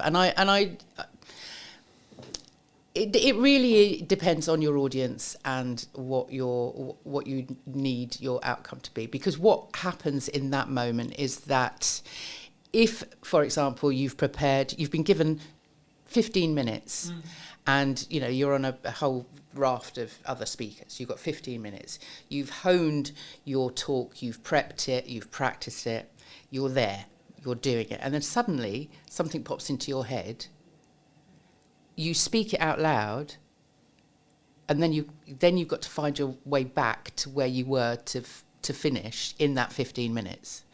Because time is really important. Yeah. And people don't seem to understand that actually, either they'll think, right, I've got 15 minutes, I need to cram in as much as I possibly can in that 15. I need to tell everybody everything. No, give yourself space. Is make sure that if you've got 15 minutes, you've only got maybe 12 minutes worth of content, so that you can really speak in a measured way. If you then come out of that because something else has popped into your head, then you've kind of messed up all of the work that you've done, really. Because what it also does is it takes you out of the moment. And the whole point of putting together a talk that is structured is the whole thing is a story, from beginning to end. It's not necessarily a series of stories, but if you've prepped correctly, you should have the hook at the beginning. It's that whole journey that you take them on.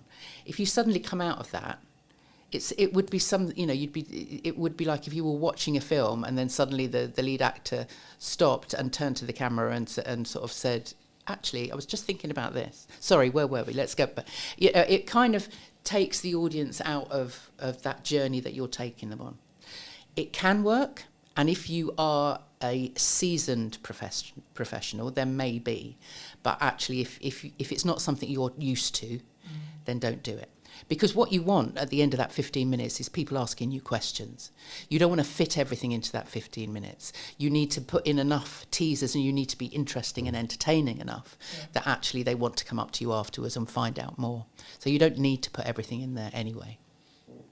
I agree. I think it's the context, right? Like anything, it's context, right? I think for me, every time I've done it, it's been, okay, I had a plan to do, let's say, camera confidence, for example, right? And then I find that the audience I actually have in front of me isn't actually that fussed about camera confidence, or maybe they're already quite confident. Okay, cool. So let me go back into the stuff I already really know and go, right, okay, would they actually more care about the stuff that's now working on social media, right? So I think in my stage where I'm at, I can do that because I have a set of stuff that I know really, really well. And I don't really need to prep that much because I have it passively in my head. So I know what's going on with Instagram. I know what's going on LinkedIn. Algorithmically, I know what's going on. So if I'm ever asked a question randomly out of the blue, what's currently hot on social media right now? Okay, well, short form is normally the answer that most people would give. I would say actually live streaming is probably actually the thing that's hot right now. And the reason is it's counter AI, right? So bridging back to the start of our conversation about AI, it's actually anti-AI, because for AI to be live, it's nearly impossible as of today, right? I'm not saying it's not going to be, it might become but from my understanding of the technology, from what I've played with, it's nearly impossible for a live stream with people on it to be AI'd, from what I know.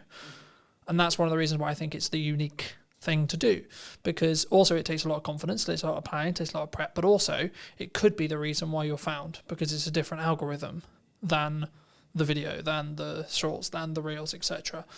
But do people come to you confidently when they look to speak? Or if they don't, how would you recommend they become confident? Is it just simply that prep? You just do it over and over and over again? I mean, just coming back quickly onto your point about you in that space. Like me, if you are running a sort of an interactive workshop presentation type of thing, then read the room. Always read the room. The number of times I've been into a class with everything, a workshop with everything noted out. This is like 5 minutes for this, 5 minutes for that. To throw it out the window every time, because you are interactive and you're feeding back. You're getting that feedback. So then and we have that knowledge. We can answer those questions. If you're in a Q&A, then obviously you're talking off the top of your head. You're improvising. Absolutely. And that's fine in those situations, absolutely. But if you have a structure, if you are a keynote or part of a speaking presentation, you've got a certain amount of minutes, you want to make an impression, stick to what you've planned. Is that style, though? Do you think people, because I really love improv. Improv is a big I personally prefer to do improv. If I ever can, I'll do improv. I will always say, memorize to improvise. Yeah. And improv is I'm an actor. It's one of it's one of my favourite things. And the number of business people that I get improving in one of my sessions, because I run a monthly speaker club, and it's a big part of that. And people are uncomfortable with it, and I understand that. But actually, it is a big part of just getting people to understand that it's not about reading a script. It's not about learning a script. It's about telling stories. It's about, if you've got data even to put in there, nobody's going to remember your data, but they will remember how you made them feel with that story. That Maya Angelou quote, which is fabulous. So improv is great, and if you have been doing speaking as long as you obviously have, then maybe yes, but that's because all of that is memorized. Yeah. It's second nature to you. And so people don't come to me confident.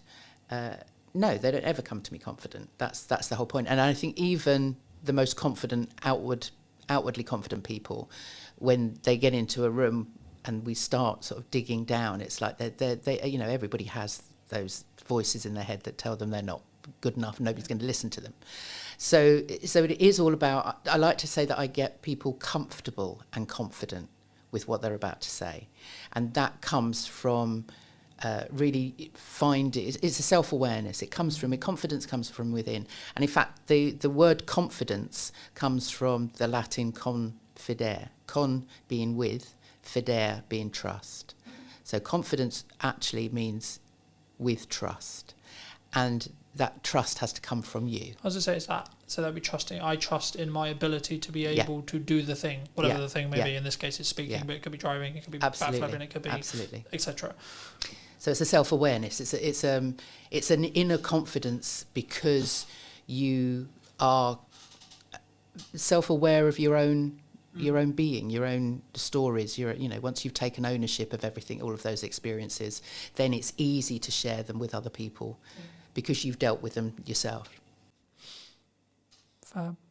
For those who've enjoyed this conversation, who maybe want to see what you're doing and see some of your content, see some of your older content perhaps, where's best for people to reach out to you? Well, saying that, because we had a conversation earlier, I podcast myself for a good few years. So I have a YouTube channel, which is Power to Speak, on YouTube, and there's all my older conversations that I've had with lots of wonderful people, such as yourself. And I did a speaking about speaking live for a while, so they're all on there. They were the half-hour live streams. So yeah, I'd love people to go back and have a look. They can find those also on Podbean and Apple and wherever they want to find them.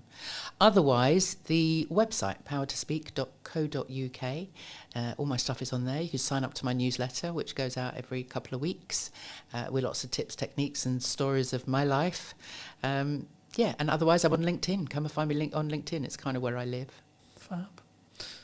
If you were going to speak to yourself 10 years ago, and if you were going to give advice to that person, what advice would you give them? Oh God, what was I doing 10 years ago? somewhere in the middle of acting and Somewhere in fashion, I'm sure. well, no, that was a bit longer ago than that. But thank you for that, Carlton. No, I don't think. I think 10 years ago I was working as an arts. I was working in arts development, so I was running workshops. I was teaching drama. So what would I have said to myself? You can do this. You can actually become your own boss. You can build a business around helping other people. And I do. That sounds really cheesy, but actually, what I do. I love what I do, and it's because I actually can see people taking that next step. And I think I don't think I ever envisaged myself 10 years ago with that ability. And maybe that goes back to that breakout room and just having somebody say to me, you get people to show up powerfully in the world. And I would never have known that 10 years ago, but that's not advice I would give to myself, but I'm very glad it's happened. Thank you so much for coming on. You're welcome. Thank you for having me. And if you did enjoy this episode and would like to see more like it, make sure to be subscribed to the channel. YouTube thinks you enjoyed this episode, so why not check that out? And I'll see you very, very soon. The only reason why it's consistent is because I'm being consistent with the output. I'm constantly looking at, okay, how can I up the quality? How can I do something different? I often just encourage people to use what they've got and start showing up and start posting video content with that strategy in mind and continue to, test and change and see what works. What do you think is missing in marketing today? I think there's a lot of distractions from different things that come up. So I think sticking to a strategy and being consistent in that regard, rather than jumping on this latest craze and hype and all that kind of thing, is definitely a trend I see happening. I'm focused on a very few set of pillars to get work now, right? From a marketing point of view. Paid ads, content creation, and testing my creative to then using paid ads. That's basically roughly what I'm doing. Hello, my friends. Welcome to a brand new episode of This Week in Marketing Today, and what is missing in marketing today more specifically. Today I'm going to be talking to Andy. He is someone who does a lot of video strategy. He's a filmmaker and also, of course, an agency owner. Andy, thank you so much for coming onto the show. Thank you so much for joining me today. And before we start off, before we get into your story a little bit, I mean, what do you think is missing in marketing today? I think there's a lot of distractions from different things that come up. So I think sticking to a strategy and being consistent in that regard, rather than jumping on this latest craze and hype and all that kind of thing, is definitely a trend I see happening. There's obviously lots of good people doing things there as well online, but I think there's still that hype that's been going on for a long time online, in the online marketing space, where it's like the latest craze, AI or whatever else. And lots of businesses obviously popping up recently with AI and stuff. And it's, some of it's free, obviously, some AI, but there's you see more and more people now like trying to monetize it and stuff and create their own AI, products and services and things. And so I think that can often distract marketers and actually do them a disservice rather than actually enabling them, because they actually might be, instead of being empowered to use that and have a strategy attached to it, they might not actually have the strategy side planned out enough. And I often just encourage people to use what they've got and start showing up and start posting video content with that strategy in mind and continue to, test and change and see what works. Find out more about your audience, do that market research, and just test what you think people will want and see. And then obviously also ask questions and start conversations. Is like, what do you want? And those kind of things, that's the fundamentals of marketing. So I think if we just come back to the fundamentals of marketing, then that's just obviously a great place to start. It's the foundation, and then those other things can come into it and be useful. But I think a lot of time it's just people jumping straight into the. Yeah. Do you think? I mean, I guess my next question would kind of come along. I guess, like, should we trend jack? Because I think some people, within context and within like bandwidth, like my view on it very quickly is like, if you can do it whilst doing the stuff I'm sure that we'll touch on in respect to like the traditional marketing pillars, I think you should look for opportunities to get yourself out there a little bit more, and you should always try and be more visible, etc. But I mean, like, just building off your initial kind of answer, I mean, do you think people, they jump to trends maybe because it's easier? I think it's exciting, and it's obviously shiny, and it's like it does get you more of your attention, and a lot of people talk about attention and like, oh, you have to do short form now. Yes, you have to grab people's attention, and it's like people don't watch for more than like 30 seconds or things like this, and it's people not understanding that if you understand the person that you're talking to, you can get them to consume long form content. And I think there's just different things like that that are going around, and it's been going on for years, obviously, like people talking about their perspectives of what they see working, and it's like, yeah, that does work, but it don't mean that you have to always do short form. And it's like other audiences will want to watch that long form content, especially when they're like really interested in that one topic. So I think sometimes those different things that come into it, they're like different advice from different people. It just distracts you and gets you off the path of actually doing the most fundamental stuff, really. And it's not necessarily, to me it's not about traditional versus modern advertising or anything like that, because everything's kind of combined now anyway. So yeah, outdoor advertising is digital, radio is digital, and all this stuff. And like these are the things that I've learned from Mark Ritson. So it's like I'm kind of just really talking back what he talks about here, but I just really resonated with the stuff that I learned from him. And I did his mini MBA back in 2021. And that's what helped me to understand marketing and understand the importance of strategy. And also it's like it goes from diagnosis to strategy to tactics. But then, some of these content he talks about how it's just oftentimes jumping straight into tactics and things. So yeah. I think the tactics side, right, is like this new shiny. It's like that. Oh, we're gonna do video. We're gonna do live stream. We're gonna do etc. I'm sure, like, because we're both video creators and etc. I'm sure we'll get on to like the reasons behind why video, but and then maybe even why you should do live, etc. But like, I think for me, the reason why some people don't do like the strategic stuff is, I hate to say it, but it's the boring stuff, right? It's the stuff at the top, which sometimes will actually mean you don't do the live stream, don't do the video. It's the reasons actually sometimes about why you won't do something rather than why you would do something, right? Because I think it's very easy for me to say, or you to say, who are quote seasoned professionals, to say, oh, well, you should do video, oh, you should do live streaming, oh, you should do this, you should do that, etc., right? Because we can naturally go towards that. We can naturally do it quite quickly because we have a skill set in it. But if you're looking at it from a very basic level, I guess the question that comes from that is like, well, firstly, how would someone get started, like from a strategic point of view? Like, why your market? Like, in a really nutshell, really basic way. Like, why does someone, and what does that actually mean? Like, for maybe someone who's maybe on the fence and like, okay, well, what does marketing actually mean? Like, at a basic level, from your perspective. Yeah, well, the thing about marketing, it's such a broad category. So it's there's many different things inside that. But the thing that most people think about is the communication side. And when it comes to video marketing, for example, it is the communication side that is kind of the main thing. But there's obviously things around still behind that, because even if it is video marketing you're doing, it's like before that there still needs to be the market strategy underneath it that's like just marketing in general. So there's different parts of marketing. One part of it is pricing. You got to figure out what's the correct price for my target audience, what's the most relevant, and based on like testing and saying your prices to people, and then also like market research of asking questions about, is it just price or is there something else going on? And that's kind of sales as well, but it's like sales and marketing kind of go back and forth from each other, really. But then the price and the objection handling and different things like that's stuff that's fundamental marketing again, but going back to that, which then once you understand that and you're doing your pitches or you're doing your call to action and your video content, then you've done that work.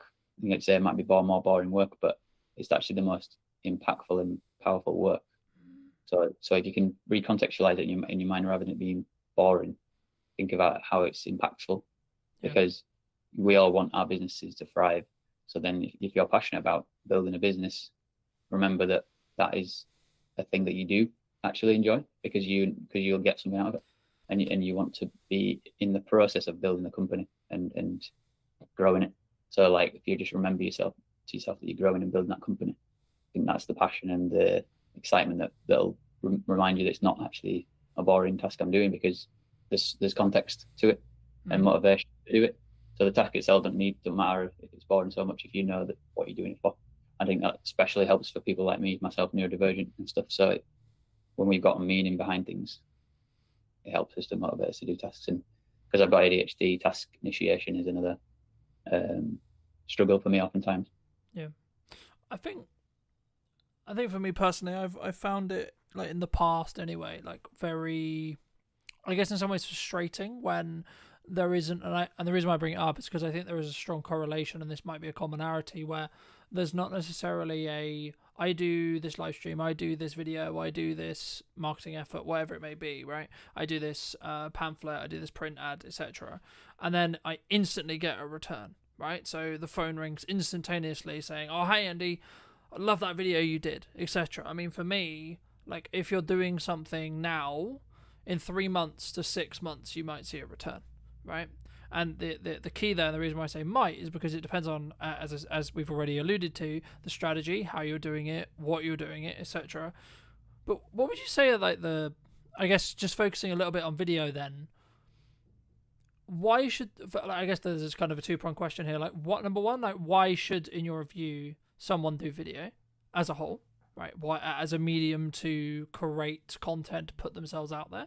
But then number two, what would be the reasons behind A, why they shouldn't do it, or B, what are the hurdles they might run into when it comes to their fears, their worries, their concerns in respect to actually like doing this thing that we call a video, right? Because I think so many people don't do it because they're worried about it or because they're concerned about it. I mean, from your perspective, just to reiterate the question, why should someone do video? And then secondly, like, what kind of are the fears and the worries that they might run into? I think because something stood out to before what you said, I think I could tie it into what you said before, because obviously what you talk about before is ROI. So any marketing thing we're doing, obviously ROI is often a motivator to do marketing, but then that's usually a short-term thing, return on investment. But then it's like something like a sales activation, or where you do a discount, or you just got like a campaign that's like short-term and you're trying to like get people to buy that particular product. And then there's also a long term, which is the brand building. So there's those two sort of objectives, like categories of like, we've got objectives in building that brand and long term value, and then we've got the short term of like just getting this product sold. If we've got loads of a particular product to sell, for example, it's like a physical thing that we want to get that sold, then we can, obviously one strategy is to do discount, but that's kind of like the last option you should really consider, because you want to think about what's relevant to the audience. Like we were saying before with pricing, if you set the pricing originally, then you'll know that it's the right price and you can just keep it at that price and keep just pushing it. And then this brand building side is more emotional and more what it feels like of the brand and what you stand for, values and all that stuff. And that needs to be a message that's communicated over time, and a story that people understand who you are and what it feels like to experience that brand, on either in the marketing or in the product itself. So I think those things are important, whatever marketing you're doing. But then if you were using video, there's some of the benefits are that if you're a person like talking on camera like we're doing, it's like it can humanize the content rather than just text on a screen. Personality can obviously come through text as well, but it's like, I feel like it feels obviously more real. It's like a simulation almost of like real life. So I think that's one of the benefits of video content, and aligning that with the marketing stuff, with either focus on sales or sales activation or brand building. Yeah. Usually a combination of the two is the best approach. And then just to tie. I mean, I agree. I mean, I think for me, whenever you look at maybe doing like a short-term campaign, as you like alluded to as well, like the video strategy or the ads or like the specific creative, so the thing you're going to be showing that audience, is going to be completely different in how it's designed, in my view at least, of like how we would create it if the objective is actually short-term sales. Like, we're recording this and it's going out live at the start of October, and you know, a lot of people are thinking about Christmas, right? Like, now, to be honest, I'm pretty much booked for Christmas, right, in respect to the campaigns I'm doing and the stuff I'm doing, etc. And the reason why that's kind of happened is because I did a lot of the Christmas marketing beforehand, right? So to give the audience some more context, I mean, for me, like, I start talking about Christmas, and there's kind of this joke in marketing, I'm sure you've heard of it as well, and others would have heard of it, where like you're starting to talk about Christmas towards the middle of the summer, because by the time you've done the prep and etc., and like maybe the actual production isn't until October, November, but all of the planning and everything else that goes into it will be towards that summer transition. But I think for me, like the point that I really wanted to, I guess, echo but also add to is, what is your objective? Are you in a position where, for whatever reason, you're trying to develop cash flow quickly, you don't have a strong pipeline, etc., then actually maybe marketing isn't the solution. And that, for that specific case, I think for me, in that case, it should be more cold outreach. It should be reaching out to your, creating an ideal offer, creating a glance time offer, that kind of thing, and more looking at that, because that will have a shorter return window in respect to the amount of cash that can be generated and collected by a business for work done. So let's say, for example, I'm in a cash flow crunch, and I'll go, okay, so I'm going to do a video, promotional video deal, for example, for X price. Cool. And then I'm going to go to like 150 people within my network and say, hey, would you like this thing? Right. And if it's kind of more a binary yes or no. But for me, the role, and this is why I think sometimes people get things wrong when it comes to marketing, is because like they don't see them as separate tasks, right? You've got to do marketing to get people to the point of sale. And I think for me, like, the overarching perspective when it comes to video itself is it humanizes, as you say, of course, but it also allows people to get to know you and build that parasocial relationship faster than like us. Like there's kind of two, obviously there's two ways, and it's about the depth of connection, right? So you meet the person, you have meetings with the person, you go to networking, etc., which will lead into my next question, or you consume their content and you build that parasocial relationship. But a way of building a parasocial relationship is by having one-to-many, e.g. a video, e.g. piece of marketing that can help nurture, can help build trust, know, like, and trust through your audience to allow you to then, so I'm going to spend time with you talking today, but actually this is going to sit online and it's going to potentially be a multiple set of touch points or multiple sets of clients. And then that's not even before you then start pulling out the, the smaller chunks, etc. But for people who are maybe listening to this who are like, okay, cool, I'm going to start doing video. How should we start?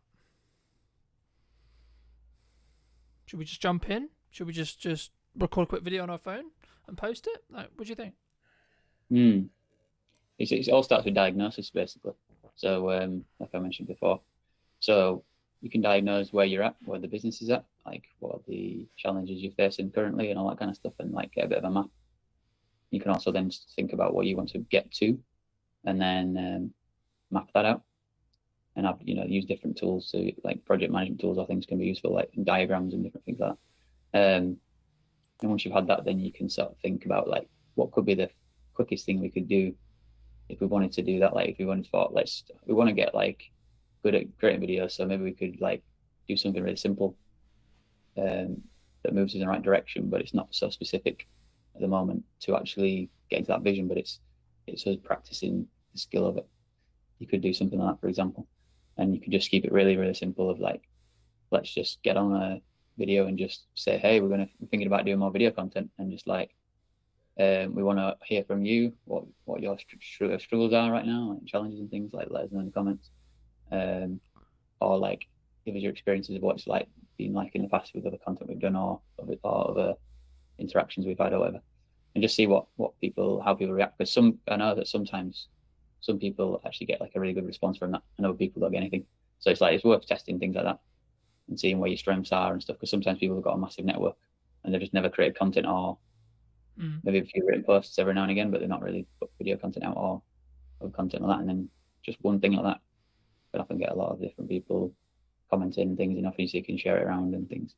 So that's one way of getting started. And then going back to your vision and your diagnosis of like, where are our challenges and where are our strengths, and like how do we go and lean into the strengths and sort of make up for the challenges that we're facing at the moment.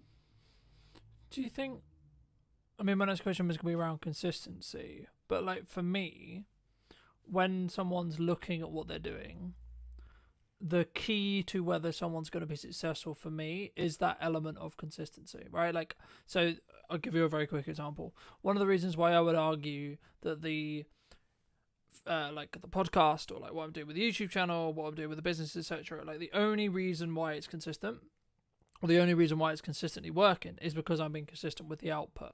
I'm constantly looking at, okay, how can I up the quality? How can I do something different? How can I, how do I attract someone in that first 4 seconds or 5 seconds or 10 seconds, depending on where you look at your hooks, etc., depending on what platform we're on, etc.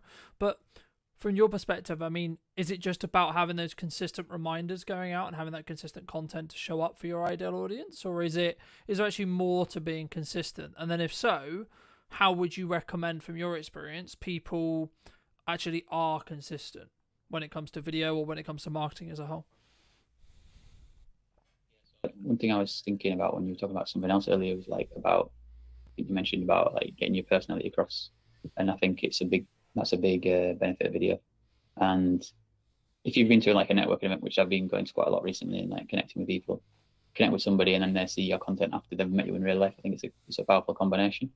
And it's and just having that going out there, even if it's nothing to do with your business, I think it's still a powerful tool to use so people get used to you and feel comfortable with you. It's like building that trust, but it's I think, even though I've talked about strategy and things like that, I've also recently been thinking less about it as well. And I think partly it might be to do with being neurodivergent, because I always like seem to find it natural to break rules and to test new things that people don't expect. So like for me, I've been more like less strict about strategy and less strict about certain ways I show up to sort of say I do video content and all that, because I know that just showing up and being myself will like I say, will build trust, and people will go into my page and they'll see my other content I've done about video content anyways, and they'll see, like, read my headline, read my bio, whatever, or on my website, whatever, and then they'll find out more about me naturally. So it's like having that faith a little bit that I don't always have to be showing up like a maniac talking about video content all the time. It's like I can just like be myself, and I can talk about the things I care about, which more of the stuff I'm planning on doing more content around is accessibility, inclusion, and leadership. So like these topics are the ones I'm interested in, I'm passionate about. So then me talking about that is just an extension of my personality, and it all motivates me to create more content. And then there's also going to be those moments when I go back to the expected thing that I talk about, which is about video again. But then because I always use a lot of video content anyways, and I'm filming myself, people will see the video content. So they'll see the quality of the content that I'm filming. And that's already showcasing my skills at the same time as me showing my personality. And I think for me as a video person, that's one thing I often remind myself about. So I don't need to stress myself out to think I need to be giving these video tips like everyone else does, or I need to do this, or like showing up in a certain way and like strategically positioning myself in a certain way. Like I'm still working on that, and that comes with time, I think, a little bit to refine things. But it's like I don't have to be too obsessed with that. And like I say, I like to break the rules and just test new things. I think, the things I'll just pull out of that I completely agree with. I think sometimes when we look to either do video, we look to do content, it has to be in this model of like loads of people online, Gary Vaynerchuk, etc., like people who I follow a lot, like they constantly talk about add value, right? But I get where they're coming from, and yes, you should, right? Is the answer, but the caveat is, actually, if you're looking for long-term sustainability and long-term growth, and it's kind of a cliche now, but people do buy from people, right? So when I'm looking for a supplier, when I'm looking for whatever it may be, I'm looking for a position where I can get to know the person behind the brand, right? Yes, I need to know that you're a good, in your case or my case, yes, I need to know you're a good videographer. Yes, I need to understand that you're good at X, Y, Z. Sure. So personally, yes, you should have some of that content out there. Yes, you should be sharing your knowledge. Yes, you should be sharing. But I think for me, it comes back to, and this is something I touched on last week with Chris, is just about bandwidth, right? We discussed at the beginning a little bit about trend jacking, and this is where I think you can really have that kind of creative spark and kind of that creative element. But we did mention at the beginning about, like, everyone wants to talk about AI, everyone's looking to use AI. I mean, are you personally using AI? If so, like, how? But also, should we? Like, why do you think it's such a big talking point online at the moment? Yeah, like initially I was thinking to myself, I don't use it much, and now I'm thinking I do, because it's integrated now into a lot of things we use. So I think everyone uses it now to some extent, without realizing. Like AI is obviously built into search engines now. It's built into video editing software like DaVinci Resolve that I use. So it's like I do use it, but I don't really use it in a like in much of an intentional way of like using one specific tool and like in that kind of way. But yeah, it's become a part of my workflow. Like definitely some useful features in DaVinci Resolve, like move background removal of noise and things like that. Do you think it can go too far? Do you think people can use it too much? A tool that's used for this, for like I say, go back to the strategy and really, because I think you mentioned earlier, like sometimes it's about what you don't do in your strategy, and you just think of like, as long as I'm clear about what I'm not doing, it'll become clearer what I will do, because it's like I have less options and the choice overload is reduced, and you become more clear, you have more clarity, and you're like, I'm not going to do that or that or that or that. Yeah. And especially if you're thinking like as a default perspective, not to jump on hypes and just think about your strategy, then you're going to be like more grounded and be like, what's going to be best for the strategy? Yeah. And then you make that decision. And then if it is one of the hype things, you can go, okay, I can use that and test that out as part of it. But it's not like a crutch. Mm. I think you have to experiment in marketing. Like that's the first thing I would say, and then the second thing though would be everything I put through that I'm thinking of doing, spending money on a trip, whatever it is, a piece of gear, so on, right? Or even nowadays, to be honest, looking at some client jobs and looking at some projects that I'm like maybe asked to consult on, or asked to help with, or asked to produce, or whatever. And I think, is this gonna make my boat go faster? Is this money worth the time, energy, resources? A. B. Is the client the right fit? Right? A, B, or C. Like, how is their attitude? Like, how do they work? What is the value exchange good in respect to either how much you're making or potentially the benefits that client could potentially work with you, etc. Like, but also, do you like them as people or person, depending on how you're working as well? Because I think sometimes something that I definitely struggled with in the early days was doing a load of things, like all the things that we say we should be doing as business owners, right? I need to be super, super visible. Okay, so that means I'm going to go to 100 networking meetings. I'm going to go and do 15 one-to-ones a week. I'm also going to do content. I'm also going to do this. I'm also going to, put some banner ads out. I'm also going to do paid ads. I'm also going to do this. I'm also going to like put letters through or leaflets through people's doors, etc. But the issue is, actually what ends up happening in my experience is you end up doing nearly all of those things badly.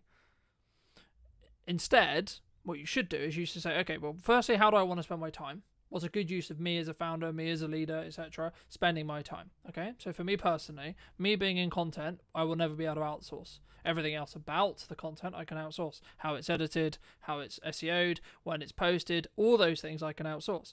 Me personally being in the content, talking to you today, I cannot outsource. I never will be able to outsource that unless we get to a position where, of course, AI can generate my content for me. But again, I would argue those who already have an established brand will be the ones who win from that, because actually it's me AIing myself, if that makes any sense, but it would only be used in a context to allow me to accelerate what I'm doing. So it would still have my nuance, it would still have me, but that only matters because of the years of work I put into building brand, right? But I guess the question that comes from that is there an opportunity with AI to potentially, like, I guess, infinitely scale? Or is it something which you're looking at as, okay, I can look for efficiencies, but actually, because I'm seeing kind of two camps. One is, yeah, let's use it, let's optimize it, and then let's use it to go out in volume and use it, etc. But also people are going, actually, no, we're not going to use it, and we're going to stand and say, I mean, I was on a very marketing websites, an old marketing person who I used to know a long time ago, their website today, and they have an AI policy. I didn't go into it, but I assume what that says is either this is how we use AI, or we don't use AI at all, right? I mean, looking forward into 26, 27, 28, do you think that more companies are going to do that? It's about adaptability, really. Like we're saying with marketing, you do have to see what's going on and adapt. And whenever something makes sense, like I say, if it fits with your strategy and you think that could work to help us, that's a good thing, as long as you're not scrambling around and don't know what you're doing in the first place. Like with the overall strategy, you're all right to test and adapt. And I'm trying to think, what was the other topics that AI and it's specifically, I think, for me, like, about, do you need to be doing everything, right? Like, I gave that story of, I was doing loads and loads of things, and then I was doing them really badly. So for me, I'm focused on a very few set of pillars to get work now, right? From a marketing point of view, paid ads, content creation, and testing my creative to then use in paid ads. That's basically roughly what I'm doing. I'm dabbling in a bit of blog writing, etc., etc. Like, that's one of my unique kind of like testing things, and then I'm building out the YouTube channel potentially as another revenue stream, but also as another marketing source. So that's personally what I'm doing. Do you see people going down that route, and just doing a small set of things very, very well, or do we think does one think that we need to be a bit more diversified as a whole when it comes to our marketing? I think it's more the first version, but also thinking about, with your company, Brunton Media, it's your name, but at the same time, I think your content could be still not featuring you because it's a business. And I think that's the way I look at my content. Is in the future, I want to get other people involved and it be a team effort. And I do enjoy doing it, but I don't feel like it has to be always me on camera. And as I go forward, I want to do more collaborations with different people. I'm going to be like putting more events together and things like that. That's definitely a part of my journey going forwards in the vision of what I've been putting together. And different communities I want to target and create those movements together in a way that gives back, and then also to where to get my name out there and promote myself. I think it's a good thing when you can find ways to do both those things together. You're having a positive impact and you feel satisfied by the interactions with people, networking and being creative together and things, collaborating. But then you're also obviously putting your name out in the brand building side of things. And that's what I'm thinking about, is like things like podcast episodes, but also like creative sketches, like comedy sketches is something I want to do more of. And I'm going to be working more actors and things like that. And it kind of goes into the filmmaking path, which is something I've always found tricky to actually execute on, because you kind of need like a bit of a team generally to make that work, especially obviously you're working with actors or whatever to really bring a story together. And it's something I want to experiment more with, and at the same time like be building my brand and stuff like that. So yeah, excited to do that. I think for me, this is something that I've heard a lot commonalities through episodes and etc. before, which is, I guess, the founder weakness, which is clients get to know, like, and trust you, right? So they get to know Colton rather than they get to know Brunton Media, right? Now, I was having a conversation with a client yesterday, and he was talking about the image perception of a Gmail account, right? Now, this is the first conversation I've ever had with a client where it's been actually like had a conversation or etc. with me about kind of, is there a level of perception? But for me, I can see it as when it's like Colton is the company, the Brunton Media, right? Like that's the main face. When you're starting out or when you're building it as a family business, then you should lean into your personal, I guess, nuances or who you are as a person, right? Because the likelihood is that when someone rings you, they're going to still ring you. When they connect with you on shoot, etc., or like when they hire you, they're going to work with you, right?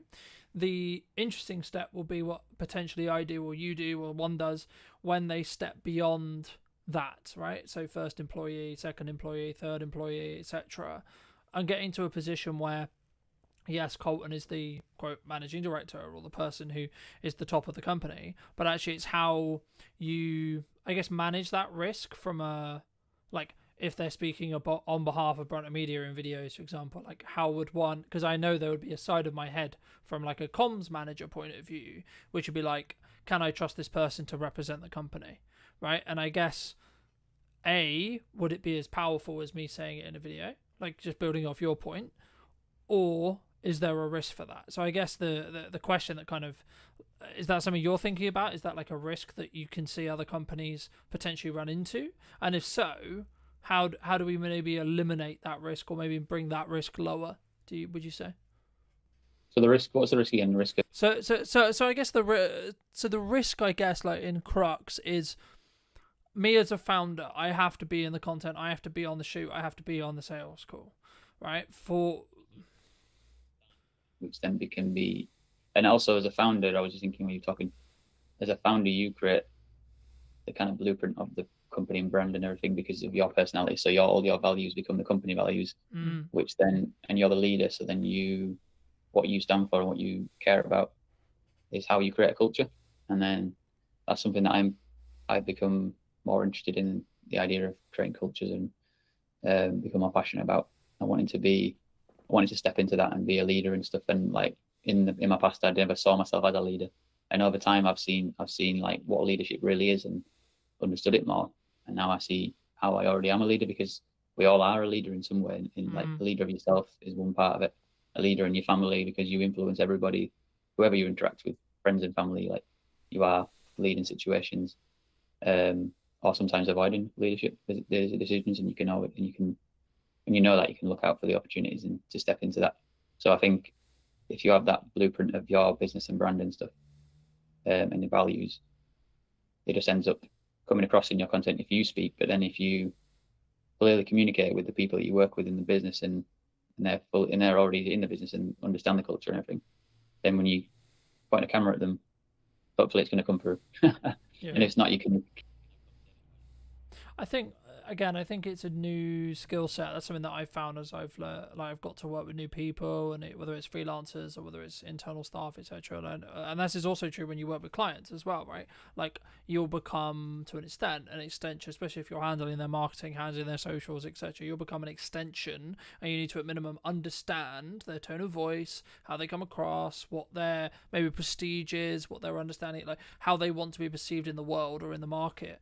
And I think, for me, that's maybe where that deep work, like building off what we discussed earlier, like that strategic side, where sometimes people get stuff wrong, right? We don't go into depth enough into understanding who's my ideal profile, who's my ideal customer, but also what market, quote, sectors are we looking to target, are we looking to talk to? But for maybe, those who are maybe watching this and listening and saying, well, okay, I'm a small business, right? And I don't have like 100K or £1,000 or £10,000 or whatever it may be, right? They don't have that nominal, what they would perceive as a large figure or a large budget to get ahead. I mean, how would you recommend they either start or, quote, get ahead without necessarily just throwing money at it? Yeah, there's always something you can do, like I mentioned before, with that idea of starting with, you've got a strategy and you've got a bit of a plan and a map and everything, but then you just find like a simple thing out of that and think, is there something in there that we could move towards the vision, or something that's, I don't know, just anything really that you think in a way we could just start, and it can just be simplified and not overthink it, just to be like, let's just make a video about, even just a video about making a video, because it's the actual process that matters, not the actual results so much, because that'll happen eventually over time. And I think a lot of people too obsessed with the idea of being professional and stuff, and it's like sometimes people's content feels like AI, even if it's not AI, because it's trying to be overly professional all the time, because AI thinks in a structured way of like, very specific structured way of like, this is the way it has to be.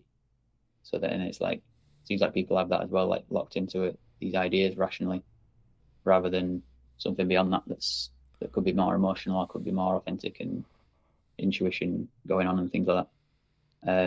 We step out of the fear and we just take action, and we just see how it goes, and showing up in a way that's not you're not scared, and you're just empowered to take action. People will resonate with that, and they'll respect you for it. Yeah, I agree. I mean, I think what I was thinking while you were talking, I mean, I think for me, it's about what do you want to optimize for, right? Are you trying to optimize for the algorithm, right? So getting that click-through rate, getting that high watch time, etc. Or are you actually trying to, quote, optimize for the human, right? For the connection, for the person who you're likely to connect with, even if it's one or two or three. And I think sometimes we don't feel great, right? We don't start the podcast, we don't do the video, because the nature of it is going to be, when we start, it's only going to be 5 views, it's only going to be 3 views, it's only going to be, my mum and my friend and Andy who likes my content, right?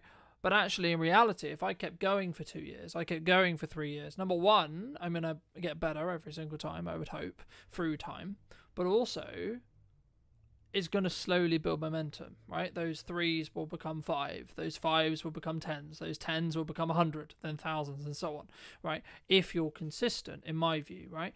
And I think it's consistent in how much you're posting and what you're posting, but also like how you come across. And this is why being authentic to yourself is really important.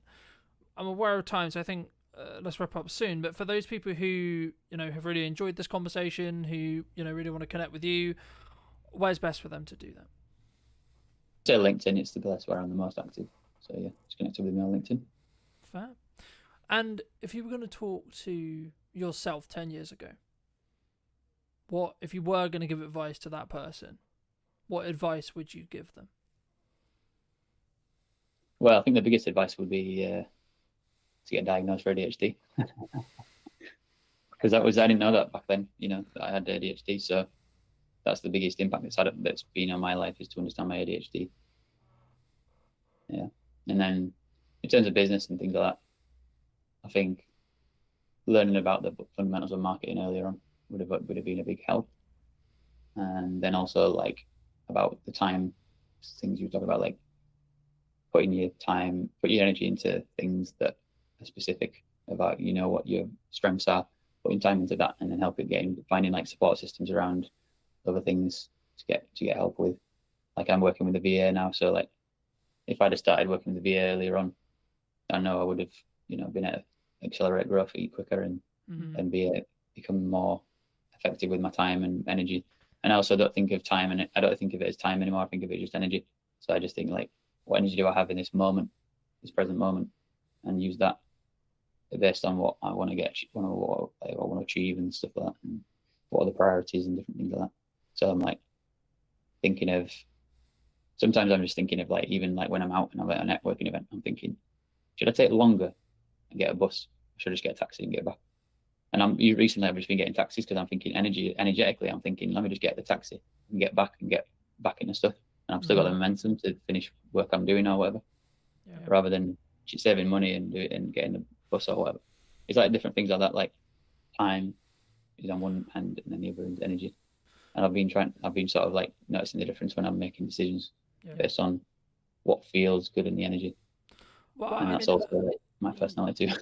Yeah, it's just as a final thought. I mean, for those who've got this far, I mean, thank you obviously for listening. But like something that really stood out to me from what you were saying, that also agrees with like someone else who I really respect business wise. He said, well, you need to specifically understand it's about fit efficiency, right? But also about how you set your mindset up when it comes to like what you're going to do. So there's kind of like two modes, the way I see it in business. A, we're trying to cut costs, we're trying to limit our risk, right? We're trying to bring down that overall cost. Or B, we're trying to push forward. How can we make more sales? How can we bring in more revenue? And I think once you're in that growth stage, now this isn't to say don't have cash discipline. This isn't to say don't have a cash cushion, don't do good money management, etc. But I think it's a different shift in your mind, and that kind of builds off like what you were talking about, the bus versus taxi thing. For me, the taxi thing is obviously a more efficient thing when it comes to time, but also it's about flow state, right? If you've got, say, this really great networking meeting, or you come off this live and you're like, actually, hey, this was a really cool takeaway, etc. Like, then you should potentially put yourself in a position where you can like get back to the studio, get back home, so you can then film that video while that energy is there, rather than I'm gonna have a downtime, chill, go on the bike. So, but also you might want that decompression, and I think they're the two differences. But Come and relax straight away, and it's relaxing to have a taxi. It's more convenient. I get in it, go straight there. It's less complications going on or risks of things going wrong or whatever. And then I can actually decide to rest or work when I get back. So I like having that because it's flexible, and it's like for me to figure out how to work flexibly. That's been a big part this year for me, knowing that I'm neurodivergent and realizing I need more time to process things and I need more space and flexibility and that kind of stuff. So that's like a massive learning this year, which I would have told myself 10 years ago. Definitely those kind of things. Fab. Anything else you want to mention before we part ways, Andy? I guess going back to just reiterating the part about energy versus time, and like thinking about what the energy and how it feels like, and following that can be a powerful place to sort of leap into, rather than us thinking about time all the time. Because sometimes I'll be pressuring myself through the day, thinking like wanting to do things all the way through the day, like because I'm thinking of it based on time, like I should be working from this time to that time and this time to that time, you know. And it's like but then I don't need to think of it that way. That's just a structural way I think. I can actually change that and flip it on its head and be like, what energy do I have in this moment? And then flip into that. And then do I need to rest? Let me rest. And then when I come back into things, I've got more energy again now. So then each task I'm doing I can be more effective at doing it. And yeah, and then having other support systems around me, I can ask people to do things for me that I don't really want to spend my time doing, or I have resistance. Like some things that are like reading documents or things where I've got to think like that stuff, and it's very serious stuff. Whatever. Some people are a lot better than me at doing that, and for me, I'll just get overwhelmed, and I'm like, I want to avoid it, and it's hard for me to actually face it. And they can do it really quickly, and it always surprises me because I'm used to doing it myself, and how much of a pain it is for me to do. When I see them doing it, I'm like, whoa. And they finished it and sent it back to me, and I'm like, that was crazy. So yeah. Magic. Well, thank you so much, ladies and gents. I hope you took value from this episode. If you did, well, be subscribed. YouTube thinks you'll enjoy this video right here, so why not click on that, and I'll see you very, very soon. Take care. If you're not getting much back, you're learning something. So the more you put out, the more you're learning. It may be a slow process. Don't take the negativity too seriously. What do you think's missing in marketing today? I've really doubled down on social media. I've been posting every day. So if I look around at similar sized places, you find that they are not dedicated to social media, which I can totally understand. How do you personally either deal with or look at hate comments or trolls, or is it, because we post stuff on the internet. The internet can be anonymized, can be keyboard warrior, can be trolly, etc. How should someone deal with a hate comment or a hate, etc.? Some of the stuff is disgusting, what they say. But I embrace it with love. Unless they have said something like racist or used extreme foul language, I'm not going to delete it. Hello, my friends. Welcome back to a brand new episode in What's Missing in Marketing Today. Today, we're on location, obviously, and we're here at the New Inn in Amesbury, and we're going to be interviewing Nathan or Nat? Which would you? Nate is good. Okay. Nathan is good. And we're going to be talking about his marketing. It was, I think, I wasn't necessarily going to start here, but I think the main reason why I reached out to you about doing this is because you've clearly been doing something. Because I think 5 conversations with me, but like, well, these guys are really shit on marketing. Mm-hmm. But before we get into that, what do you think's missing in marketing today? If we take the New Inn, for example, I've really doubled down on social media. I've been posting every day. So if I look around at similar sized places in the area or even further afield, you find that they are not dedicated to social media, which I can totally understand because it's time consuming. If you're going to do videos, you need a bit of self-confidence. It's scary putting stuff out because there's so much negativity in social media. So I totally get it. But I just think so many more places could benefit from concentrating on social media, being consistent, and not worrying if it's not perfect, because it's never going to be perfect. You just have to get something out and it will develop, it will snowball. So I think that is the main thing that is missing from similar businesses in our field, in the area. Do you think, I guess it's a commonality, like people say to me, like, it's a lot of work, and maybe it's the ROI question or return on investment question around, like, I'm going to put all this work into social, I'm going to put all this work into posting, and then what's it going to, like, return me back? Do you think that's why people maybe don't? Probably, because in the short term, you might be posting and posting and posting, not getting anything back, not getting any traction. So I can understand that's why people may not do it as much. But people just got to realise if you keep on, then it will happen. And just by the very fact that you're putting stuff out, if you're not getting much back, you're learning something. So the more you put out, the more you're learning. It may be a slow process, and don't take the negativity too seriously. The negativity I see now as it's gold, because if someone's a negative troll person posting on your content, well, they found it, it means it's getting out there. And also the good people, which is I'd say 99% of people are good, they would come back and reply underneath why they think that they are wrong, and they'd stick up for you. They might come back, but every time someone's commenting, more people are seeing it for what it is. So we're just honest, and people can interpret it how they want.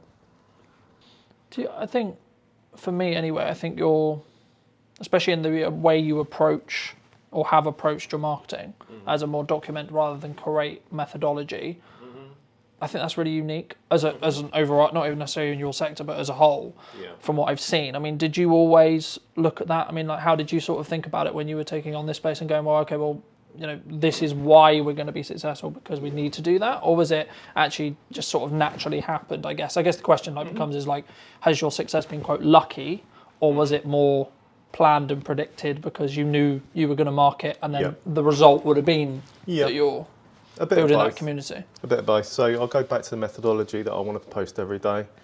And from the moment we get the keys, I mean, you could have thought we got the keys, but there's nothing, you know, to film about yet. The pub's not open. But every day something's going on. We're painting, we're doing the floor. I mean, it might be boring to some people, but for me and other people, they want to enjoy the journey. So many people have come into me since the pub's opened and said we've enjoyed the journey and how it's developed. And some people have even said, well, we missed that part of the process. So that it comes from that. It's just posting every day, and just things happen. We film it. I've got 5-6 things probably lined up in my mind that I want to do, because just make sure you got something lined up. But then things just spontaneously happen. I'm looking around and seeing someone's doing something interesting, like discovering the cellar, for example, was the big one, or even simple things like putting up lights or laying a new floor. There is a satisfaction to seeing something that isn't right, it's tired, strip it back, and then see the end process in a short video. People find that satisfying. I find that satisfying. Why do you think people don't do that? And then you can either target this at your sector or in general. I think because I think there's so many opportunities to document rather than curate necessarily. Because you're in it and it's every day. It might be boring. People thinking, who's going to be interested that I'm painting this wall? Who's going to be interested that I'm laying this floor? But when you frame it and you look at it, and even the wall in the car park, a tired old wall, but to see it gone from a tired old wall to being brilliantly whitewashed, I mean, that's satisfying. And then the hanging basket's going up. And then that's just a small piece. And all these small pieces make up from a pub that had been closed for a little while. So it's tired, it needed a bit of work, it needed some love. So every one of these pieces of jigsaw, which is interesting in itself, slot together, and then you can see the whole picture. And people said that they've followed the whole journey, every video. So that is nice feedback and motivation. And also it feeds into itself, because people coming back, making nice comments, and then that gives you motivation to keep going.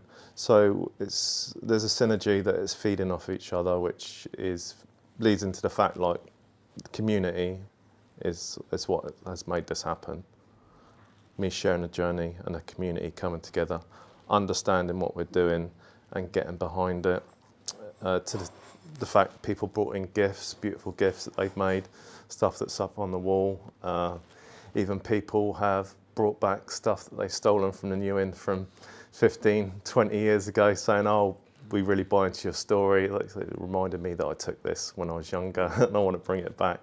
So all around the walls and shelves, it's going to be gradually full of old stories and histories from the local community and the people in there. I think for me anyway, that's what will stand you apart from, you know, the corporate pub, right? Mm-hmm. But I think as well, like, maybe people who are watching this who are maybe not in the hospitality industry but are in maybe other industries. I mean, what you're talking about there and touching on there is the storytelling aspects of our daily life, right? Yeah. I think especially now in a, quote, harder climate, people want to connect to stories. They want to connect to people who, I guess, are building community around their businesses. Yeah. Did you, I mean, I guess the question that comes from that is, what advice would you have for either your sector or general for people who are looking to build a level of community, a level, because it can be quite buzzwordy, right, in that respect, and the concept of building story and something that maybe we both understand because we've been doing it a while, but for those who maybe haven't and maybe are starting on their journey, what would you say to those people? I'd say the advice I'd give people, I did it myself, is especially at the start, I don't so much now, it's like look at people that are telling the story well in your industry, in your sector, and look at it from the outside, because a lot of things that you think might be mundane are actually interesting. If you're not confident on video yourself, there's plenty of people around you, the bar supervisors or even customers, that there is people that will go on video, and that is part of your pub as well. That's part of your story. So try and find those people. There will be someone around. I think you just have to sometimes put out that intention, right? You said very early that I'm going to post every single day. Yeah. Right. That's, for me, that's something which I've done for many years, but I think that's rarer, right? Yeah. I think people sometimes struggle, like the keys that I hear from people I work with or etc. is like, we don't know what to post, we don't know how to post it, or we don't have the confidence to post it. Yeah, they're the key things. How would you, I guess, fix those problems from your experience? So maybe either pick one or three, and I'd be curious to hear how you would personally recommend people try and fix that if they are looking to maybe daily post, or is it actually, go to weekly posting, get that done for a couple of months, then go to 2-3 times a week, and so on, and build it up from there. I'd say go into posting daily and commit to it. I mean, you can write a list of stuff that you think's interesting, you can ask people, and you can work through that list. The thing is, if you're going to post something, if you've got nothing to post that day and you just randomly think of something, you may not think it's that good, but post it anyway, because that's happened to me before and it's been like one of the most biggest posts. Just because I've put something out, I think, well, I don't know if it's that good or people are interested, but I've just posted anyway. And occasionally they can be your best post. And conversely, you might have a really good idea and think, I've got this story and I want to put it out there. You put a lot of time into it, and for some reason it doesn't take off. So I think you should commit to doing every day. I mean, everyone's different, but I think that forces you into actually posting and learning. And being in that, I guess, in unconfident action, rather than, oh, this post has to be perfect, this post has to be, the thing which is going to get loads of views, right? Yeah, don't worry about it, because you're going to be posting the next day. And if it's not perfect, it's going to be buried within a week if you're posting every day. And you're learning every time. That's the beauty of it. No, I agree. Looking a little bit more towards the pub, then. When you reopened it, was this the vision you had for it originally? Or has there been, I mean, you mentioned the cellar, right? Yeah. I think it's one of your highest performing videos, correct me if I'm wrong, but I believe it is. Yeah, I think it's over 700,000 views on that one, and subsequent ones, which I mean, is fantastic. it, was when you took it on, was like, okay, I've got this vision, I've got this plan. Yeah. Did that stay true, or has things changed and adapt since we sit here today? Yeah, I think it stays true, and it's been our vision. At which point I want to say that's my partner Gemma, who's the driving force of it, great business mind and organiser and manager. And then there's Kirsty, our other co-owner, who is has a background in catering, and she's a chef, so she's been brilliant, like getting the kitchen organised. And her partner Adam, who's been doing some maintenance and some DIY stuff. So as we talk forward, I want just to acknowledge that it's like a massive team effort, especially Gemma being the driving force. But that being said, we have me and Gemma and the others. We have had a similar vision, and it has come together as we expected. And on the opening night, I knew it was going to be, say the soft launch, I think it was on the soft launch. I knew we were going to be busy. So I made it in my mind to take a moment and just like step outside and see it, which I'm glad I did, because I quietly snuck out the door. I went over the road and the pub was lit up for the first time, and you could see people in the windows mingling, enjoying, and you could hear the quiet sound of people laughing and talking come across the road. So that was like a special moment. I just sat on the steps opposite the outside the church on the steps and just took a moment to watch it, because that's what it was about. So that was our vision right there. How did that make you feel? Satisfied. Yeah, it's a nice. Because I think that's kind of like a plastic. You put all this work in, and there's no guarantee. Like with a lot of projects, especially like with like in your example with the pub, you put all this work in beforehand, and then it's pretty piss. It's either going to work or not. Yeah. Yeah, that was a great warm feeling, and I was confident it was going to work because we had so much positive feedback from the community, and that fed into the fact that we'd work harder and get it open quicker and do more. So that was a rolling effect, which was great. And while we're working on the building, I'll be working outside sometimes, inside. The amount of people that walked past and said, "We can't wait till you're open. We love what you're doing. We love the stuff you're doing on social media." It's, you know, same people walk past every day and ask how it's going, popping in and showing their support, which was great. It was really, really encouraging. And even walking around the road to get a coffee, you'd get stopped 2-3 times. How's it going? To the extent it felt like I was like mini famous in Amesbury, which was really nice, because it felt like people were getting the story, getting what we were doing, getting behind it and understanding it as a community and it's for them. We're just custodians of the place, and this place is for them to come and enjoy, even if it's having coffee and cake during the day, if they're playing crib or they're playing pool or darts or whatever, or starting a football team or supporting local groups. That's what it's there for. I mean, that's really nice for me to hear, because obviously traditionally, what like a pub was a communal hub, right? That was traditionally what it was meant to do. And I think with maybe the advent of the internet or the advent of like, again, like I don't like leaning on quite harder times, but it would be easier to say that, you know, pubs are maybe slipping away and out of the community. So I guess in some ways you're an example of, no, we can kind of, I guess in some ways is it more the community actually? Because then my next question was going to be around like, when you look at the marketing you've done, some would say maybe the uneducated percentage, but some would say, oh, you've been lucky. Right, but I personally believe you've made your own luck with execution and learning, rather than, oh, you're lucky. But do you count it as that?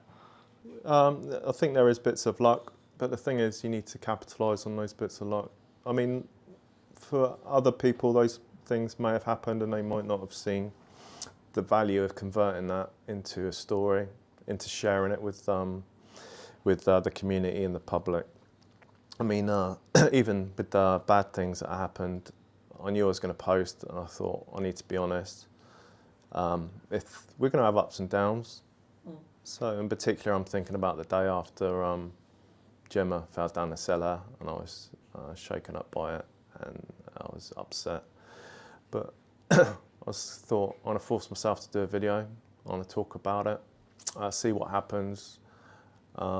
Because so many people said they enjoyed the journey, then I'm robbing people of the journey if I'm just saying the good bits that happened.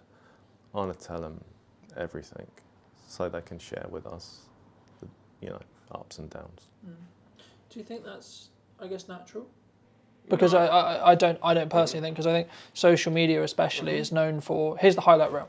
Yeah. Here's the holiday, here's the car, here's the new camera, here's the etc. Right? Yeah. Here's all the good stuff, but we don't talk about when maybe business isn't booming or things unfortunately happen, etc. I mean, was that hard for you, like to actually capture those elements and actually think I guess in some ways is there a moral a moral question around like, yes, this is part of the story because it happened, but should we post it? Should we not? Because the thing is, like, obviously you can capture it and then choose whether you use it or not. How was that sort of for you? I mean, I'd be curious to hear sort of, was it always something that's like, no, actually this is going to be just part of the story and we'll choose the right time to share it? Yeah, I had to step back and think about what my ethos was and what the ethos of the pub was. And that's honesty and transparency. So I thought we'd do it. I had to have the permission of Gemma. She doesn't like the limelight. That was the worst thing that could happen, her falling down the cellar. So the story is, we got a glass panel in the floor now, which looks beautiful and it's lit up. But there was a short time when there was a hole, it was exposed. We're still working in here, very conscious that it's there. Gemma was the person who was reminding people, watch out for the cellar, watch out for the cellar. And I just have this vision of her walking over towards to put something on the table, to decorate the table. And I can still see the image now of, I know what she's wearing, like black leggings and a black hoodie with the New In Amesbury written on the back. And just seeing her there 1 minute and just like disappear was like sickening, because I know it's like a big drop. It's probably 6.5, 7 foot, rough terrain down there. It's rocky, stony. So that, a real sinking feeling, and I can still, it's like an indelible image in my mind. So the moment she fell, I rushed across, and looking at that now, it makes me feel sick that like I actually jumped from there to the floor. I don't know how my back survived, but just jumped straight down there, and I was with her for the duration. And when I jumped down, I shouted for someone else on site, Tom the electrician, who called the emergency services. At the same time, I called a paramedic, a friend of mine who's retired on the Friday, and I'm calling him on Monday, and said, please get down there. And he was just down the road in Durrington, so he was here in about 10 minutes, which was reassuring, because I knew, the basics of what to do to keep her still. Her breathing was really shallow to start with, and she had a big concussion. So to have him there and to tell Gemma to stay still, which is a mission in itself, because she's saying, I've got a meeting in an hour, all this dead time. She said, I just need to get up. We've got a pub to get open. And we're saying, Des is brilliant. He's reassuring her to stay still. We need to get her out properly. So the ambulance crew arrived shortly after, and they said, we need the fire brigade to get her out that small hole. And the fire brigade arrived, and then they said, we need a technical rope rescue team. So over the next few hours, this pub was full of emergency services, and they were all fantastic. This road out here was just lined up with emergency vehicles. So of course the jungle drums on the local Facebook groups were going wild with speculation of bombs or fires. You know what it's like. So that's also why I had to shortly after say, this is what's happened, just to knock that on the head. And as soon as we knew Gemma was okay when she went to hospital, I could put that out, and we had a great response. People that we didn't even know said, is there anything can we do to help? We'll come and we'll bring you this, we'll bring you that, we'll sit with Gemma. It was fantastic. People we know, people we don't know. The amount of flowers she got was incredible, which was really heartwarming. Yeah, and it makes me feel a bit emotional now, because that's what it's about, community. Yeah. Thank you so much for sharing that. And I don't know if the response, the initial response as a human is always, oh my God, this thing's happened. Is the person okay? Mm-hmm. Right? But then I guess it takes another level of, leaning into your values, your trust in your community to say, well, this has happened. Mm-hmm. She's okay, but, this was obviously an accident, etc. In that respect. And I think it takes a level of, I'll use the word trust, mm-hmm. to tell that to your community, because in another world, in another way, your response was very positive, but there could have been a world where the response could have been very negative, right? And it could have been very, oh, this, that, you know. I guess that bridges me on to a nice question, which is like, how do you personally either deal with or look at, quote, hate comments or trolls, or is it, you know, because we post stuff on the internet, we put our, maybe sometimes our vulnerability, especially in this case, out on the internet, and the internet can be anonymized, can be keyboard warrior, can be trolly, etc. Can be, yeah. You know, in that respect. And I think if people haven't been, quote, seasoned on the internet, then they maybe won't necessarily know. Like, everyone reacts differently, right? But I mean, if you were going to give advice to people, what would you, how should someone deal with a hate comment or a hate, you know, etc.? I can understand why that would put someone off, because it is, some of the stuff is disgusting what they say. But I embrace it with love, unless they have said something, you know, racist or used extreme foul language. I'm not going to delete it. I'm going to leave it there, and I thank them for taking the time to watch the video, and thank you for taking the time to make a comment and put a heart at the end. Other people see it and that they would like it. I mean, your initial reaction is quite different, but over the years, that is the way to do it. Either they don't say anything more, or occasionally they say, sorry, that, you know, oh, I didn't mean that, or they twist it back round. Very rarely do they double down. I mean, they can, but I'd just like double down on the love. And it's all good. You have to understand that some people are not, have problems in their own lives, and maybe they're using that as an outlet. Do you think that's a common reaction? To, quote, kill them with kindness? I don't think so, but it's the only way to do it. Because it would be very easy from an emotional reaction point of view to go, well, I'm going to start having an argument in the conversation now. It is counterintuitive, but it is 100% the best way to deal with it. Then don't give them the power to make you feel angry. Just accept some people like that.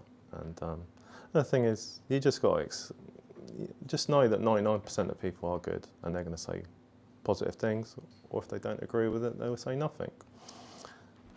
So just, I mean, you need to have trust, but I can totally understand why people would get angry about it. My partner Gemma and other people would, but I was saying, it's a good thing. Someone's seeing it, making a comment, it's fine. Looking forward. What are you specifically looking forward to? I mean, we're recording this just before Halloween. Is it just Christmas? Is it going to be into the new year? Like, what's coming for those who may be watching this when this comes out, that it may actually have happened by the time this comes out? Okay. So every single event we're going to look at, and we're going to keep driving forward. We haven't just opened the doors and that's it. We got the we've got a sports bar open now. Sky TV just went in yesterday. So we'll start advertising that now. We're confident that's up and running, because it's a nice games room with a pool table, dartboard up there. There's more work to do in there, pictures up and bits and pieces. I think that the amount of response that we've had from the games room, sports bar, is been fantastic. So we've got a bigger room that's a function room. So that'll be the next project. So potentially we'll start clearing that out. And I think that may be at the new sports bar, because it's bigger. We'll be able to get a lot more TVs in there, dartboards. The response for darts teams has been unbelievable. I think, you know, potentially we could have 2 or 3 darts teams and a pool team. So that's another thing to look forward to. And then over the summer, I showed you the garden, which we just made serviceable for now. It was all overgrown. That's a nice space. And by the time spring comes around, rocks around, then that'll be a beautiful beer garden. So that will always be stuff going on, and we're also led by, you know, what people want. So as people buy into it and spring comes around, we see what people want. You know, maybe a pizza oven out there, or do a barbecue, put the marquee out there, have an outside bar. All these stuff, you know, we got lined up in our mind. But if people are going to use it, then, you know, we'll do that. Do you think people I mean, you're clearly investing time, energy, resources, money, etc., consistently here. Do you think that's rare in the hospitality industry, especially at the moment? Because it would be very easy for you to go, well, I put in X, so now I'm going to start wanting to pull some profit back. I think maybe. I don't look around too much what other people are doing, but there are some people that are doing what we're doing. Specifically in Amesbury, there's a new owner down at the Kings. He's investing some money in it, making it better. That brings me on to with the pubs, you need each other. Coming into this area, I thought I'd need to work on everyone to like work together. Because I know in previous years there's been a lot of backbiting and people competing each other in Amesbury. But the thing is, if you just have the new inn by itself and there's nowhere else, people want to come to a pub and have a meal and go to another place and come back, or go to another bar. So you need the whole of Amesbury to be working together, and I want to make Amesbury busy again with the help of everybody around. Because we're not competing against each other, we're competing against people going further afield, out for a meal and a drink. We're competing about people staying in and buying cheap supermarket beer. We're competing with the cinema, we're competing with so many things, the internet, everything. But Amesbury needs to work together because we're not competing against each other. We need 4 or 5 nice venues, which we have got here. And everyone has been so helpful. When you open the doors and everything's brand new, no matter how much you plan, you forget something. On the first day we opened, someone asked for a bottle of wine, and we were like, oh, we ain't got a corkscrew. That's one basic thing that we've got. So I popped over to the George over the road, and they were like, no problem, here's some, have these. And same with the other venues. I'll try and list them all, like the Kings and the Dunkirk and the Anthropos and the Bell, and sorry if I've missed anyone, Piazza. They've all helped us with things that we might have forgot or change or support or sending people here, which is great. Even the offer of, we'd take some menus, and it's been fantastic. And that everyone buys into the same thing. It's been a great community amongst the bars. As I say, do you think that's... I personally think in some cases that's maybe more true now, because things have got harder, because people need to band together a little bit more. But I think initially, the initial response, especially when people, I guess, first start, especially in like my industry, or the same would be true, I expect, in yours, where they're very self-focused, right? I've got my business to run. I need to make sure I'm making a living, etc. And I guess they don't, in some ways they don't appreciate or understand the reciprocity of, hey, there's other options, and hey, you should go and check out these other options. I mean, did you always have that mindset? And if you did, do you think that's rare in your industry? I think it's rare. I'm always trying to sell this point. I'm keen. Our background is security. Gemma runs our security company now from top to bottom, but I've done the security for 30 years on doors and bars and nightclubs. But I've seen so many bars open and close, and so many bars do well. And to see people trying to compete against each other like a club down the road, and like trying to undercut each other or go against each other on nights, you're thinking, this is crazy. If they just pull together, they're so much more powerful. If they work together on grouping together, putting on nights, working out who's doing what, they'd be so much more powerful and bring more people to that area rather than the next town or the next city, or doing something completely different. So that's something I've always believed in, because I've seen it firsthand, and that goes for anything, community. Wider afield, like with anything, it's so much more powerful working with the people around you rather than going against it. There's been a lot of talk, and you may have kind of already mentioned it, but there's been a lot of talk about, I know I alluded to it earlier, about pubs are dying, right? Community houses are dying. What's your view? Do you think they are? Well, it sounds like it if you hear anything in news, which I tend not to listen to anyway.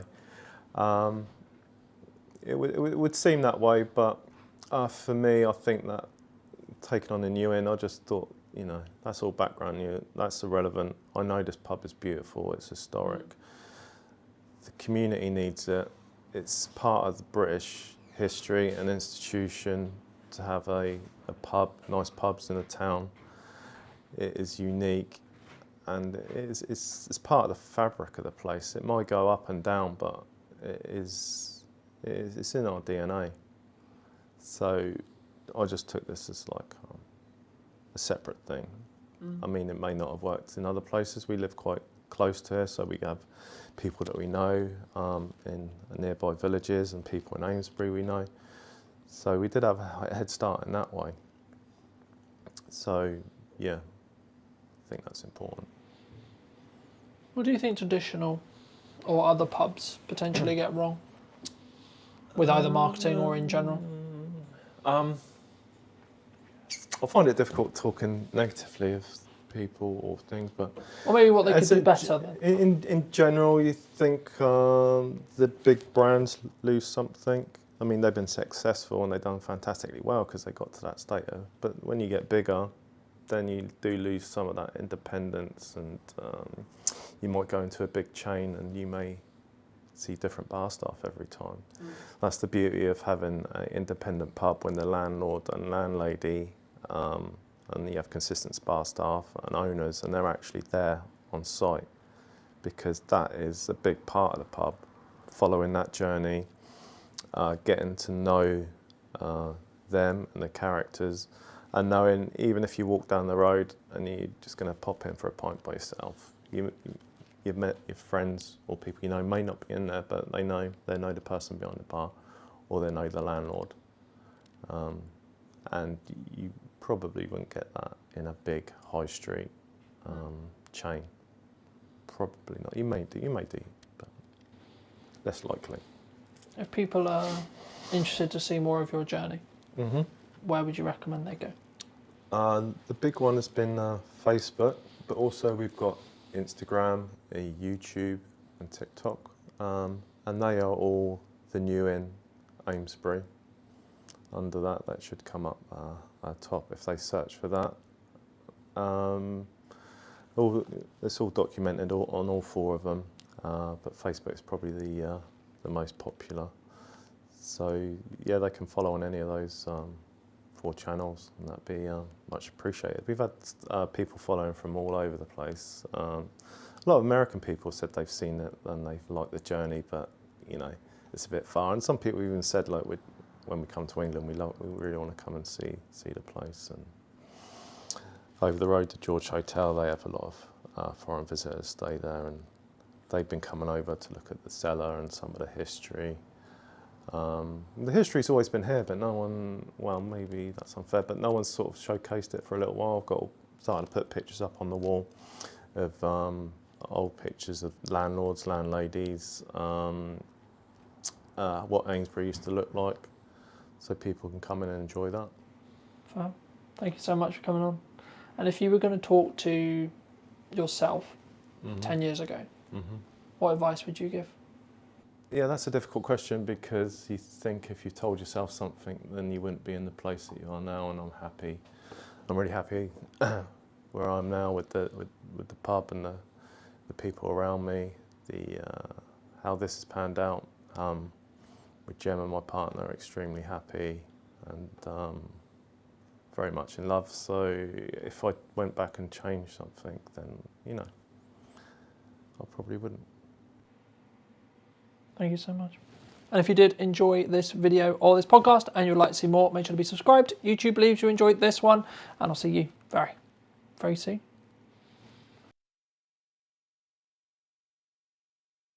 I've got my video goggles on as well, and I'm completely biased towards video because it is the most impactful content on social media. Full stop. End of. Key question for you. What do you think is missing in marketing today? What's missing in marketing today is emotion, authenticity, and consistency. If you were going to talk to Chris 10 years ago and you were going to give advice, what advice would you give him? The more that you are unashamedly you on social media, the more impact you will have in terms of reach, in terms of engagement, in terms of sales, everything. Hello, my friends. I hope you're well. I hope you had a good day, video night, wherever you are. Today, we're back with a brand new What's Missing in Marketing Today episode. Today, I'm going to be talking to Chris. I imagine all things about social media and all of those wonderful places to put our content. But first, Chris, welcome to the show. Thank you so much for the time, and thank you so much for coming on, of course. But key question for you: what do you think is missing in marketing today? Thanks for the invite. Really appreciate you hosting me today. What's missing in marketing today is emotion, particularly emotion, authenticity, oomph, and consistency. When you say oomph, what do you mean? Because I think sometimes some people will take that as energy, right? Some people will take that as how we show up. Other people will take that as, I guess, like the amount or volume or energy. Like, that's why, if you don't mind just unpacking that briefly, I think it'd be really helpful for the viewers. Yeah, absolutely. No problem at all, Carlton. I think by oomph, I do mean energy. I mean true commitment to the cause. I think for far too long on social, people have seen it as a tick box and not this kind of ongoing personal or business brand commitment. And if you are truly giving it your full oomph, your full energy, your full commitment, you will get so much more out of it. I'm so aware of the fact that might be perceived as fluffy, but I think, in fact, I don't think I know that people can see right through cold, corporate, boring, emotionless content. And so it's so important, and it's critical actually now that the content that you're sharing, you give it your all, you give it your full oomph. So that's what I mean. Magic. I mean, you're very seasoned. You know, you've been on social media for over a decade, starting out as a side hustle, creating your own agency. What was the turning point that you thought, actually, hold on, this could actually legitimately be the career of my dreams, so to speak? I became addicted. I became obsessed with the platforms, the algorithm, the opportunity, particularly because really with social media, you can honestly go anywhere and get into any audience and reach any person anywhere. How incredibly remarkable is that? And I think when I first started on social, I was gaining traction really quickly, and I was connecting with people in places that I could never dream of. And of course, most people that tune into this podcast will understand the 6 degrees of separation, right? And I think that process is sped up so much more because of the power of social. And so I am just obsessed by it, and I'm excited by it. And I just truly believe that anyone can create impact for themselves or their business through organic social media. And the opportunity of that is bigger and better than any opportunity in the history of the internet, in my humble opinion. Do you think people don't do it because they're worried about what if someone sees me? What if Gary, Sally, my mum, my friends from high school, etc., etc.? Like, is that why people don't do it? Definitely, Carlton. I think a huge amount of work needs to be done in terms of self-discovery and your why and your own self-psychology and having a coach. So many people come to me, Carlton, they say, yes, Chris, let's do social media. Let's get going. I want to do this. I want to go there. I want to achieve this. I want to achieve that for myself or my business. And on paper, that sounds amazing. But often comes the stumbling block of getting themselves out there, seeing themselves on camera, being okay with how they sound, understanding how to, have some confidence in your conviction, and being okay with people judging you. And that's something that is really, really tough for so many people. And I actually think is a great place to start this conversation with, Carlton, because before you get into all of the technical, geeky social media strategy, tech, platform, algorithm stuff, content creation, how are you showing up? How confident in your conviction are you? Are you okay with people judging you? Are you not okay with people judging you? Are you way too tuned into the vanity metrics? Oh, this post only got 2 likes, therefore I'm never going to do it ever again. So there's a lot of mental work that has to go into it, Carlton, and also again, that's not a tick box. It's not a one and done. It's a continuous thing. And the unsexy truth about social, and certainly becoming successful on social media, whether that be for your business or your personal brand, you are going to get people that criticize you. You are going to get people that disagree with you. You are going to get people that leave you snidey comments. But with that growth comes huge opportunity, both financial and just general impact in whichever way you perceive that to be for yourself or your business. No, I mean, I completely agree. And I mean, I think, but I'm also aware when saying that, though, that we come from a place of privilege because of the years we've been doing it for. If someone's listening to this and they're maybe concerned about, okay, I've got my first hate comment, what do I do? First of all, pause.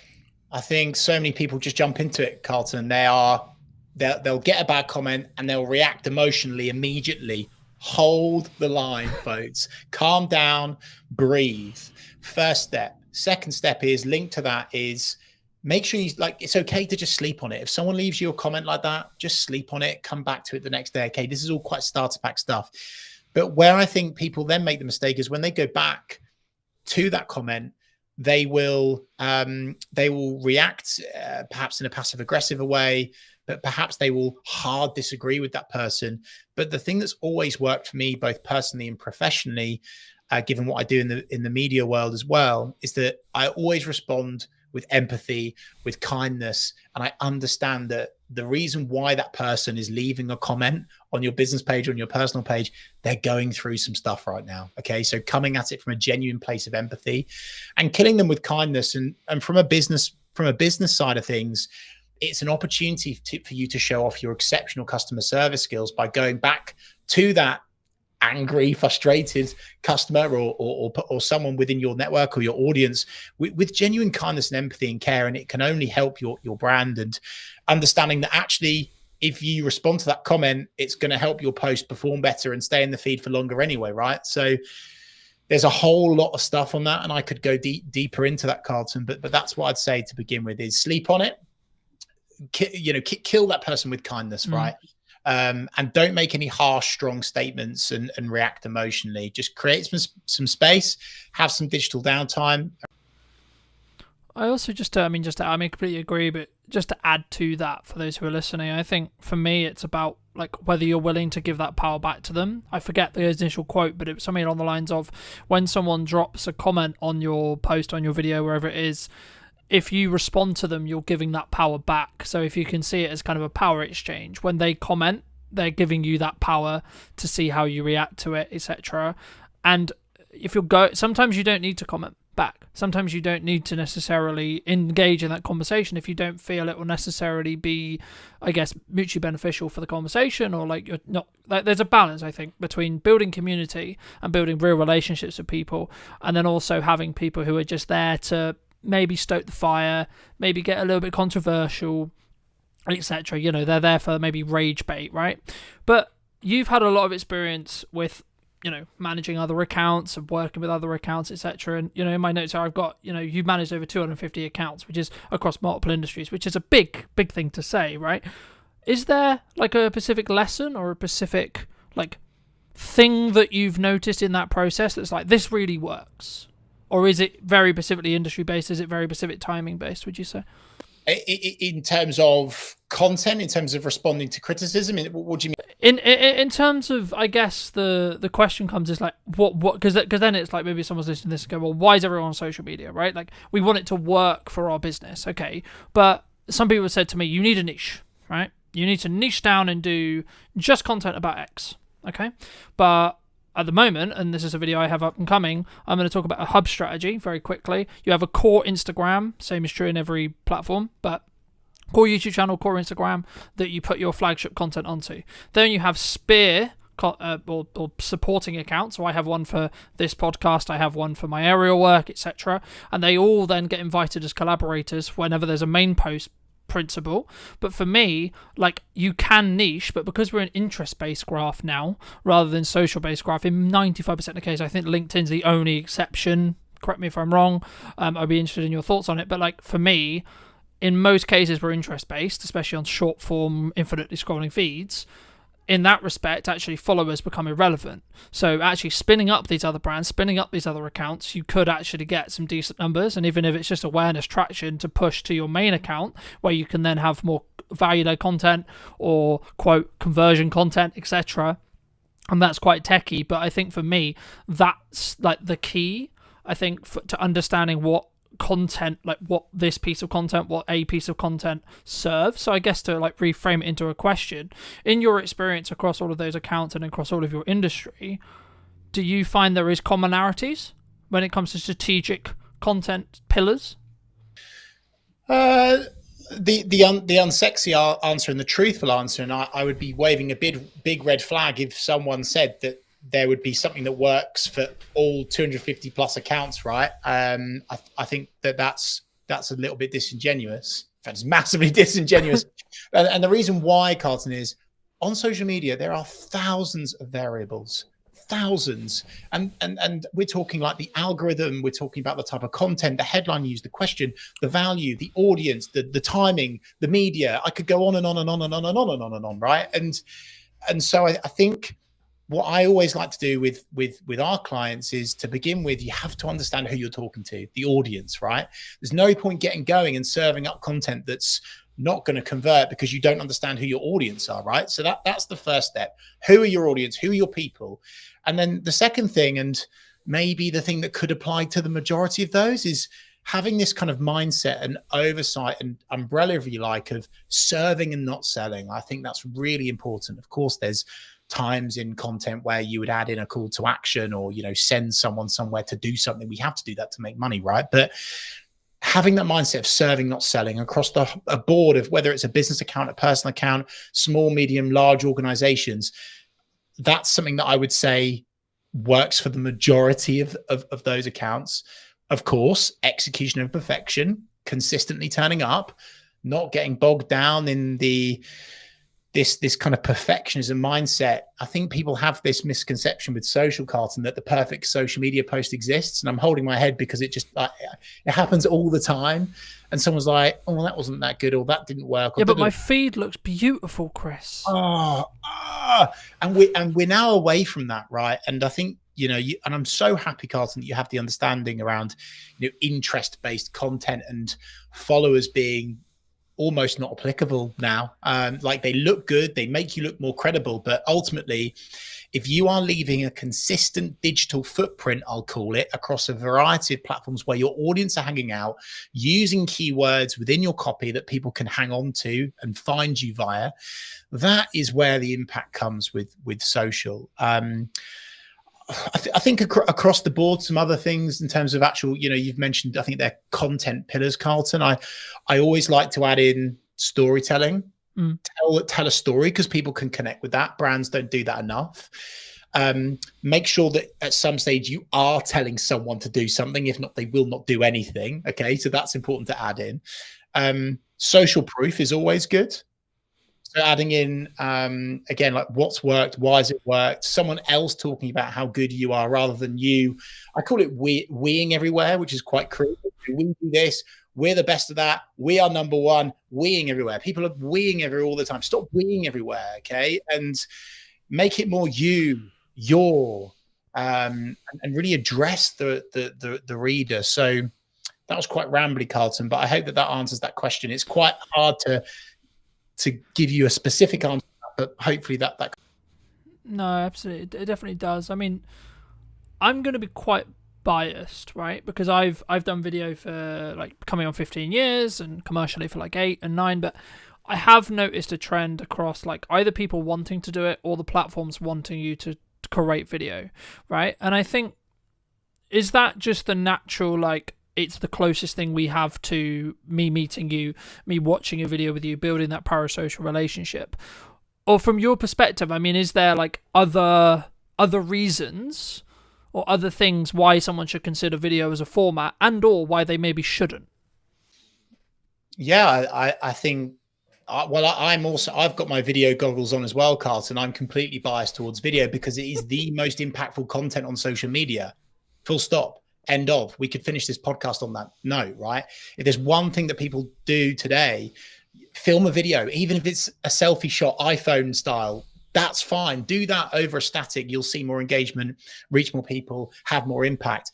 I come from a commercial sales background. Really, I've always done social, but I that's kind of like where I've really made a dent. And when you show up on camera, Carlton, it is so good for demonstrating expertise. It accelerates relevancy, relatability, trust, because it feels real. And in this AI bot, cold corporate fake world that we seem to be drifting into, it is more important and more impactful than ever before to jump on video. So this isn't just me saying do video because it gets you more engagement, it helps you reach more people. It's, well, actually, even if you only had a LinkedIn network of 4 people and you showed up on video, it would definitely be more impactful than just normal static stuff, right? Because of a sales piece versus an algorithm piece, if you like. So for sure, I'm a huge advocate of video of all shapes and sizes. I think there's a place for long form, definitely. I certainly think there's a place for short form.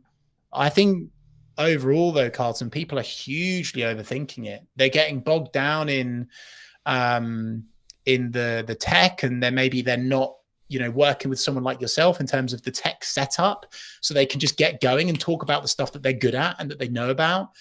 And I just want people to get into this mindset of execution over perfection, and relatability, being real, even if you're walking down the street. And I know it's brave and it makes you look a bit silly, but even if you're walking down the street and you're just sharing a few words about your day with your camera and you're posting that as your content, that's a good enough start. It really.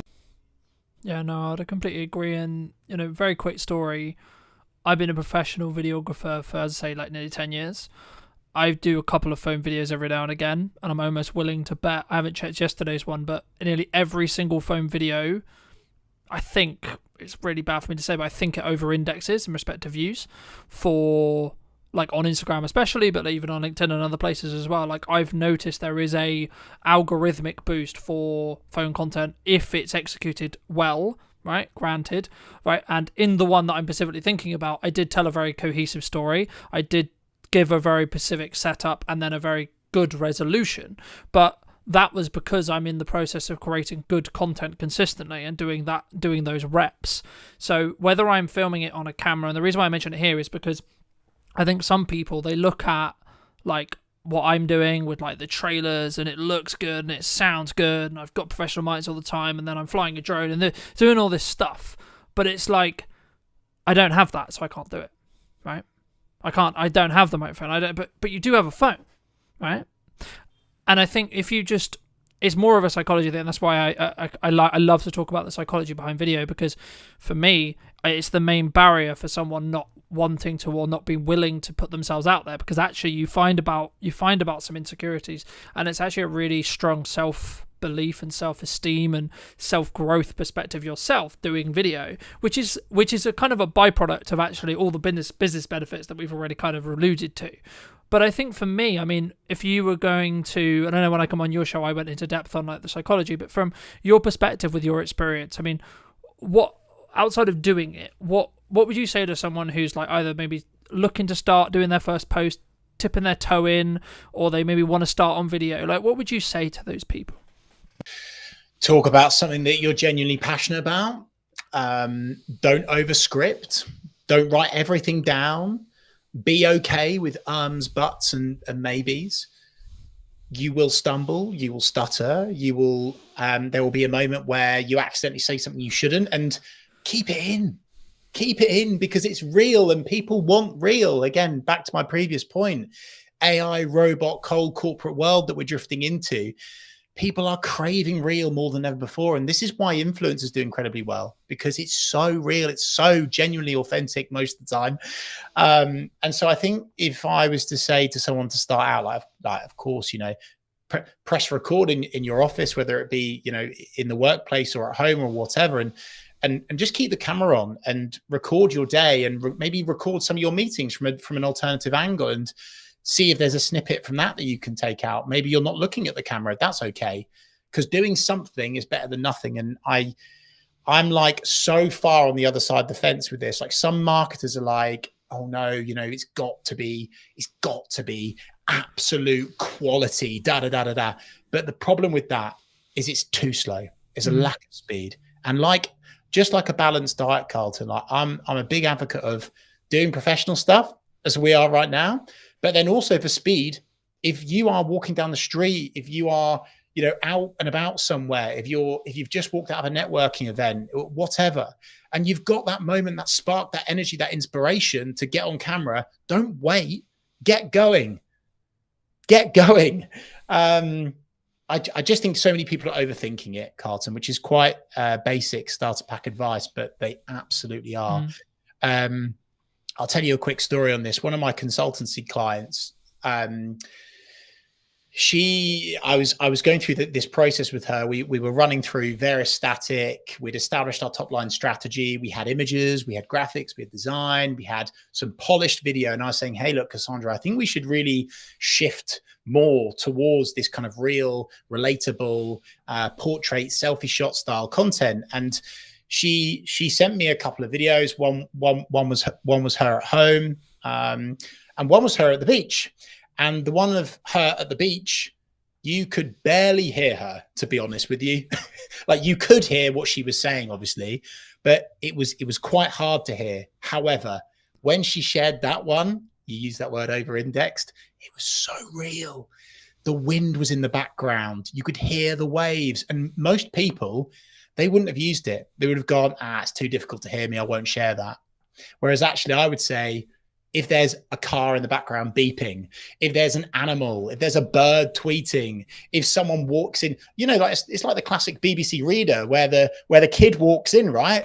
Like, use that, you know. I just think so many people are overthinking everything, and it's I mean, maybe it's a wider societal, deeper issue, right, around our own self-image. I think it's getting worse because of social. That's maybe like the dark side of it, but if you can just be okay with who you are and unashamedly sharing who you are with the world, then you will reach so many more people and be able to spread your message and create more impact. Something that I understood a handful of years ago when I did a video talking about marketing funnels was actually the job of a marketing funnel is to basically repel or exclude a certain sector of people, right? The wrong certain people. Because I think when we look at marketing, we go, I'm trying to attract the right people, right? But we don't always look at the other side of it, which is that repulsion side. But something which I've found really interesting as I've grown and I've developed is like, I'm talking to more business owners who are getting busier and busier with the operations of a business and et cetera, et cetera. And that's probably one of the reasons why they, to be honest, they bring me in, because they want the professional content, they want the feel, they want the sound, but they don't want to have to worry about what lens are we shooting on, what light are we using, what microphone are we, so on, right? But for some business owners who say they don't have time for social media, they don't have time for content creation, what would you say to them? I would say, like anything, it's whether you truly want to commit to it or not. I would say that it's more attainable than ever before to work with a genuine specialist that isn't going to charge you, you know, through the roof like a large generalist agency that doesn't specialize in. And you, as long as you go through an appropriate in-depth onboarding, consultancy, strategy, agreement process, if you like, and you're able to define exactly what you want to achieve, where you want to go, how you want to do it, your tone of voice, then you could outsource it. But I also truly believe, Carlton, with the tools and technology that are at our disposal today, I've got a lot of concerns around AI, right? But then also, I am an advocate of using AI in terms of ideation, in terms of building out content pillars, headlines. There's so many things that we can get from it. So it's easier than ever before to get consistent on social, whether you do it yourself through tools, through techniques, learn techniques, or you outsource it. You know, you don't. I think there is this kind of there's this real thought with most people that it's like this huge unattainable expense to work with a specialist on your social now, but that's certainly not the case in my humble opinion anyway. So again, not maybe a one and done answer there, but an honest answer, which is that you can absolutely commit to it, whether it's yourself or whether it's through a. I think for me, my answer would be like leverage, right? Like, it's what are you leveraging? How are you leveraging your time, assets, resources, etc.? Like, you could, using like what I did for a long time, hire someone to follow you around with a video camera and document rather than create in a Gary Vaynerchuk style, and or actually, like as you've already mentioned to it earlier, record what you're saying in a meeting. And this does one of two things. A, it gives you infinite content opportunities, especially if you're going to use things like ops clips to do the editing for you, because you're only doing it for short form. But also, it actually means you're going to show up better for that person in the meeting, because you're not going to spend time talking about how's the weather, how is the dog, etc. You're going to go, okay, how tangibly can I add value to you? Right? How can I tangibly add value in that hour? Because A, you're creating content from it, so you want to add kind of generalized information, you want to create the most valuable content you can, but also I've found personally people take more value from the meeting because you are kind of in that performance mode, I guess you could say, right? But this does kind of link in, I guess, and it'd be wrong of me not to ask you around, you know, you've been very fortunate to speak on stages. You've been fortunate to, I believe, correct me if I'm wrong, but like run your own radio show on the BBC and co-host it and etc. I mean, like, for people who are maybe listening to this and that's maybe like an avenue of their business, so maybe they have a speaking opportunity or they have been invited on the radio, but they're not sure, well, like, what's it going to do for my business? And like, why should I? And like, do you see that as important for you personally? Brought that up, Carlton, because it links with your response to my last answer, right? Which is that if you're going to do public speaking, or you have a media appearance, or you're guest writing, or you're doing something like what we're doing now, okay, the reason why I'm committing to this is, of course, not just to share my expertise and my experience and help serve, not sell, really just help people reach new audiences. It's getting content as well. And you've mentioned Gary Vaynerchuk, huge advocate, very grateful to have met him a couple of times now, a really real massive inspiration for me. And one of the things that he talks about is content pyramids. And many people just, and it again links back to your having the time bit, Carlton, they don't realize that us doing this, what is it now, half an hour, 45 minutes, we'll do maybe an hour today together. This will give me content for weeks. I could pull out of it a long form video. I could pull out of it multiple blogs. I could pull out of it, I mean, with your help, especially Carlton, so many short form video snippets, right? That I could run evergreen on my personal or business account for maybe the rest of this year, for goodness sake, right? And it's a massive frustration of mine, actually, Carlton, as well, because when people get these opportunities, public speaking, media, podcast, etc., they don't maximize the opportunity and they don't use it to their advantage. So they do it, they reshare it, and that's it. And it just kind of dies or fizzles out. And they don't realize that actually by doing this today, I'm getting loads of content that I can use over and over and over again. And that is an incredibly useful trick that so many business people are well, not just business people, all people are missing out on the opportunity from. And of course, by me doing this appearance with you, it's going to highlight me as the expert, the person of expertise.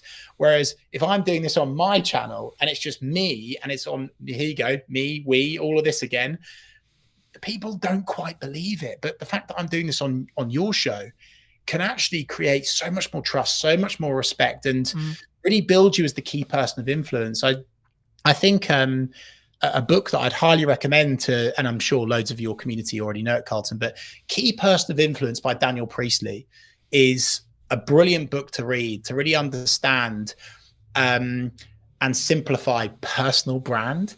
And it gets you in this thought process and concept and strategy of, using these opportunities to build you as a key person of influence so people trust you more. And if they trust you more, they buy more of your products and services. It's a simple mathematical equation, if you like. And so again, that's why I would hugely recommend that when you do these appearances, you really, really milk them for as much as you possibly can. And also, I think, sometimes people see like filming a talk at the front of a room or filming a podcast as like just a cost. And until you break that framework down and you look at the visibility that you're potentially going to get, and I think at the moment we relaunched the podcast account, I think it's now like 24 or 22,000 or so within like 2 weeks or so, just under 2 weeks in regards to like monthly views. Now, yes, we're using a strategy which involves a level of volume to create that, right? Each reel is maybe only getting 300 or so views at the time of filming, sure, but the point is, how many people, even if we take 1%, okay, that's close to 2,000 people that potentially could convert in my business within the next 3 months, right? And that's just on Instagram alone. You then add the potential revenue opportunities that come from having a monetized YouTube channel and etc., and like building side revenue, especially if you're in what I would call a up down business, so like you're very project by project based.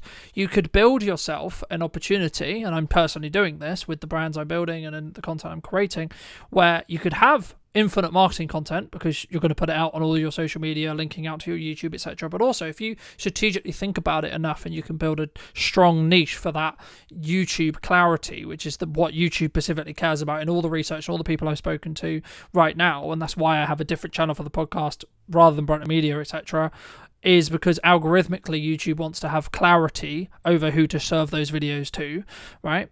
But the key there is once it gets to the point where the YouTube channels are big enough, they will become their own revenue stream. And it might be £100 a month or etc. Sure. But that what does that do to your business? That changes your baseline revenue. So if you are project by project based, that means you can potentially pay for another SD card, or you can pay for another microphone, or you can pay for a bit of lighting, or you can pay for a bit of consulting, etc. Or just hold on to the £100, right? And it's about, I think for me, how you think about that from a longer term. But do you think people sometimes underestimate like the other opportunities that could come from like either that or the lurkers that could come on social media from creating content, Chris, do you think? Yeah, for sure. I was going to say, though, something that you've brought up there, which is a huge gap for the majority of people. Unbelievably, they are not using and making the most of the second biggest search engine in the world, which is YouTube. And YouTube Shorts right now are so hot. They are absolutely flying. They are getting so much organic reach. And so even if you were to set up your own personal YouTube account under your name, right? And you just share all of these little videos that you do from various appearances, public speaking gigs, talks, meetings, whatever, wherever, however, getting your name on YouTube and giving these AI tools, hey, by the way, something to grab onto because then you're the expert, boom. And that is a massive gap for so many people. So again, link back to your previous question, Carlton, we're doing this in a funny order today.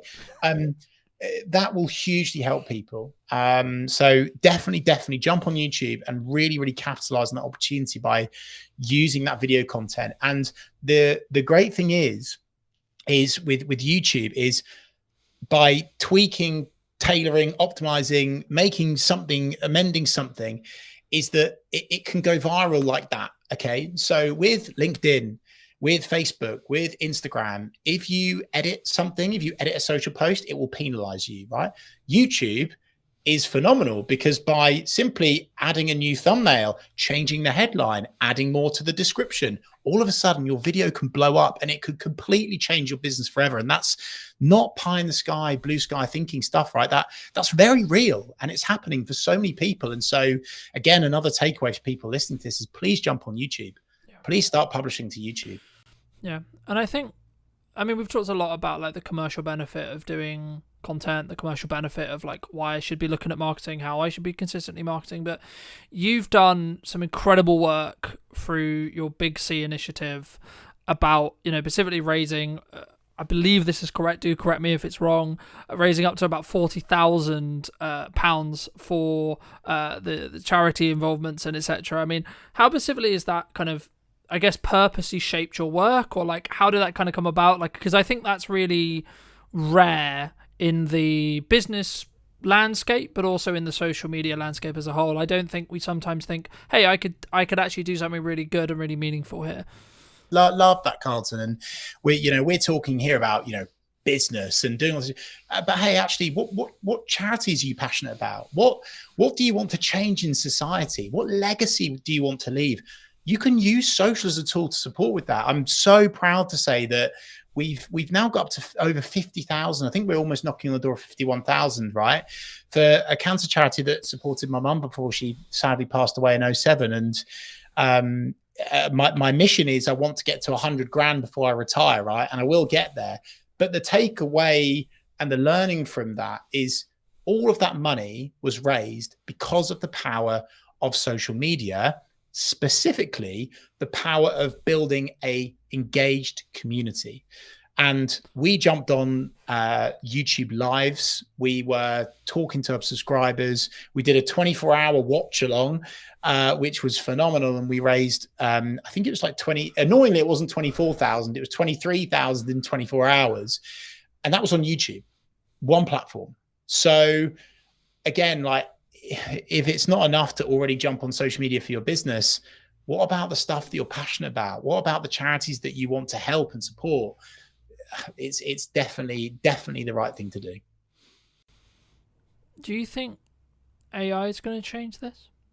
Yeah, I do. I think AI has already changed a lot of social media. And I think that it's one of those things that you can either lean into, you can sink or swim. And I think that many people are already swimming with it, but then also some people are unintentionally sinking because they're using AI.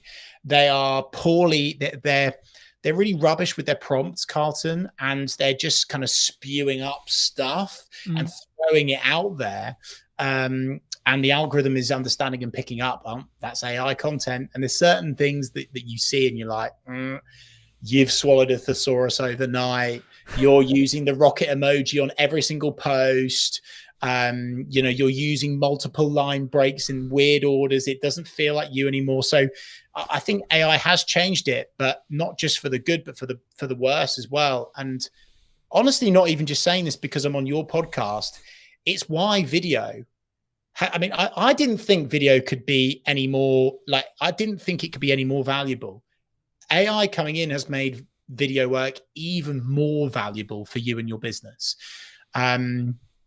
Because of course, AI tools are developing all the time, right? And it's going to get scary really quickly at what it can do, even in video. But right now, there's this opportunity where doing video as you, for real, there's going to be this nice soft squidgy stage where you can get so much impact now before these tools and technologies catches up with it and are able to dupe you to a quality where you can't tell the difference.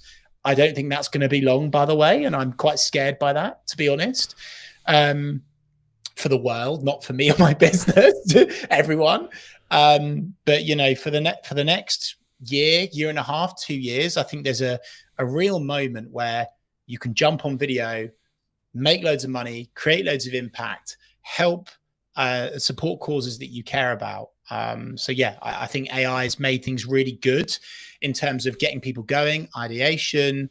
But I actually also think it's really showing people up, and it's making jumping on video even better for showing off your expertise, your knowledge, your wisdom, your skills, because that's something that AI can't do. Yeah. How shouldn't we be using AI? How shouldn't we be using it? Putting it. I'm not going to try not to swear, just in case you're monetizing this. By putting a rubbish prompt into ChatGPT, copying and pasting any old nonsense, right? If you put rubbish in to ChatGPT, you will get rubbish out of it. And people aren't even proofing, Carlton. It's so scary how lazy humans are. It's so scary. They're literally putting a rubbish prompt in, getting a rubbish answer response out of it, copying it, whacking it in LinkedIn and sending it, Yeah, that'll do. fact checking it. And some of the stuff I've seen, it's like the worst thing to do for your personal brand. It can literally destroy your personal brand in an instant because the facts are wrong, the stats are wrong, they're not right. And it's because partly of the prompt, but also what AI is currently still latching onto. So as I say, I'm not an AI denier by any stretch of the imagination, but I think that's where people are getting it massively wrong. They are not understanding how it works and they are shortcutting it. They're thinking it's accurate and it's not. It's actually, you spoke earlier, Carlton, about, video / social attracting or detracting for your personal or business brand. And my goodness gracious me, is it detracting from some people's businesses right now? Algorithms change constantly, right? There's constantly a new thing, there's a new trend, there's a new, like, Reels have just launched, Stories have just launched, Snap Spotlight has just launched, etc., right? Like, it's a full-time job on its own, right, that I'm sure we both spend quite a lot of our time because of the nature of our business. But to the person who's maybe not in the space every day, what advice could you give them as we go into 2026 and say, okay, well, this format, this trend, this idea, this concept, this thing is underrepresented and is the quote opportunity right now on social? Well, I think what's always going to be safe, is educational content, serving, not selling, especially when the content that you're creating is non-time sensitive.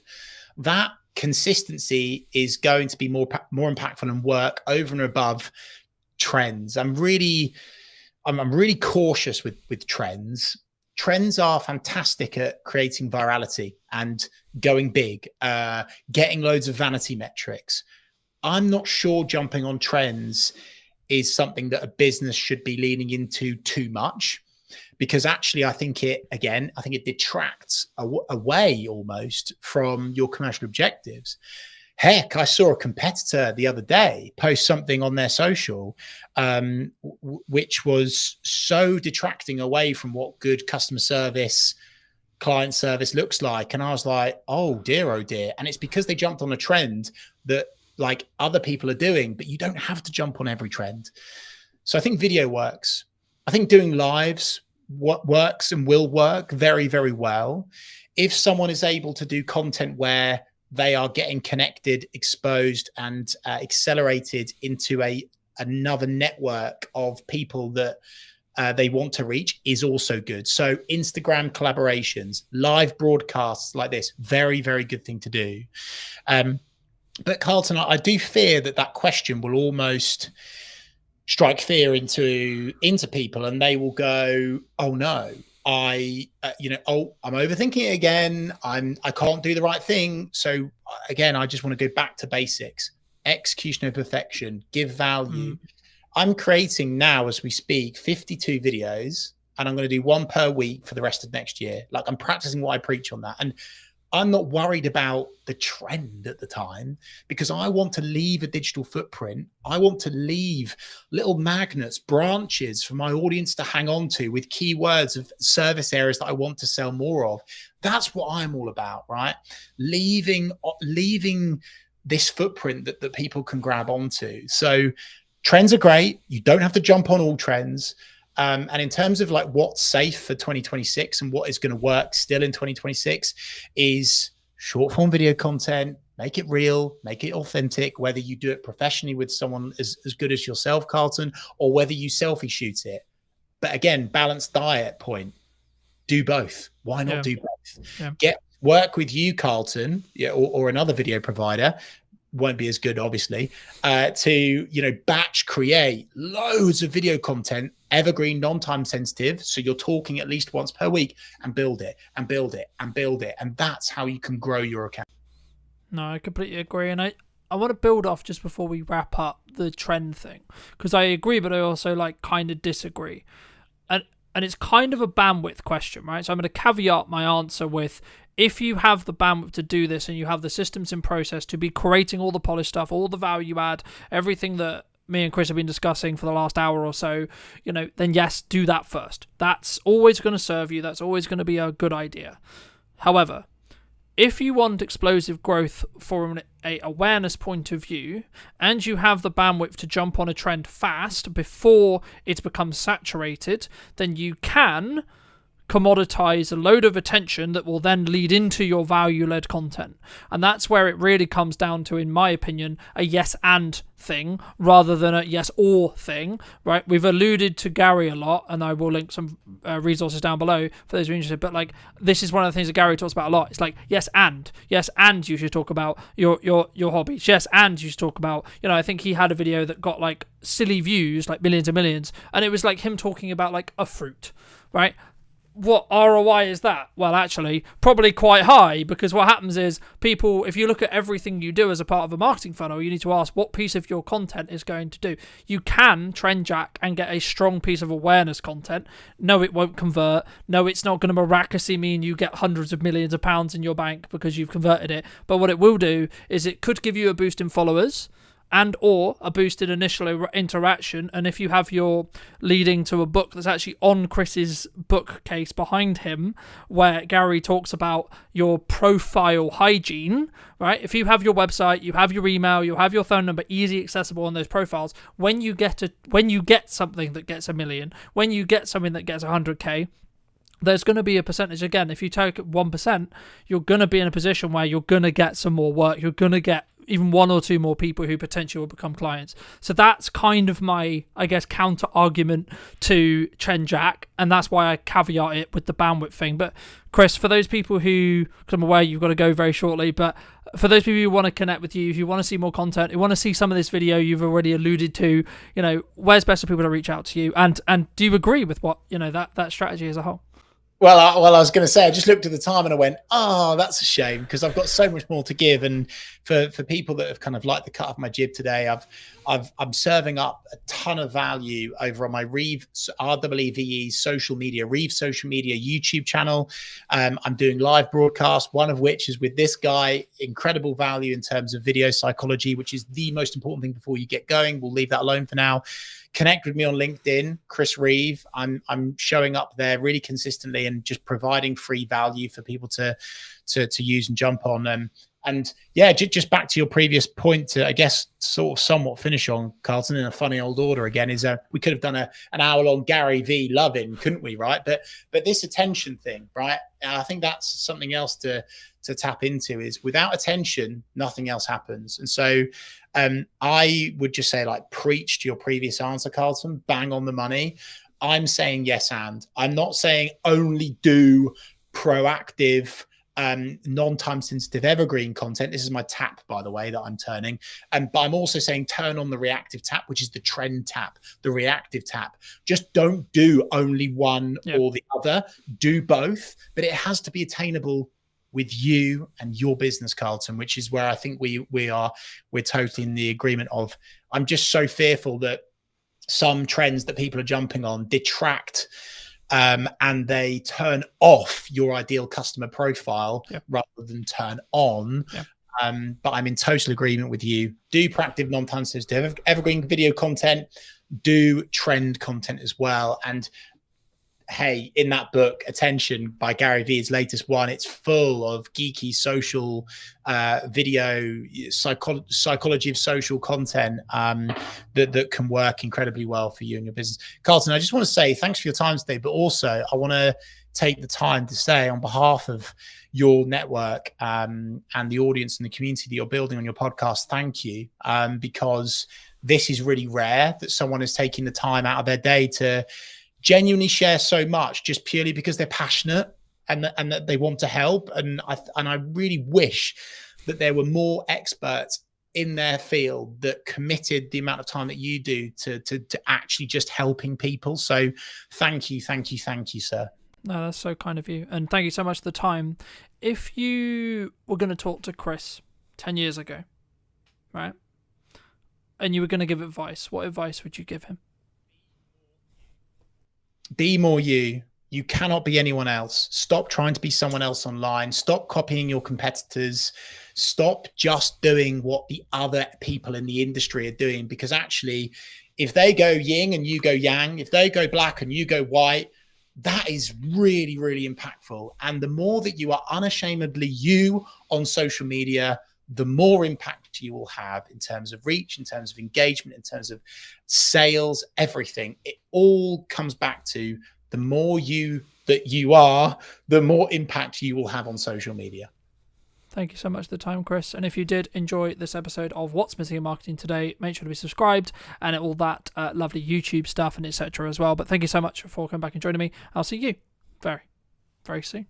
Do you think that filmmaking either will continue to change and or has already changed with the advent of AI? If you're getting into filmmaking now, it's potentially quite challenging. It's going to be very difficult for juniors coming in to know whether they can even trust AI. It is a big question mark at the moment for me. We'll get to a point where we truly won't know what's real and what's not. Marketing is for a specific job to give you the permission to sell to someone. And then sales is the ability to add value at a monetary balanced cost to you. And I do think as a creative, especially if it's a project you're not being paid for, you need to be brutally in line with what your voice is trying to say and not be swayed. Hello, my friends. Welcome to a brand new episode of today's podcast. Today we're going to be talking to Phil all about filmmaking, his journey in filmmaking. And I guess, Phil, I mean, I was going to ask you specifically like how you got started, but I think why should someone specifically care about filmmaking as a whole or video as a whole right now, would you say?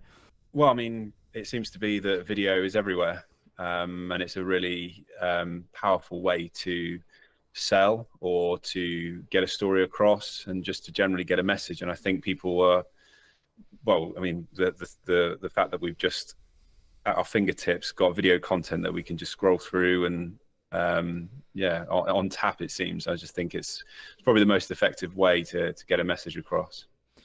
Do you think that filmmaking either will continue to change and or has already changed with the advent of AI? And equivalent, like to give you some context, I was watching a video earlier today all about the fact that like junior editors and getting into filmmaking, like we're both like I would say probably more established, but if you're getting into filmmaking now, it's potentially quite challenging in respect to like those you don't necessarily have those junior roles because they are being commoditized or replaced by AI.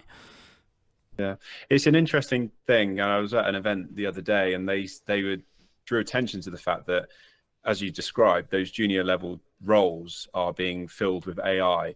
But what's interesting is that those at the latter parts of their careers, once they disappear, the experts that actually know and have the knowledge, it's going to be very difficult for juniors coming in to know whether they can even trust AI, because they haven't got some old fogey next to them that they can vet it and check if it's correct. But in terms of AI, it is a big question mark at the moment for me. However, I'm starting to see whenever I speak to people about LinkedIn, they're frustrated at the fact that every post seems to be AI. And I do question whether we'll get to a point where we truly won't know what's real and what's not. And so people will need further proof on and evidence as to what's real. And I think what will happen in terms of marketing is that people will just start meeting up more. And so you might find that video loses its impact because we just won't believe it. Perhaps these kinds of conversations that we're having now will become a better way to market. But it's really hard to know. And it is a worry, I'll be honest. And I think it's important to embrace the technology and not get left behind. But I feel like it could go either way. As I say, I mean, for me, I think it's kind of one of those things where you've got to kind of use it to like leverage what you're doing, but also be aware of where it's going. So then you can maybe pivot, change, adapt what you're then doing as a filmmaker, what you're doing as a marketer, etc., either for your clients or for you. I mean, I agree with your like the perspective or the analysis, I suppose, that people are more pushing towards in-person events and more community-based stuff, because I've noticed that with my own in-person event, but also in general, people really seem to, I guess, resonate more in some ways with in-person connection as AI becomes more dominant. But I guess maybe the longer-term thought process is like, is there a marry Like, can we marry the two in the respect to like actually a lot of the stuff and a lot of the grunt work will always be done by AI, and does it maybe cross out? Maybe the line is that maybe when it doesn't cross over into like the creative stuff, I guess, do you think could it replace the creative thought process? Because I don't personally, I think it will struggle to do that, and if it can't, then we're actually fine as filmmakers. I think we'll be just kind of optimized by AI in some ways. Yeah, there always has to be in some form some sort of director or operator, and I just think what will change the most is the location at which we're doing our job. So rather than like today going out and filming in person, it might be that we're sat behind a desk and we're the ones providing the prompts. But we can only really get our heads around what we know today. And if you consider how advanced it is already, give it 20 years, it's just going to be so radically different. And I do believe that it will be advanced enough to do all of the creative legwork, but it's just whether we as a race will choose to accept that or not. And I think that's where we are unique, is that we'll be emotionally driven, and I don't think, and morally driven as well. I don't think, and people will buy into it and will accept that we're not needed anymore, and it will be automated. And I think something will come through, and it will mean that AI doesn't have the same impact as it does. But at the moment, embracing it and helping and using it as a support mechanism is really useful. And I'm using it all the time. ChatGPT is just, I'm every single day. Sometimes I'm using it for personal therapy. Sometimes I'm using it for my work, and I'm finding it's helping me to speed up the process, but it's not replacing me, because I still have to be the one to then decide, is this decision that's made or suggestion made, is it suitable? Yeah, I agree. And I think, I don't know if it will ever, because the problem with like large language models, right, is if they start embedding mistakes and they have mistakes in them, then they'll learn from those mistakes and then repeat them, right? And I think to an extent that's kind of why I'm maybe slightly more skeptical of whether it will become this all-seeing power. Is it going to be in a world where we have it and we use it? Absolutely. But I don't think it will. I'm kind of, it might be famous last words, right? But I'm skeptical that it will get to the position where it can completely replace a human, right? Will there be elements of, like, I can see a world in 5-10 years where the camera we use for work or the camera we have in our webcams have AI features built in, right? They can, I mean, that's what we're already seeing that with iPhones and etc. when it comes to like beauty filters and etc. And I guess in some ways the vulnerability maybe if you're already in the beauty industry, I can see as a specific industry that will potentially struggle with this, because they already try to beautify non-reality, if that makes sense. The thing that AI will struggle with, for example, is like the detail on my beard, for example, at the moment, right? And I think as we move forward, I guess the question comes is like, is that a regulatory thing, do you think, of like stopping it from just completely obliterating like the entire industry as a creative industry? Or is it actually just going to be people will eventually just say, yeah, it was kind of a gimmick and we kind of use it as quote work, but actually we're going to draw a line and sort of say, well, we're not going to, it's not going to be used for this. Do you think? I feel like we are in such a capitalist society that sadly, I feel that the need to create revenue will be so strong that I don't even think, I think it will just happen and we won't even notice. And for people like you and I, we know a world before AI, whereas in 20, 30 years, the next generations coming through won't know any different. And so it will just be part of their life. So I think that's when we'll notice the biggest difference. But I do feel strongly that we will just require that real human interaction. And for as long as we don't know, we'll crave it. It's just hardwired into us as a species to want real connection. So I do think in some form we'll seek it out. And I reckon a new art form will come about from it. I don't know. Or it might be, as we see quite commonly now, things that are retro coming back in. It's because even the younger generation are looking at simpler times. My daughter is 13 and she's taking a break from her mobile because she doesn't like what it represents in her life. And I think that's an incredibly mature choice that she's made. So it could go either way. It's so difficult to know. But what I do know is that we can't be those that turned our nose up at, back 100 years ago, the car versus the horse, because it's just inevitable. And you have to be, rather than just rolling with it, what I'm realizing is that I still feel like I'm behind the times, whereas what we should be doing is being a pioneer. We should be the ones perhaps steering the direction of AI, making use of it, and rather than sitting back and waiting for it to dictate our life, we can be the ones to say, well, this is how I plan to use it. And we can make choices now that then steers the direction. Yeah, no, I agree. And I think for me, the key is whether you're in the driving seat, right, or not, which is kind of what you're implying there. But I mean, I guess, like, getting it back to basics, I mean, a lot of what we do is tell stories, right? I mean, how did you get started in either filmmaking or like telling stories as a whole?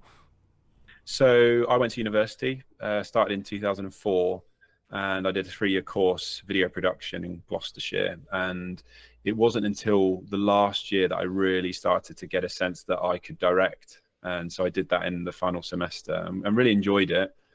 And then I left university and spent 5 years working for a video and photography studio, worked my way up to producer level. So I wasn't really telling stories, but I was starting to get a sense as to what it meant to create content for clients, understanding budgets, their needs and things like that.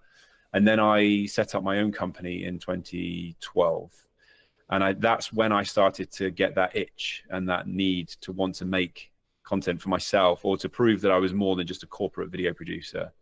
So I made a music video in 2014, which was my first ever real creative, in inverted commas, personal project after university. And then I made a Christmas film called Love is a Gift in 2014, which went on and did very well, oddly, when I re-released it in 2018.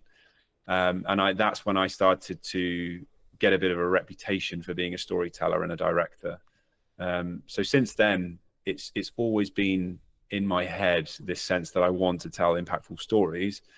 When I'm doing my day-to-day job as a head of creative, it's a catch-22. So I've got this desire and need to tell impactful stories, but sometimes the projects don't need it, or they don't need the amount that I want to put into those projects. So I have to be careful not to overinvest and drain myself emotionally on every single project. But I do have a need to, at least once or twice a year, tell a story that I feel resonates with my viewers. Do you think a lot of people struggle, like, I guess in some ways they're always in the rat race, especially as filmmakers, right? They're in that corporate kind of revolving wheel of, I need to create something, I need to create something, I need to create something for a client. And maybe they don't step back and say, well, why should I create something for myself? I mean, is that something you've always done, or was that just to like sharpen your craft and lean into that more creative side that maybe didn't necessarily fit the client's vision, would you say? When I started making, yeah, kind of the reasoning behind, I guess, why you still create, or why you did create your own stuff, rather than, because I guess in some ways some people would say, well, you don't make direct money from it, so why would you invest the time, energy and resources in doing so, right? Yeah, it was a twofold thing. So when I made the film, it was because I was, I guess, sick to death of doing interviews, and I wanted to demonstrate that I had more to give. So there was a personal need there, but it was a marketing piece. I truly believed that if I made this Christmas film, it was going to promote my company and push us into new territories. I wanted to create TV adverts and music videos, and I wanted to be paid to do them. So I thought, well, if I just make something that demonstrates my capabilities, well, then I'm doing that's the best thing I can do. And it's paid off. It took 4 years for that film to gain the traction that it did, but I've had some successes off the back of it. So I think it's really crucial that creatives don't just sit back and wait for the brief to come in from the client. They play their part in steering the direction of their careers, and then that influences who then approaches them, and the briefs they receive. It's like a self-fulfilling prophecy. They'll receive the briefs that they want to receive because they're demonstrating what they can and can't do. Do you think, I guess, I mean, that's always been an approach that I've had, which is like, if I want to make the step into a specific area of work, I need to kind of do spec ads or free ads or etc. around that thing, or a personal project to sort of prove, I guess, in some ways to that industry, for me to have the right to then potentially pitch for stuff. Do you think business owners, creatives, I don't want to use the term they're lazy, because I think that's it's kind of up your own arse kind of opinion of saying that. But I guess the approach could be like, if their back's against the wall, maybe they don't appreciate that marketing is the understanding, or maybe they don't have the runway financially to think about what are we doing in 3 months' time, right? Because a project like that, I haven't done one to that scale, but I expect it didn't exactly take a week, right? I mean, did you specifically plan like, oh, I've got this 3-week window and I know I'm going to be good for client work, etc., and then make the decision to do it? Or was it in a down period? Because I think sometimes we can go into this spiral of, oh, I'm just going to go get a job, or, oh, I'm going to play video games and sort of wait around and wait for the phone to ring, right? Yeah. For me, so Love is a Gift, the Christmas film, I was on a run and the idea came to me, and it was just before Christmas. I think it was early December, so I was quite late in the day to get something made, but I didn't hang around. So it was a Sunday, I ran home, literally sped up to get home to write it. And then I'm pretty sure it was the Tuesday that we just made it. So I'm very impulsive, which is a good and a bad thing. But I don't like to hang around. When I get excited about something, I just want to get it made. And I think that's the best way to be, especially as a creative, because the moment you pause, you start to second guess, and you start to worry about, will it be successful, or will people like it? Is this right timing for me? And then you just end up talking yourself out of it. And there's a danger as well with the second guessing, is that you start to lose. When I was running, I wasn't thinking about who was watching it. I was thinking about the story I wanted to make, and it was all coming from a deeper level. It's dangerous to get into a place where you start thinking about how people will consume it, because you lose your identity a little bit. And I do think as a creative, especially if it's a project you're not being paid for, you need to be brutally in line with what it is, what your voice is trying to say, and not be swayed. And I think as creatives as well, we're all incredibly unique, and there's an opportunity there to do something brand new, rather than recycling what might have been successful by others. So in terms of fitting things in, I have to be really mindful, because I've got a job that's full-time and I need to squeeze things in there. But if I really believe in it, I'll make it happen. I think if you're so passionate about something, you make it happen, don't you? And I guess, yeah, brutally, if you don't, you've only got yourself to blame. Would you have done it if there was absolutely no guarantee, or absolutely like the likelihood actually in general was that you probably wouldn't make any money off it or get any more projects off it? Will you still made it? Do you think, in hindsight now? It's a really interesting question, because at the time I didn't know, but I still made it. But yeah, there was always that hope that something good would have come of it. So if someone said to me this would be a waste of time, truthfully, I probably wouldn't have made it. And I'm aware of that. That's something that it's a drawback, in a sense that you could argue I should be making stuff just for me. But let's not forget that I'm doing this for a career. I want progression, but also there has to be a viewer at the end of it. We're broadcasters. We're creators of content that has to be consumed. If no one's watching it, then you're purposeless.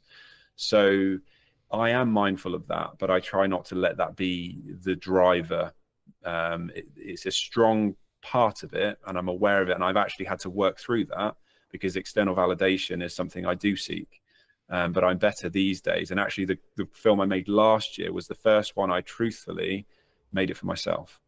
I wasn't conscious of whether people would enjoy it or not. I truly felt this story was strong, and I was working with an actress who I knew would be able to help me tell that story, and I just wanted to make it.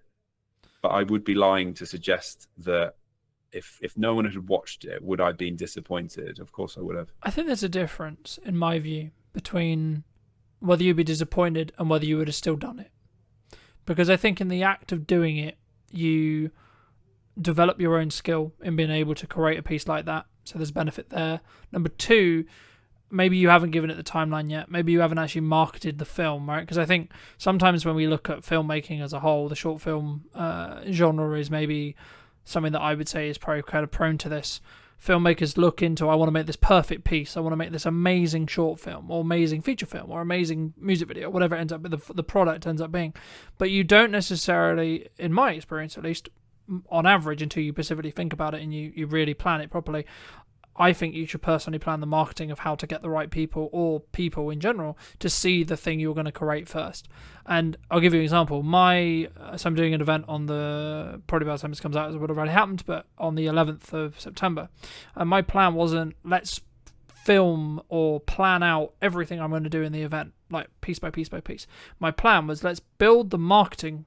How do I want to market it? How do I want to get the word out that I'm doing it? And then I'll sort of figure out what I do in the event after the fact. Do you think, to phrase it into a question, do you think filmmakers, people in general, especially like solo operators, video production companies, maybe less or so, but especially solo operators or people who are starting to get into the space, maybe they don't look at that marketing piece enough?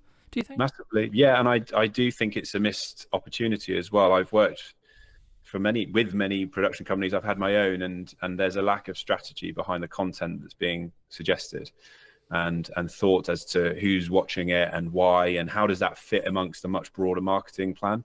And so thankfully now I'm in a broader creative role, and that's exactly what we have to do. And video is just part of the puzzle. And that's been a real eye-opener for me, because video was always my world. But now I've realized it's not the be-all and end-all. There's so much more that surrounds it. And so I do feel that production companies should be way more vocal, or should be understanding of that broader marketing plan, so that when they're pitching ideas, it's not just, this sounds nice, let's hope for the best, because the client deserves more than that. So that is a trap that solo shooters, and actually lots of production companies that are well established, fall into. They focus in on just that one particular project they've been asked to produce, but they're not thinking broader than that. And I do think clients should demand that as well. It's really important. Do you think that would be a way for us to protect us from like the future of our income, the future of our business, the future of our career from AI to an extent, if we focus on that strategic side? Potentially. However, ChatGPT is incredibly strong at coming up with marketing plans and content strategies. But again, there has to be somebody, I suppose, that controls it. That I question whether a business owner would have the time, I suppose, to be thinking, well, what is my marketing plan? What strategy am I going to be putting into this campaign, especially if there's lots of campaigns? So yeah, that's a really good argument there. If video producers can get on board with that and bridge the gap, so that perhaps you don't want to get rid of marketing agencies altogether, but for those smaller projects where they just need a video or a suite of videos, yeah, that's a really good way to add value. And whether they charge for it or not, I don't know. But then a client or a customer would come to them seeking that value. Because for me, when I saw, and I've been very honest in content before, I'll be very honest with you and everyone listening. I mean, I saw what AI was doing, and I saw what AI was becoming capable of, and I'm seeing some of the stuff coming out of Google VO and etc. And I was like, shit. All right, was the honest truth. And then I was like, actually, hold on. There is, and that's kind of why I focus on that middle ground, because with the strategic side, because I think everyone wants to chase the golden goose, right? Everyone wants the large projects. Everyone wants the big paychecks, etc., etc. In the years of experience I have personally, they only happen if you can be ROI focused. And for those who don't know, ROI means return on investment, and it's basically just focusing on, because at that point, if you can, no one can ever guarantee like a strong ROI, right? You can't. But what you can do is you can stack the odds in your favor, right? So something that I'm trying to do a lot of at the moment is be very omnipresent in my marketing, right? Like, this is the first one that was streamed, right? I'll be curious to see where the podcast is in a year when it comes to either the quality of streams, how I stream, how I record it, etc. But the key for me is to either utilize strategies from either older content to distribute on other discoverability platforms to give me the opportunity to potentially reach a larger audience, for me personally, and or potentially everything I'm experimenting with, everything I'm trying to move forward with, I can then, when I work with a client, I can say, well, actually, this is working for me. Have you considered doing this, this, and this? I mean, is that also, I guess, part of the argument or part of the thing you would personally say about why someone should make a music video, should make a short film, should make, you know, their personal documentary, their personal project, etc.? Not necessarily about them, but they should make that personal thing that they're not necessarily getting paid for, would you say? Yeah, I mean, arguably, then you're kind of looking at yourself like a client, I suppose, aren't you? Rather than, that one big shiny video or whatever it is, asset that you think will win everybody over and go viral. Like, that's the term that everyone seems to sway towards. Like, will it go viral? It's like, well, it's impossible to gauge that. But yeah, if you can demonstrate how you can add value across multiple platforms, or if you've created content to then repurpose it and recycle, then that's definitely going to help you. But I've never really thought about that, to be honest, because I'm guilty of just coming up with ideas and making it and then moving on. It's a real short attention span that I have for my own content, but drawing up your own marketing plan sounds like a great shout. I feel like we should be having a conversation offline. I don't know whether I'm just unique in the way I think, right? But I've always treated and continue to treat Brunton Media as the highest paying client, right? Now, the reason why I do that is because it allows me to be what I believe and where I am as the cutting edge of what I know is working in marketing, and then using video as a vehicle to do that. And I think for me, that's maybe one of the reasons why maybe I'll win a project over someone else, for example, right? But you've been very fortunate to work with some quite well-known names, right? One of which being Lewis Capaldi. I mean, how did that kind of come about? Because I think, especially maybe starting out people, they look at that and go, oh my god, wow, that's such a great opportunity. I mean, if you don't mind, just how did you sort of get that gig? Did you like put it into tender? Like, did someone reach out? Like, how did that all work?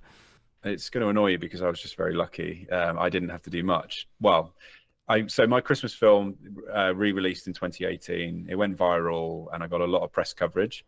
Then I was asked by Good Morning Britain to make some content for them. And I went on TV again, and that was broadcast live, which was incredible. And then I was approached by a director agent, and she started to toy with the idea of representing me as a director. But at the same time, what I didn't realize was behind the scenes, she was putting me forward for music videos. And one of them was Lewis Capaldi. And so from my perspective, I didn't know this. So all I had was an email from Lewis's manager saying, we've seen your work, we love what you do, would you be up for a conversation with Lewis to talk about creating a video together? So I actually then had a phone call with Lewis himself, and this was all before any of his songs had gone to #1. So he was quite an unknown name. And we chatted about a concept, and then over Christmas I didn't hear anything, and we're talking 3 weeks where I just heard nothing. So I just thought, well, that's not happening now, is it? And then they reached out again. And so I did have to put a treatment forward, which is a document that details how I'm going to approach the music video as a director. And they loved it and bought into it. So very quickly, I'm pretty sure it was like mid-January, we got the green light, and then we were filming early February. So it was crazy turnaround. So I want to say I was very fortunate because I didn't have to do much legwork, but at the same time, I went out there and made stuff for myself. And even though it was 4 years later, it did exactly what I hoped it would do, which is to demonstrate my capability. I think that's a very key example of you make your own luck, right? Like, there could be an approach that someone comes to you and says, well, actually, you got lucky by getting on TV, and then you got seen, and then da-da-da-da, right? Or you could look at it from the other perspective and say, well, actually, you had an idea on your run, you executed upon the idea, and you took the risk of, to be honest, correct me if I'm wrong, but it could have got like 5 views, and you could have, in theory, been a laughing stock. Oh, look, you put all this time and ever, ha ha, right? But in reality, what actually happened was it took a while, from my understanding, but then it went quite viral, and then that got you the right attention of the right people, which is exactly what we want in marketing, right? In a nutshell. And I think sometimes, especially maybe people who listen to this, hopefully will take that as an example to say and have permission to actually do those projects that you're like, yeah, but this is a massive time sink. Yeah, but this is actually So for me, I think you make your own luck, and that's always what I believed.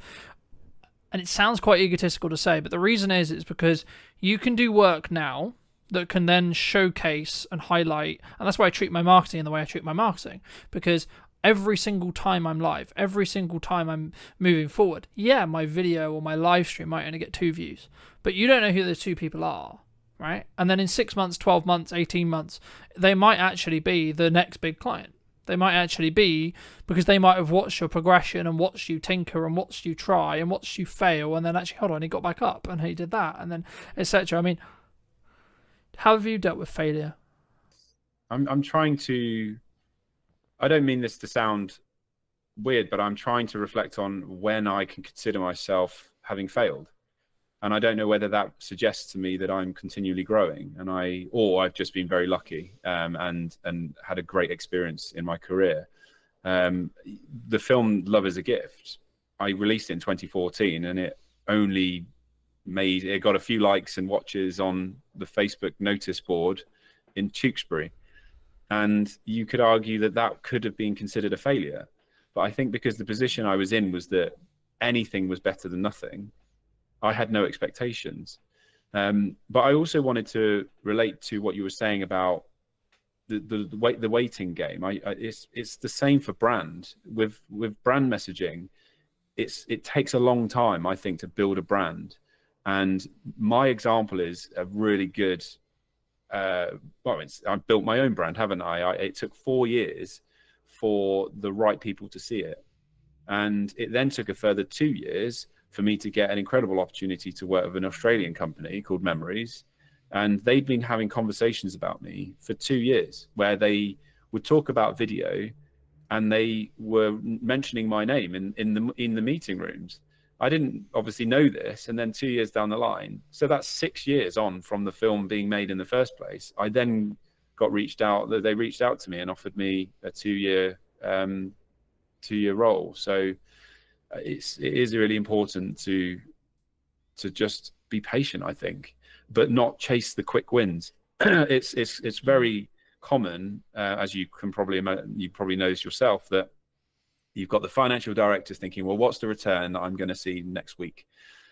And it's really hard to be able to say to them, well, I can't promise you a return, but as experts in marketing, we are very confident that this will gain the traction that you're looking for. But this is where data comes in really handy, because if you can demonstrate that you've done it before, then they're much more willing to take a leap of faith. And I think, again, as video production companies, which they don't tend to do, they need to be desperately clawing any form of data that they can get to show that what they've created actually had an impact. And without that, it's just pointless. And I've been in those rooms where I'm saying, yeah, I feel so great about this idea, but truthfully, in my head, I'm like, I don't know if it's going to work. I hope it does, but I didn't feel confident in that. So now we're really hungry for data, because it just gives us that extra bit of confidence to be able to say, well, check this out. We've done it before. I reckon we're going to do it again. Yeah. And I guess in some ways, it sounds really weird to say, but sometimes the litmus test is turn off stuff, right? Like, let's say, for example, you've got a client, and maybe you're not in the position to say this or do this, but like, I've had it previously with clients. I'm sure I'll have it again with clients where they're like, well, what's the ROI? We're paying you all this money, etc. Like, we haven't made any direct sales from it. And I'm like, okay, right, let's break that down. So you haven't got a trackable outcome necessarily. Okay, we can add something trackable into the video to see QR code, discount code, etc. Right? B, we can also look at it as a top of funnel understanding of, if you're consistent and you're consistently having a load of visibility, actually it's then not actually going to directly actually give you the ROI as in the sale, because it's not designed to do that. What it's designed to do is get you seen by a load of new customers that then take 3, 6, 12, 18 months to then convert. But then actually, and I guess the issue or the thing that marketing and sales always has is sales always gets the credit for the sale, even though arguably 70% of the work was done by the marketing, right? And I think as video creators, that's why we need to specifically structure our proposals, structure like how we work with clients to be, I guess in some ways, for them to understand, it doesn't mean that you're necessarily going to 100% like keep the client forever, or you're going to keep the retainer, or people are going to understand the content, because there is a window of time, unfortunately or fortunately, depending how you look at it, where you will just, like, you've added the value you can, right? Like when they've got the story videos, they've got this, they've got that. Maybe they don't need the ongoing support. Maybe they don't see it as valuable as they did, say, a year ago. And actually, maybe you've grown as well. And I think, just building off what we were discussing about like the failure thing, I've always been in the view you either succeed or you learn. You don't technically failure. Yes, it exists. Yes, the word exists, but it's not something to focus on, because for me, if you fail, it's because you did something wrong. You should take self-accountability. To phrase it into a question though, in your career and your experience, do you think people, either you personally, should have taken more self-accountability in the past, or do you think more people should do as a whole? And do you think they would have a better outcome when it comes to what they're looking to do with their business, potentially? Yeah, 100%. And I think it goes back to what I said about seeking external validation. I think if you're constantly measuring your success of other people's metrics that come from your external viewer, then you aren't taking any accountability. It just becomes a bit of a blame game. But it's totally agree with what you've said about failure being learnings as opposed to actually deemed a failure. And it's quite empowering to hear you say that, and for me to reflect on the fact that I cannot pinpoint a time in my 20-year career where I consider myself having failed.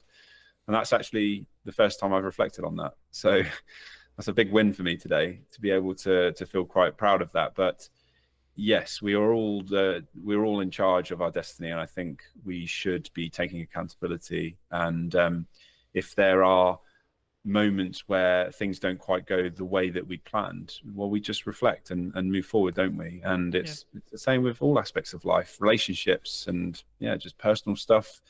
It's every obstacle is just it's something you can look back on in later life and almost be grateful that it happened, because it just gave you some further clarity.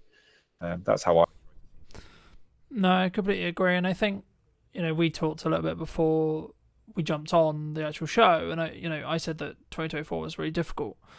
And I look in hindsight now, and I blame myself for why it was difficult, right? Now, some people would say, well, that's a bit harsh, that's a bit mean, but it allowed me to understand what I was doing wrong. And now I can look in hindsight and I can look back 6 months and go, okay, well, the reason why I'm where I am today is because of the work I did 3 to 6 months ago, right? In regards to marketing and output. So the thing that people struggle with, clients and like me and potentially you as well, is we do a load of actions. The analogy that's always used here is like the gym analogy, right? You show up, you do a good workout. Cool, sick. But I look the same. Okay, we'll go again tomorrow. Right, cool, sick. Do a good workout. Cool, feels great. I still look the same.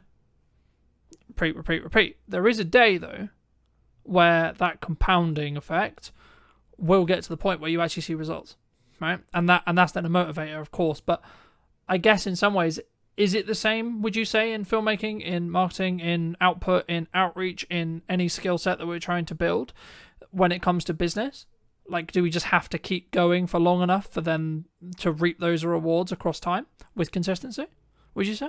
100%. And I think being present and for a long period of time is, you're establishing yourself as any good brand should and does. But I do think you're being hard on yourself, because you're just one aspect of what might steer you in the direction of success, whatever that looks like for you. You can't control other people's behaviors. You can only control your own. And I think there of course there's going to be projects that you've created that might not have necessarily gone where you'd hoped, but there's going to be all these other people that will influence that direction. So I think as long as you're proud of the values that you have and the behaviors that you put into your work, I think that should release you slightly from, let's say it doesn't work out the way that it did. You can always stand back and say, well, I gave it my best shot, and I used the tools that I had to my disposal, and I put my best attitude into that. It's like kids, we say that even if they got an E or an ungraded on an exam, if they tried their hardest, that's the important bit. So I do think you should release yourself from some of that stress and blaming yourself for whatever it is that happened last year, because you're just one of billions of people in this world.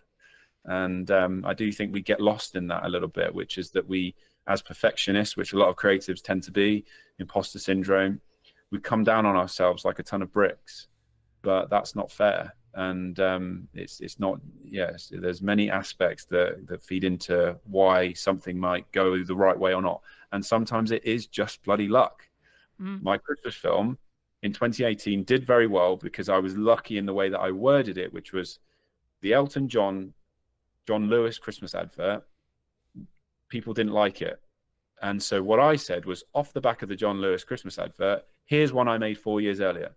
So the reason my video, I personally think, went viral is because they didn't like the John Lewis one and they were more receptive to something else. So the whole narrative was John Lewis, this guy creates a film for 50 quid that rivals John Lewis. There was that story there. I couldn't have dictated and controlled that. And I probably would have put the same type of post out had the video been successful. I wasn't deliberately writing in that way to say, well, I know it's shit, therefore they're going to love mine. It was just good fortune. So I don't think I could have truly controlled that.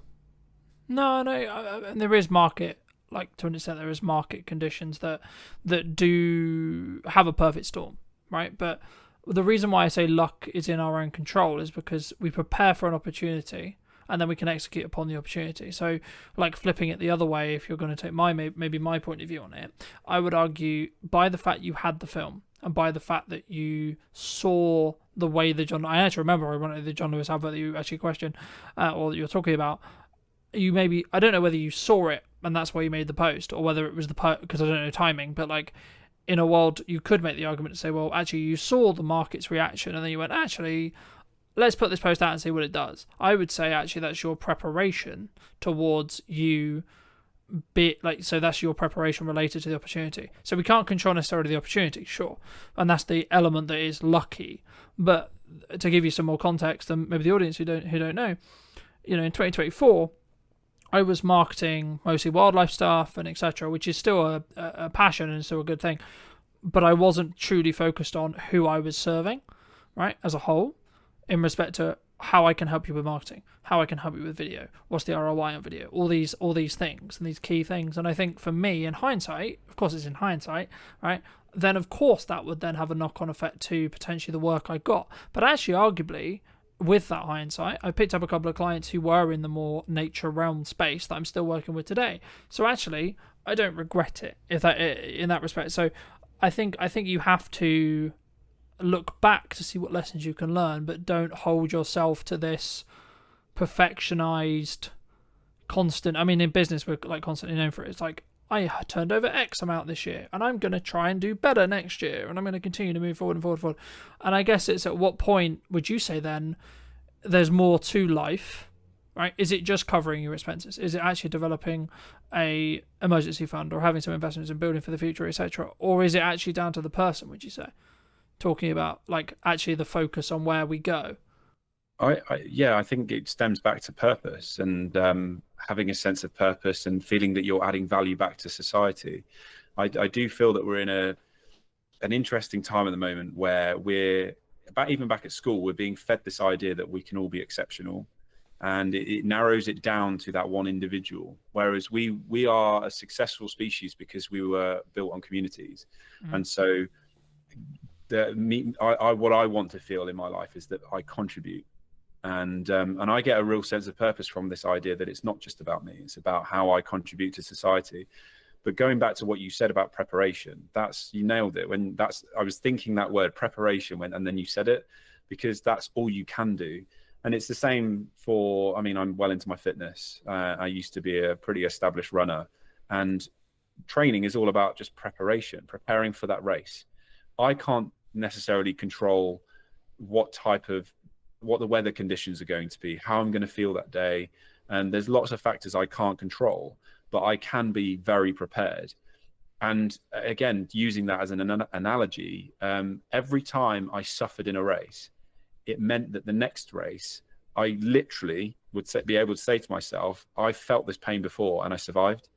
And so I think we can use that in business and all walks of life, which is to say, well, that didn't work out how I thought, but I feel. Yeah, and I think when you change your mindset around failing, right, and that is your mindset when it comes to potential failure, I think it frees you. For me, like in that scenario with the running scenario. Yeah. But I also think failure is often dictated by other people, and I think if there was no one around to tell you that it failed or to give you any sense that it failed, I think we wouldn't feel so bad. And so that's why it's important not to measure your success of other people's drivers or what other people are doing in their lives. It should be based on what's relative to you. Yeah. Do you think that comes from a self-belief, self-esteem, like in here thing? Like, this is more general, this is like not necessarily filmmakers, but do you think that the reason why we look for external validation constantly is that, or maybe like we want a film to go viral, right? But putting it back into our industry, do you think that's why, like, we there's something we're trying to fix in us? Potentially, but I think it's because we're taught the wrong lessons. We're taught that success comes in the form of finances and how many likes and subscribes we get and popularity. Whereas if we were fueled this idea that success came from making someone smile, it's just a whole different vibe, isn't it? And that's raw human nature. And I do think we all have it in there, but we're just being fed this dopamine hit constantly, and the need to want to be popular, which is just that again is a human natural thing, an instinct to want to be popular. We want to survive in our community. So I do believe that from an early period in our life, we're taught the wrong lessons. Yeah, I think that's true, and I think it takes some rewiring sometimes to, and also from speaking personally, like some internal work on why do I look for X or Y from that perspective. And I think you have to take it into two, just maybe lean a little bit back into business. You have to take it from two sides. One is I'll use your example. I'm actually completely cool if this video gets 3 views. I've spent tons of time in it. I'm really proud of it, and I'm not going to tie what I believe to be a successful project on what the internet or the output or etc. actually deems it. So if it gets 3 views, still great project. If it gets 50 million views, still great project. Fabulous, right? And then there's the other side of it, which is like I'm doing it for a client or I'm doing it for myself, which is like, cool, I need it to push a needle somewhere, okay? So I'll give you, I've just picked up live streaming in the last handful of weeks, and I've weaved into what I was already doing into live streaming. So I'll give you an example. A handful of weeks ago, I knew that I got a couple of private texts from a couple of clients that I would call maybe on the fence, right? We don't have any open projects. We've done some projects previously. We're in between projects, etc. Cool. And the part of the text that really stand out to me was like, oh, your videos are really connecting with me, right? And I was like, okay, hold on. So I don't know what he watched. I don't know where he saw it. I don't have any context at all outside of he watched a video, at least one, and it meant something to him. It connected with him, right?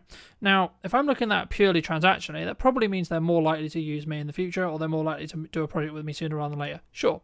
But actually, on a nice level, actually, cool, I just made that guy's day. I made that person's day. I added some value to them. I helped them move forward or help them pre-context or re-understand something related to the video.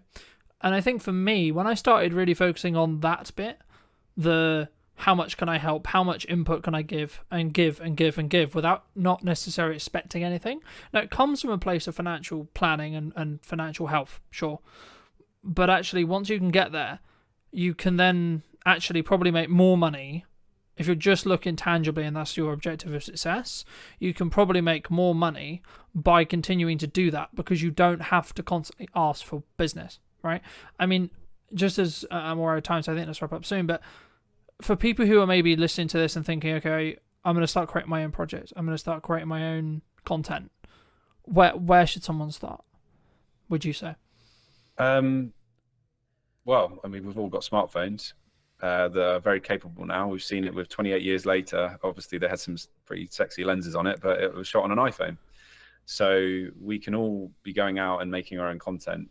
But I think in terms of learning, it's important to surround yourself by other creatives who are perhaps further ahead, and go in really hungry with a positive attitude to want to learn, but just to watch and see what's going on. And I think being broad with that as well, and getting a different spread, allows you to understand, well, what is it that I want to be doing and what do I enjoy? But I truly think the best, if you want to be a content creator, you have to create, and you can't sit back and wait. It's on your terms. And I think especially younger people, they've got less ties, perhaps, financial restraints. I think it's a great opportunity to use that time to explore. But it's also being mindful of the fact that you might not figure it out for a long time. But if you imagine there's an infinite number of doors in front of you, all of those doors could be open, but it's up to you to open those doors. You don't have to walk through every door, because that could be careless. But if you're just stood looking at the doors, then that's the bit you can control, is to open those doors and see which is the one that you want to walk through. So, and I know it's a cliche, but I do believe that those, you can have an incredible skill set, but if you're an actual arsehole, people aren't going to want to work with you. But if somebody who knows nothing but has an incredible attitude, I'll remember them. I'll get them back on board. I've done it before. There was somebody who had an incredible attitude, and I put them in front of the right people, and now they're living in London, having an incredible time working on TV commercials. And that was her attitude. That's what mattered to me. So that goes back to what we said before. It's about behaviors and how you feel you can contribute back to other people and make people feel something.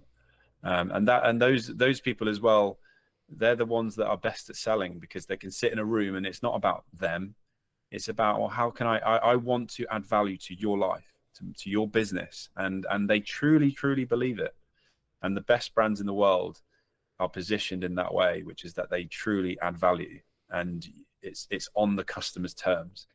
So that can definitely be taken into, for any young filmmaker or creative, try to see how you can add value to the person that you're working with or speaking to, and get a mentor as well. That's really helpful. I have a mentor, and he's brilliant. It just helps me to stay fresh, I think, because it's easy to get stuck in your old ways.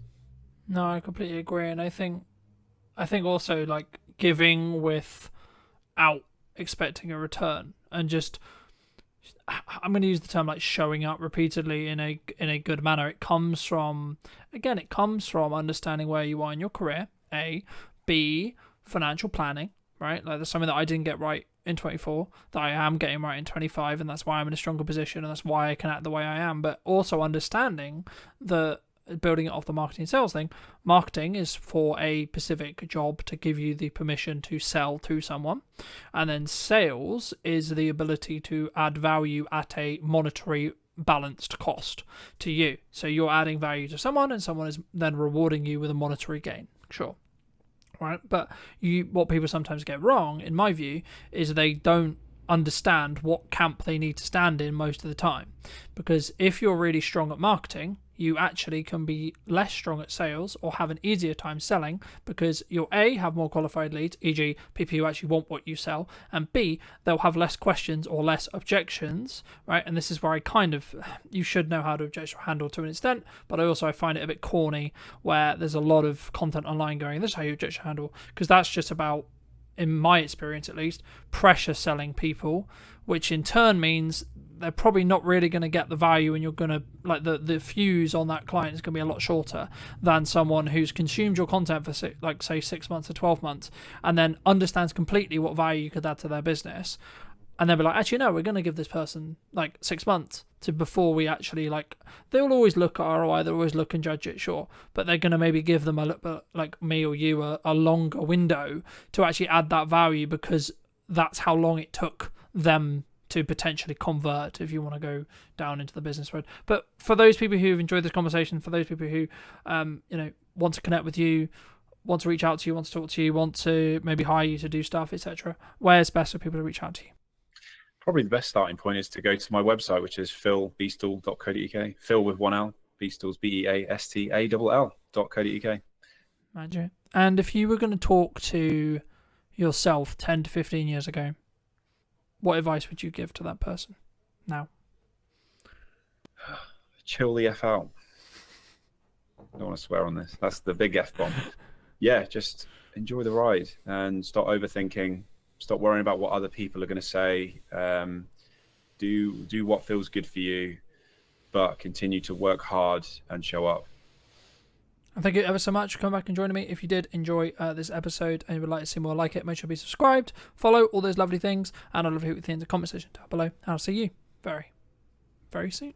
I think that's a really interesting observation, because a lot of people, I think, are maybe subscribing to the fact that things are maybe hard. A lot of people are finding or saying that the creative industry is hard, right? Or it's challenging. Have you found it challenging? Rejection is a fundamental within business. Then that's going to serve you within sales scenarios. That's going to serve you just generally in your life, right? I think it's a very fundamental just within life, just rejection in general. Do you think that many people struggle with that emotional side of video, like having it in there and or thinking about how to add it in? Because that's, for me, that's the key sales metric. Ultimately, how do you capture that moment? It's impossible because you don't know when that moment's going to happen. So it's very important to have as much coverage as possible, basically. It's what we always say to people is like, yes, one videographer or one camera operator can come and cover your event, but you are limited in terms of the moments that you can capture and the things that we don't know are going to happen, but will happen. We know they're going to happen. We just don't know when, we don't know where, we don't know how. Hello, my friends. Welcome back to a brand new episode of this week's podcast. Today, I'm going to be with Oliver, talking about all things video and also starting off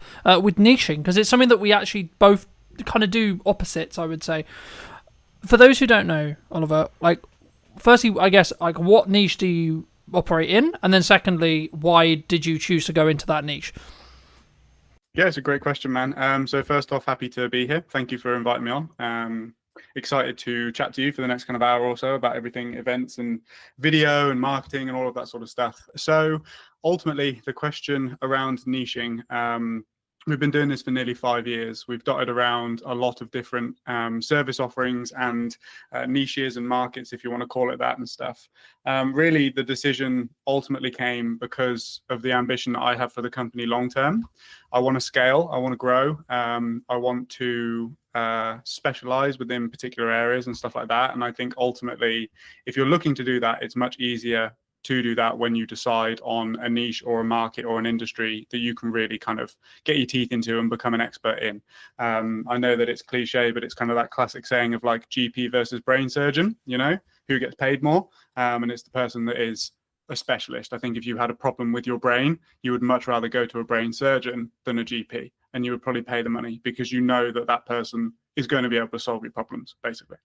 Yeah, I mean, I completely agree. I mean, I guess the critical part of my head is like, so how was, obviously we didn't predict COVID, no one could predict COVID, right, in the respect to like how drastic it was in respect to maybe how it changed the event industry, etc. But like, I know that the event industry as a whole was maybe one of the ones that was hit harder. I mean, how was that from a, because that would be like the counter argument to like, well, you kind of got a risk in that respect. Like there is an argument to be made about the specialist, absolutely.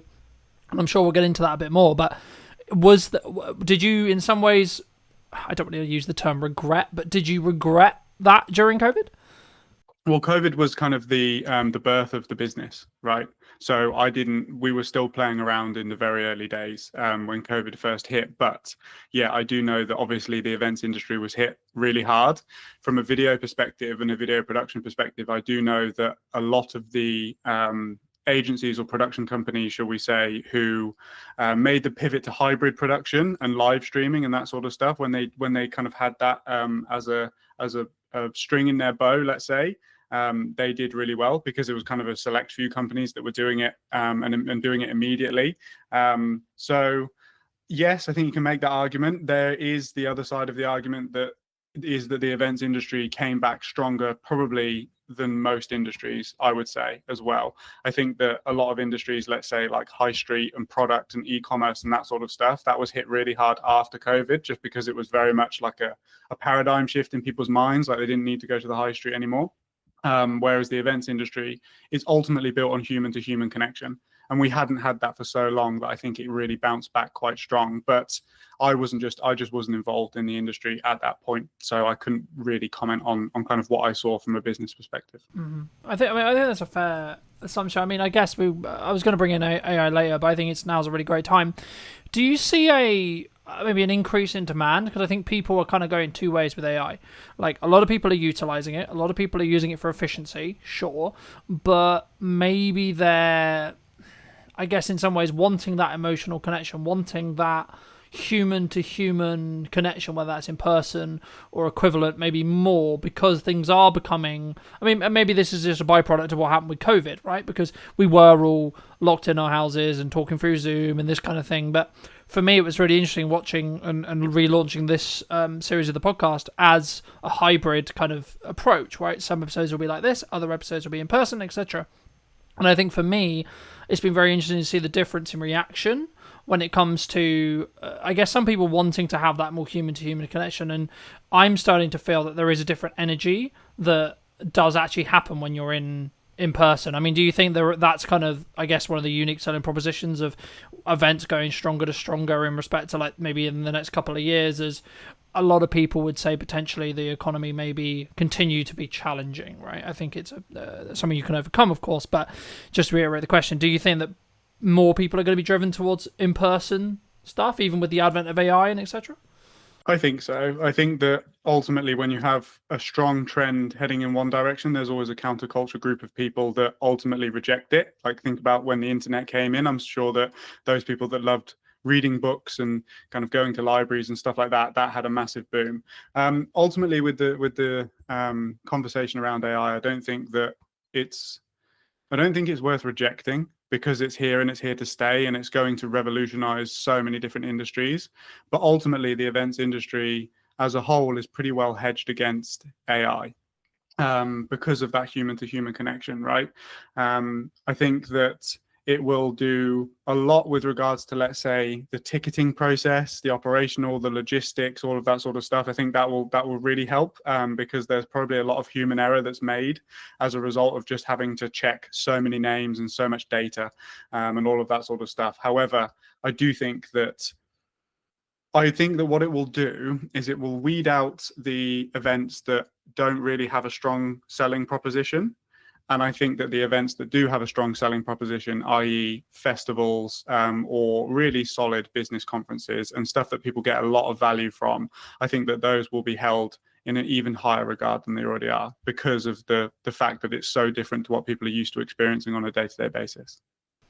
I think that's a really interesting observation, because a lot of people, I think, are probably maybe subscribing to the fact that things are maybe harder, right? Like, I've been filming a handful of podcasts across the last couple of days, and a lot of the conversations I'm having in them is about a lot of people are finding or saying that the creative industry is hard, right? Or it's challenging.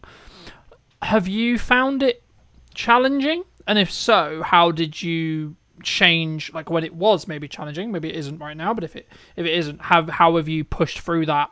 And is it just because you niche specifically, do you think?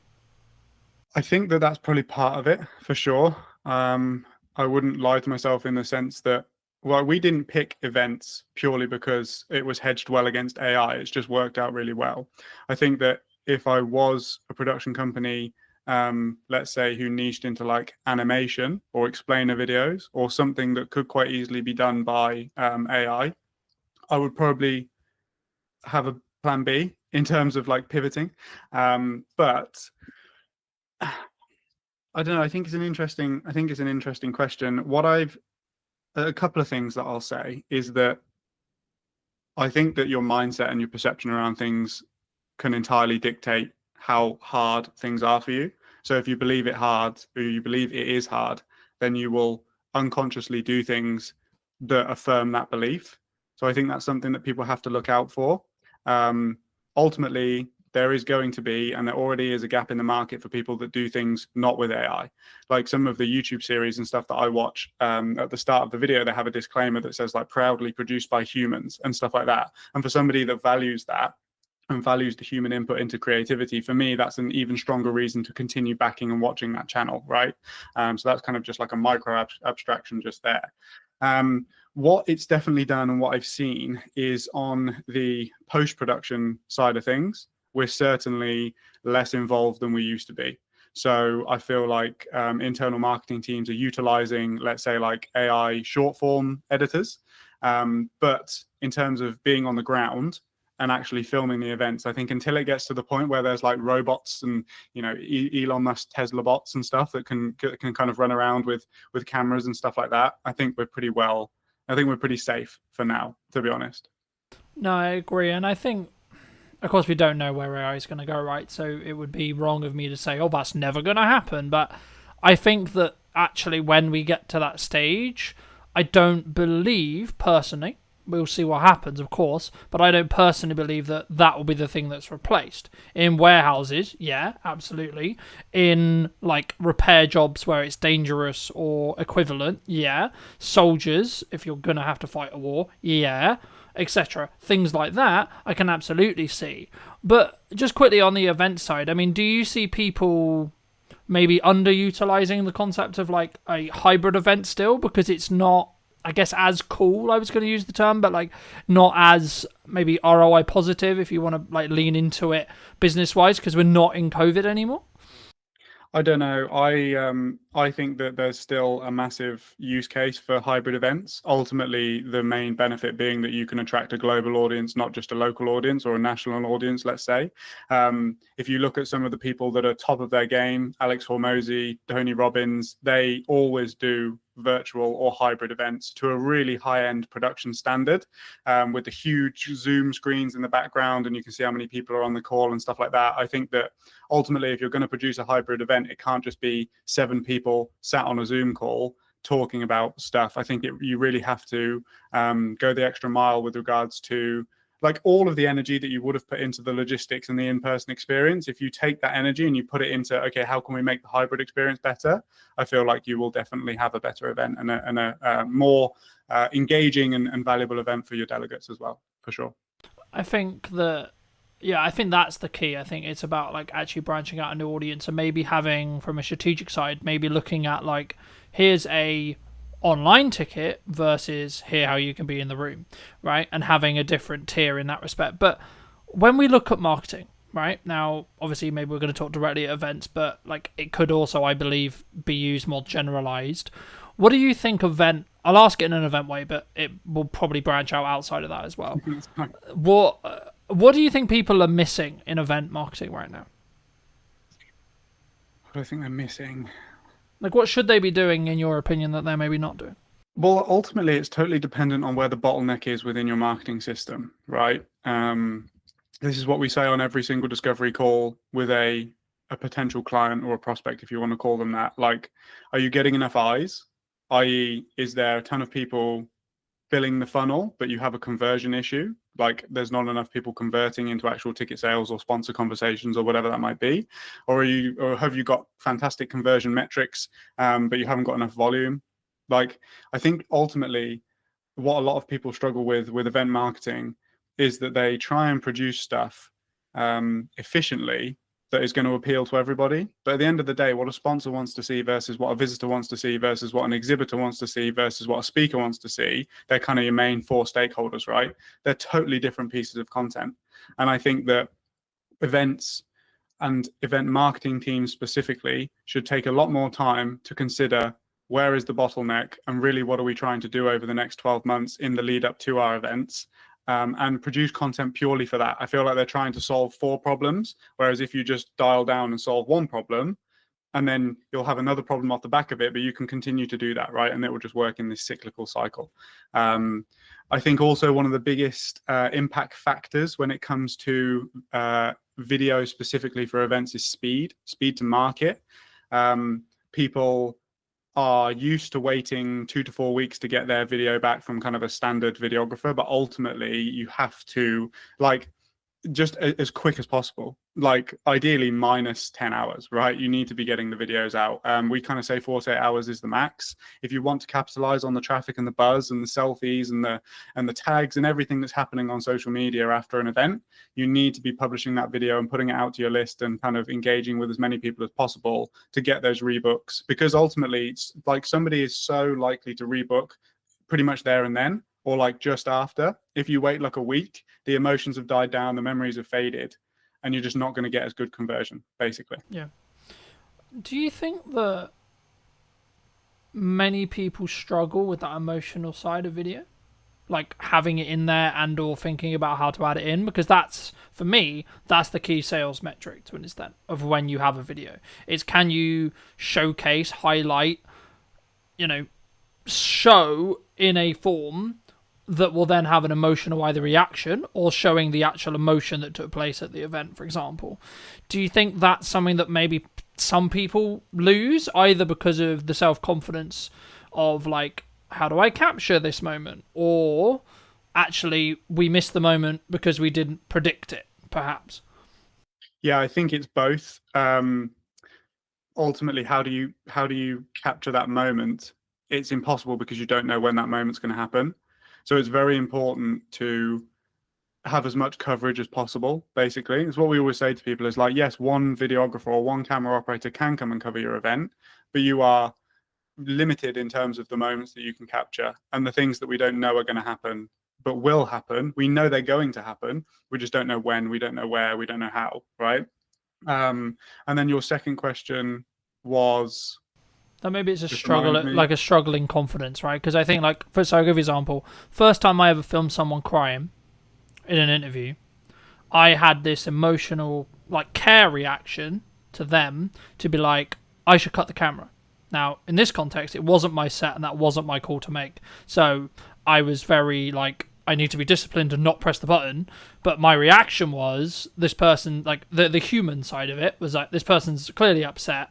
Do you push through that? Like, do you, like, when it's more like emotionally charged or emotionally feel? But because I think for a content point of view, there's maybe a moral question, because yes, that footage is like really powerful to tell the story and really like useful from a marketing context. But also I think we have an obligation, maybe as videographers or directors or, whatever role you sit in production, to say, well, okay, but at what point do we say, actually, we should give this person 5 minutes?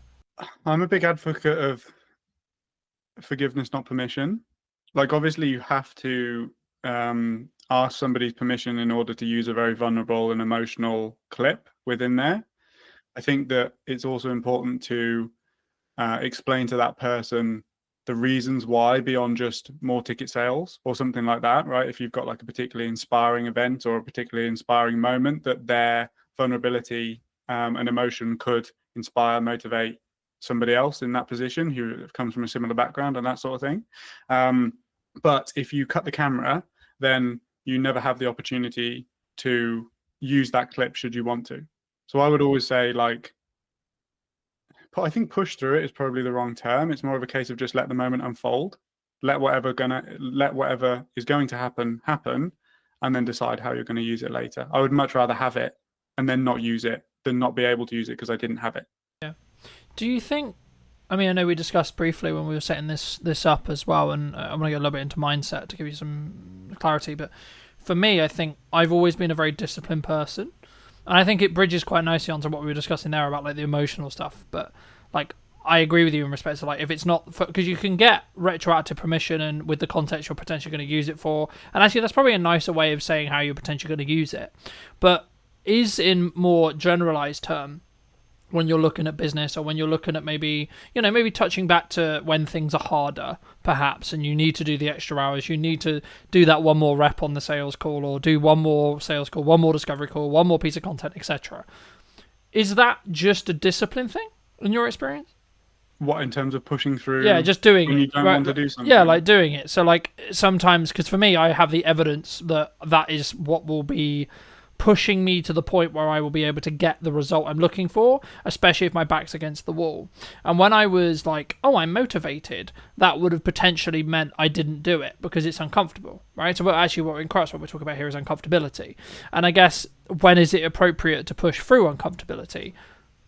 And how does someone, if they are looking to build it, how do they build it? I think that, I mean, discipline is definitely something I can speak on because it's something that I've had to learn massively. I definitely come from a type B, go with the flow type background. And that's not particularly conducive to somebody that can sit down and work and focus for an extended period of time on things that aren't particularly exciting and aren't particularly engaging to work on. I think that what's really important if somebody's kind of getting started is to find out where your limits are. So everybody is, I think we've kind of gone through this like hustle culture. And then on the back of that, we've kind of got this like, for want of a better word, like snowflake culture now at the moment, which is very much like, if you don't feel like doing it, don't do it. If you're, nervous, that's okay. You don't have to do things, et cetera, et cetera. There's definitely that kind of energy around at the moment. And I think that it's really useful to know where your limits are and push yourself to the edge so that then when something like that comes up, you can ultimately kind of just look with a bit of foresight and say, okay, yes, like today I might need to work 12 hours, but that might mean that tomorrow I can only work 6. So would it be better for me to just do 8 and 8 and feel better on the back of it, right? I think that you ultimately have to go through a process of kind of understanding yourself and your energy. One thing that's been really helpful for me to do that is kind of tracking energy versus hours versus focus on a day-to-day basis. Now, obviously, this is kind of qualitative data, right? You can't, there's no like whoop or something that's going to tell you kind of like how you're feeling that day. But I think if you learn to see patterns in your behavior and you learn to see patterns within the way that you go about doing things, you can kind of predict that, okay, maybe today I need to take it a bit lighter, right? Like events, to bring it back to kind of what we do, are so intense. The hours are insane. I'm lucky that I'm an extroverted person, but even I get kind of burnt out, speaking to so many, like running so many interviews in the day, asking the same questions and all of that sort of stuff. So when I come back from, let's say, like a 3 or 4 day event, I know that I need to take a couple of days, right? Just to kind of recalibrate. And I know that I need to fall back into a routine that is healthy and sustainable for me in the long run, So I think it's that push and pull, it's that balance. Ultimately, it's just a case of knowing yourself and kind of knowing where your limits are, but constantly reassessing those limits so that you are getting the most out of every hour that you put in. Does that answer your question? Yeah, absolutely. I mean, I think for me, there's different stages in your life, right? There might be, I'll use your example, like you've just come off an event, you're absolutely like, this is my 4th interview out of 5 this week, right? And I'm like, okay, I'm aware that like my performance may start to like pull or start to be not as sharp as I was in the first one, so I may pull back after this 5, right? And that's a key understanding. But also, like, what else is going on around those interviews? Well, actually, all I've got is editing time, so doing the editing things that I need to do, and then the general working out or other, social activities, etc. So actually, in reality, my focus can be given to this hour, and my prep can be given to this hour, and etc. So the key is, for me, is actually like, it's about working hard and working smart, sure, but it's also about understanding. I work in sprints personally. So I will sprint to the point where I'm like, fucking hell, I'm about to burn out. Then I'll stop, look at the data, and now analyze what I did, analyze how well the interviews did, watch them back, etc., make a debrief report, and then I'll go again, right? And rinse, and rinse, and rinse, and rinse. And what ends up, I think, personally happening, from my perspective at least, is you end up getting more 1% wins. And something I wanted to touch on as well that I think your niching approach really, really focuses on and allows you to become very efficient at what you do is, and I've noticed this since I've really focused on like 2 main pillars of content for like a chunk of time. So previously, before I did this, I was very, I've got some podcasts, cool, we're going to post them, then I'm going to do this, then I'm going to do this, and then I do this. And of course, in hindsight, I could say, well, of course I didn't get traction because I wasn't looking at the micro improvements upon each interview. I wasn't looking at how far ahead can I get, for example. I mean, we're filming this towards the end of the summer. It won't be released until back end of October. And for me, it's about then saying, okay, well, in that window of time when I have the buffer, it's not that I'm not interviewing. I can then like do the stuff in the business to keep the business alive, right? And I don't have to necessarily worry about where the podcast is. But just like looking forward specifically on ROI, because I think people will look at a podcast and maybe like think about, well, what's the ROI? And it bridges into how do you look at it from a perspective of why should a sponsor or a event provider or etc. Like, where does is it just a marketing budget that someone has for the event in your case normally? That's how they do the video work with you? And then if so, like, what's your ROI metrics on those? Well, it's always about value. So whenever we're in if you want to call it a sales situation, like it would be sales, right? But I'm always very keen to constantly bring the conversation back to the value that we're providing rather than the day rate, let's say, or how much or what our prices are, for example. Really, it's about understanding, okay, cool, how many sponsors are you looking to bring on if that is your objective? What's the standard ticket price? What's the tiers? Okay, so reasonably we can expect that if we did bring on, let's say, 3 new sponsors over the next 12 months, that contributes to X amount of revenue for you in the long run, right? So then you compare it against the value. And ultimately then the marketing budget might expand a little bit because of the potential that can come off the back of it, if that makes sense. Now, in terms of ROI, I've always found it, and it always will be, I think, relatively difficult without the advent of kind of paid ads and stuff like that to track the ROI on video content. Like, how do you do that? You just can't really. And it's always been a struggle that we've kind of faced, because ultimately there's a lot of inference that's kind of involved in those conversations. But yeah, a sponsor could want lots of different things from an event. They could want straight ROI, let's say, like if it's a bank and they just want people to come and bank with them and they're going to put all of their money in and they're going to generate the interest, off of the fact of that being there. It could be brand alignment, right? It could be the fact that a sponsor is looking to tap into a different market, a younger market, an older market, and aligning themselves with a particular brand that carries that audience is going to do that. And then in the long run, they can expect XYZ returns for that and stuff like that as well.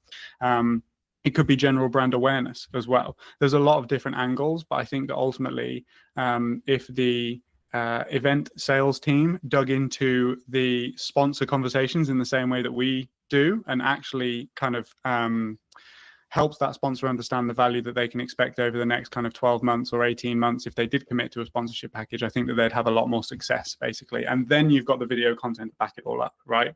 The video content from an event is proof, ultimately, that the thing happened and it was fantastic and that it got the audience that the sales team is telling the sponsor that they got, basically. Do you think people are hesitant to pay more than, like, let's just say, for example, like, a standard videographer can do it for a price, right? And you or I might be like B price or C price, right? And we're looking at the value, we're looking at the value we're going to add to a client rather than necessarily the time that we're going to spend doing that, right? There is obviously time involved, sure, but we don't focus on, in my belief, we share that in that respect. We don't focus on the time, we focus on the value or the transformation that we're adding to that client. Do you think people would struggle, or sometimes clients would just go, oh, they're cheaper, so we'll take them? They do sometimes. I think it depends on who you're speaking to.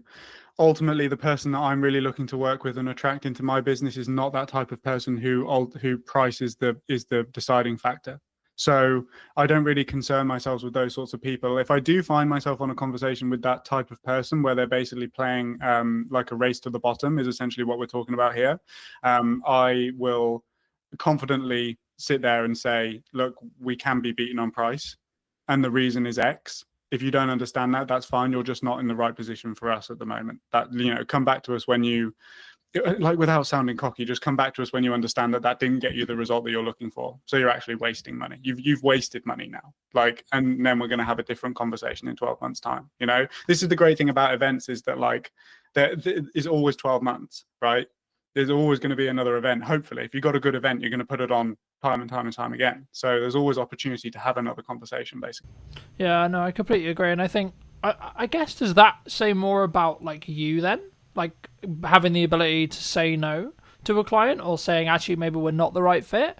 Because I was having a conversation a handful of weeks ago with a new client, and he said, well, one of the reasons why he went with me, even though I was more expensive, was because I don't work with everyone, which I found really unique. But I've been just like, I'm protecting my time constantly because I want to be able to run the podcast. I want to be able to put a lot of time into our marketing and our sales and such, and our scalability and our growth. So for me, I'm like, actually, I only have a finite amount of like availability for clients. And I think for me, that's always been the case. But I didn't always, I sort of had to grow into the confidence, I guess, of saying, well, actually, I can say no to this client if they're not the right fit. Did you personally always have that, or was that a skill that you've developed through, however many years?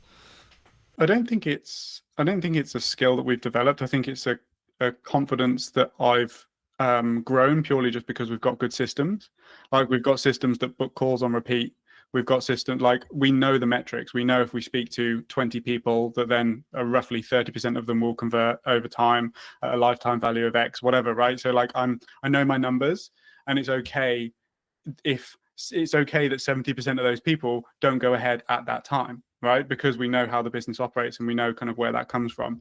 I think that ultimately what you're talking about is, again, the power of niche, right? Because you might not have a particular industry that you work with, but you have particular types of people that you work with. And that's kind of the power of it, is that, you're not saying yes to everybody. And I think that makes the people that you are saying yes to feel even more included in your service, because they know it's for them. There is value in paying more, right? From a client's perspective, there's an assurance behind it. There's confidence behind it. There's there's just power behind saying no. Yeah, I think it also goes into that perspective of, it comes with a level of prestige if you want to look at branding or marketing as well. Like, why do we perceive Rolex in the way we perceive it? Why do we perceive Audi, BMW, so on, in the way we perceive it? Do you, either for clients or yourself, look to trend jack or look at what is, quote, trending when you look to do your own marketing? My marketing? Yeah, personally for you. No, I don't. Okay, and why don't you? I don't. Because the type of people that I will attract through following trends are not the type of people that want me for me. I would much rather a video that I produce get 50 views, but all of those 50 people love that video and get invested in the things that I'm saying and be the types of people that I made that video for, than 100,000 people when, like, really none of them actually wanted to watch it. They wanted to watch the trend. That's what they're looking. They're trying to watch the trend. They're not interested in the actual content itself, right? Now, there definitely is a place for trends. It's just such the fact that we don't have the resources, i.e. time or money, to jump on particular things. My available resource for marketing my own business is extremely limited. So I'm going to do activities that I know are going to get the biggest return. And ultimately, with a trend, I don't know whether it's going to work or not, right? Yeah, absolutely. Because I think sometimes, not us maybe, but a person starting out, videographer starting out business, they look at the potential likelihood that they could get something to like 1 million views, let's just say, for example, and they're like, oh my god, that's going to change my business overnight. And not speaking as someone who's had a video hit 1 million, but I know people who have, and I go, how much money did you get for it? Nothing, right? So I guess the follow-on question then, you spoke about like that you're only going to do the things that really work. Okay, if you don't mind sharing, what does really work for you then in marketing? Cold outbound. Okay. Has always worked for us, because I've always been a fan of outbound, because you go to the market doesn't come to you. I think there's definitely pros and cons to both, but essentially, if I message 20 to 50 people per week, they are the exact type of person that I'm looking to work with, right? Versus, let's say, we also do paid ads. So I don't want, we also do inbound marketing as well. But like, for example, I dialed up all of our inbound paid ad leads this morning. One of them was qualified. And I think I spoke to like 20 people. So you have no control over the type of people that are coming in, which is a bit more of a waste of time. But the flip side of that coin is that when you do find that person, they've already consumed your content. They already know who you are. They're already interested in working with you because they've clicked through. They've made that action themselves, right? Whereas on the outbound side of things, you probably have to do a bit more persuading, because it's a case of like, who are you? I don't know you. You've just connected with me on LinkedIn and now you're messaging me, right? Yeah. I mean, what I mean, for me, I love cold outreach because I want to have it as a skill set to have in my back pocket for when I need to use it or want to use it. What advice would you give to, say, a starting out creator, starting out videographer, etc., or someone in the creative industry who looks at cold and goes, that's terrifying? Because I think that's really common, right? And it might come from like the rejection side. It might just be the nature of they haven't done the reps yet. But what would you say to those kind of people who are like, because you're obviously a massive advocate for outbound, cold outbound, right? I would say that rejection is a fundamental within business. So the amount of experience, if you can become comfortable with people saying no, then that's going to serve you within sales scenarios. That's going to serve you just generally in your life, right? I think it's a very fundamental just within life, just rejection in general. What I would say with outbound is that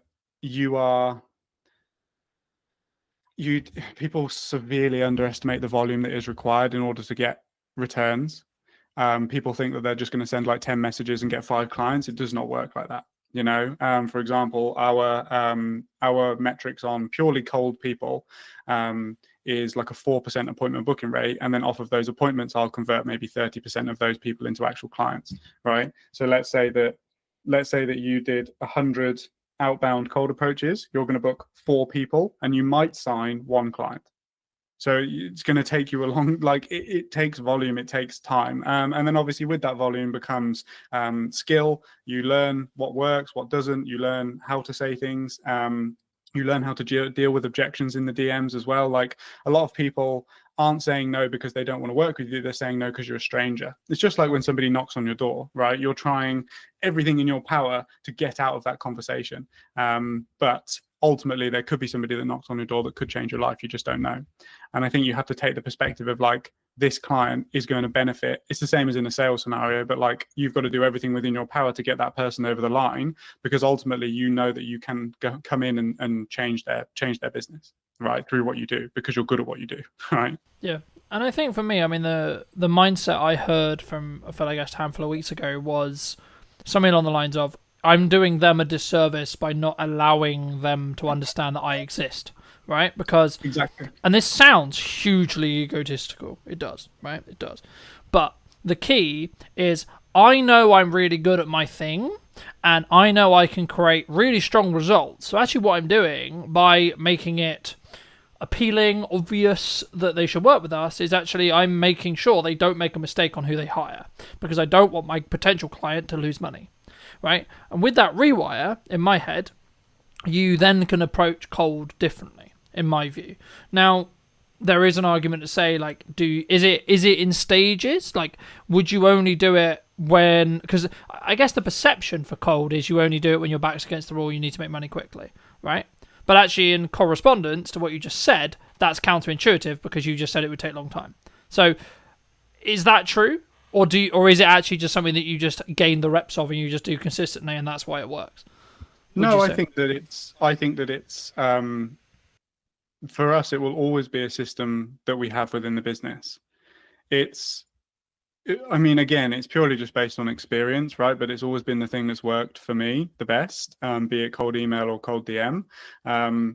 The thing that people don't get is that, like, for one, you have to be intelligent about how you message people insofar as you're not going to piss them off, right? You're just looking for a yes or a no to essentially have a call and see if it could be a good fit to work together. You don't need to do like tons and tons and tons of follow-up and like ultimately just get that person in a position where they don't like you because you've messaged them so many times or whatever. But you have to look at cold in a sense that it's contributing to a larger overall system. So if you have content systems in place, inbound content systems, like let's just take somebody on LinkedIn, for example. So somebody could connect with me on LinkedIn. I could message them. That could ultimately be, no, I'm not really interested right now. They would then get drip fed my content over the next kind of 3 months. And then in 3 months, I will go back to I will basically then go back and I message all of the people who are now somewhat warm to what we do. And it's just that constant thing over time. It's like Chinese water torture. You're just slowly drip feeding stuff onto them so that they get more familiar and more familiar and more familiar. And don't get me wrong, 4 times out of 100, somebody will book a call cold, and that's fine because they have a low action threshold. But ultimately what you're doing is you're putting them into a maybe system that's converting them into a yes over time. And I've had tons of people reach out to say, hey, I know you messaged me 6 months ago, but I'd love to jump on a call now. And that's great. You know, that happens on probably a bi-weekly basis, right? Yeah. And I think for me, it's in some ways, even if it isn't the right time for that prospect, that person that you're messaging, actually what you're doing is you're saying, hey, remember me, right? Every time you message, and that should be the way. Or, hey, I saw this thing, hopefully it'd be valuable to you, right? Or whenever you maybe share a piece of content, I always look at it of going, how can I add as much value in the window of time they're going to potentially give me, whether this is in a short form clip or the entire podcast. And I think for me, I think that's what makes me maybe unique, I guess you could say, in the respect to I don't like to fluff around, and I try not to, if that makes sense. I don't like other people who do. And it's simply because you just don't respect the other person's time, right? But I guess the key, you mentioned Alex Hormozi earlier, and I wanted to ask you something specifically about, he's very well known for, you need to focus on doing one thing for an extended period of time. And what does that actually mean in tangibility reality? And does it actually work? I guess is then the follow-on question. So like, is it going to be you just focus solely on cold and you don't then look at content, you don't look at etc.? Or actually is it you get to a certain level of doing it consistently, you have a system, and then you can add another thing? Do you think? I think it gets to the point where the system's working and then you outsource it and then you build the next one. Like ultimately there's a literal job role that is an appointment setter, which is somebody that takes control of your social media accounts, goes into the DMs and does what you do. And you give them the system and you say, hey, if you message 100 people, 4 of them will book and I'll pay you for the 4 people that book. Right. So I think that's kind of the process. I don't necessarily agree with this whole thing of do one thing and focus on it for a long period of time, because there are gains that you are probably missing out on by not having an inbound system. Like if you purely just do cold, right? Really, content is one of those things that we've always struggled with, purely just because I do it so much for the clients that then when it comes to doing it for myself, it's kind of, you know, you're not you're not as open to doing it, right? But I do think that, like I just said, those people that don't necessarily come through the first time being cold will look at the content, they'll see that it's valuable, they'll see that we know what we're talking about and that we're working with other clients helping them achieve the exact same thing, and then they'll be more open to it. So I feel like if we didn't do that, then, you know, you would miss out on those things as well, you know? Yeah, no, absolutely. And I think that's why you have to take it with a pinch of salt, right? It's true that if you try and start too many things simultaneously, you'll fail at all of them, right? But you also need to know your own limits and ask yourself how many plates can you continue to spin, right? I think is actually the key there. But for those who are maybe looking at like either doing an event or hiring you, like, or any production as a whole, like I build a system where I try and do a behind the scenes breakdown of every single production that I've done, right?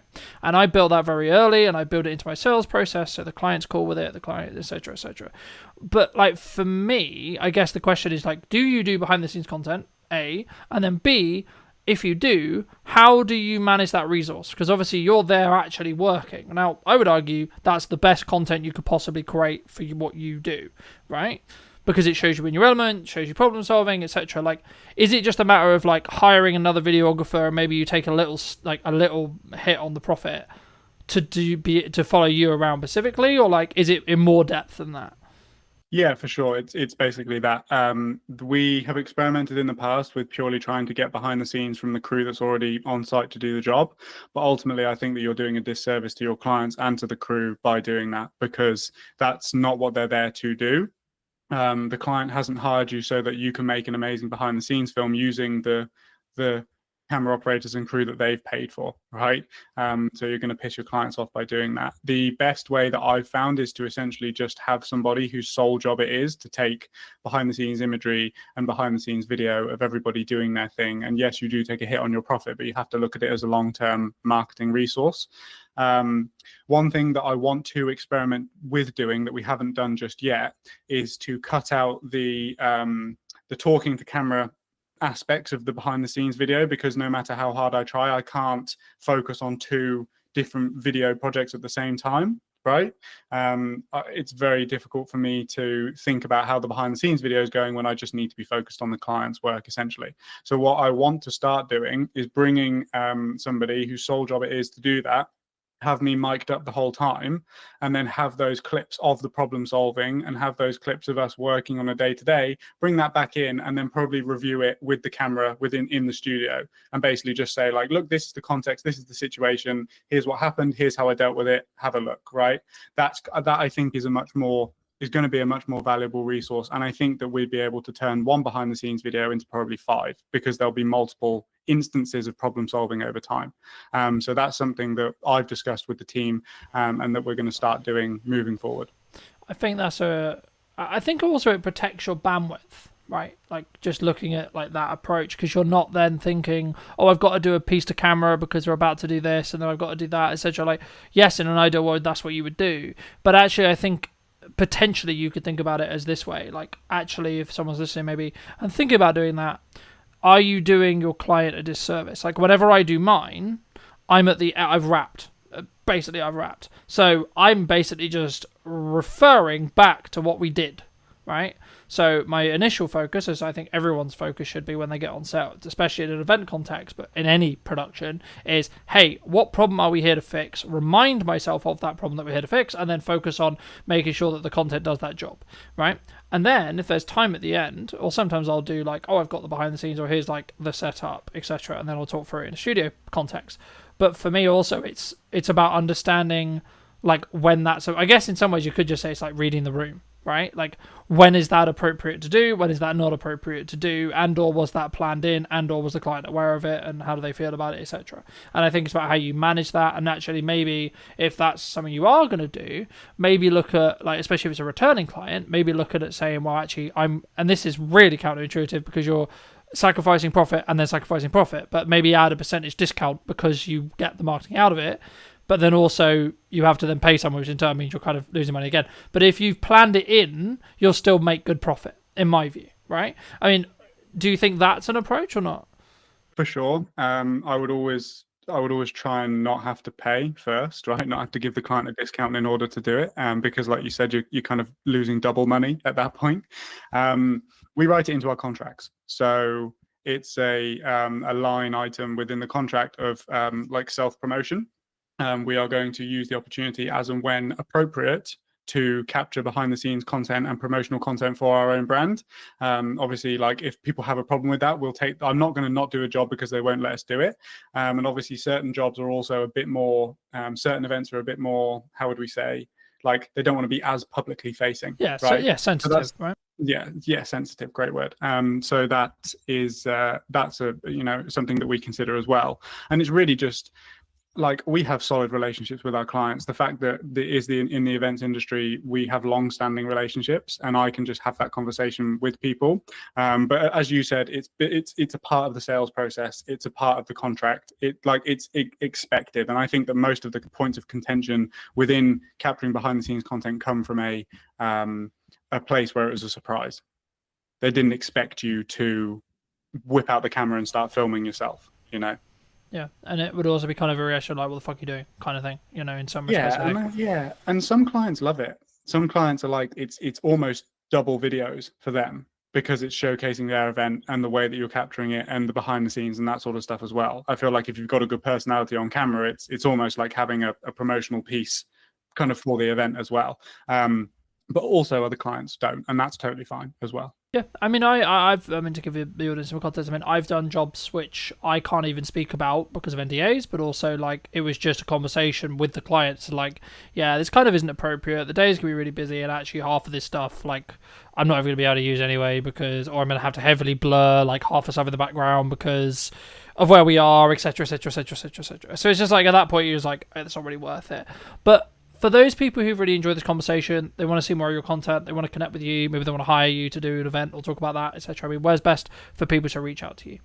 LinkedIn, best place. That's where I am most active in terms of the content. You'll find me there. It is me that runs the accounts, so you are actually speaking to me if you message me.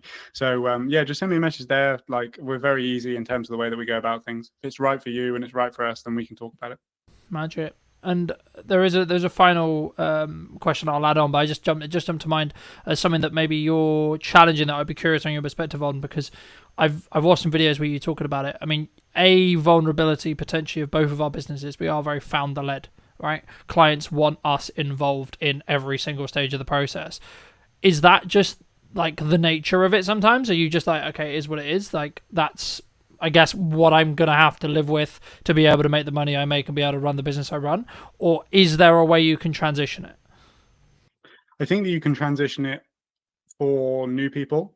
I know that you left a comment on my YouTube video that I made, which is basically, it's just like, it's not an expectation that we're there. But I think ultimately, if you have a strong personality that people connect with, and half of the reason why they go with you is because it's you, then you are going to run into issues doing that with certain people. I think like pre-existing clients who have always known you to be the one that's there, but then also certain clients are totally okay with it and they understand it's a natural progression within the business process, right? It's something that I can't necessarily speak on too confidently right now because it's something that we're still figuring out. Obviously, if we're looking to scale to the point that we are, then I can't be involved in every single project because I just don't have unlimited time. And I think that's my hypothesis for this, is that the brand, whilst it can still be founder led and come from the vision and the mission that the founder originally had, I think that the brand has to have its own characteristics and qualities and quality assurances for the clients and stuff like that as well. And I think that's where the leverage is with regards to me not having to be on set every single time in order for a client to sign with us, basically. Yeah, and I also think to an extent in that respect you need to be overly transparent with the fact that you might not be, right, especially in your space, because obviously an event may be happening at the similar time to another event and actually you may want to actually serve both, right? And I guess, I mean, feel free to weave that your next answer into this as well, like that might be just like an advice piece that you need to give to some people of how you manage that. But I like to end the podcast by asking the guest, and you in this case of course, what would you say to 10 years ago to the younger version of you now? What advice would you give them? I would say that it's going to be a lot harder than you expect it to be, and that the people that you look up to online probably aren't giving you the most accurate depiction, as I don't, of the reality of running a business and doing this. But ultimately, it's the most fulfilling thing that you're going to do. Like, I love this. There is not a single thing that I was having this conversation with my cousin the other day because he's 19 and he's trying to figure out whether he wants to go to university or what he wants to do with his life. And I said, well, you have to ask yourself, and ideally you're getting yourself in a position where you would continue to do the thing that you do every single day, regardless of whether you get paid or not, because I would still do this, right? There's certain things that we wouldn't do, right? Like dialing paid ad leads and stuff like that. But, yeah. Like ultimately the goal and the end destination, I would continue to do regardless of whether I was being paid or not to do it. So yeah, it's just set expectations to my younger self that it's going to be way harder than you expect it to be, but it's going to be more fulfilling than you could ever think it could be. Magic. Thank you ever so much for the time, my friend. Pleasure. Thank you ever so much, ladies and gents. If you did take value from this video, you'd like to see more like it, I'll be back next week with a brand new episode. And feel free to let me know in the comment section down below what you thought. And I'll see you very, very soon.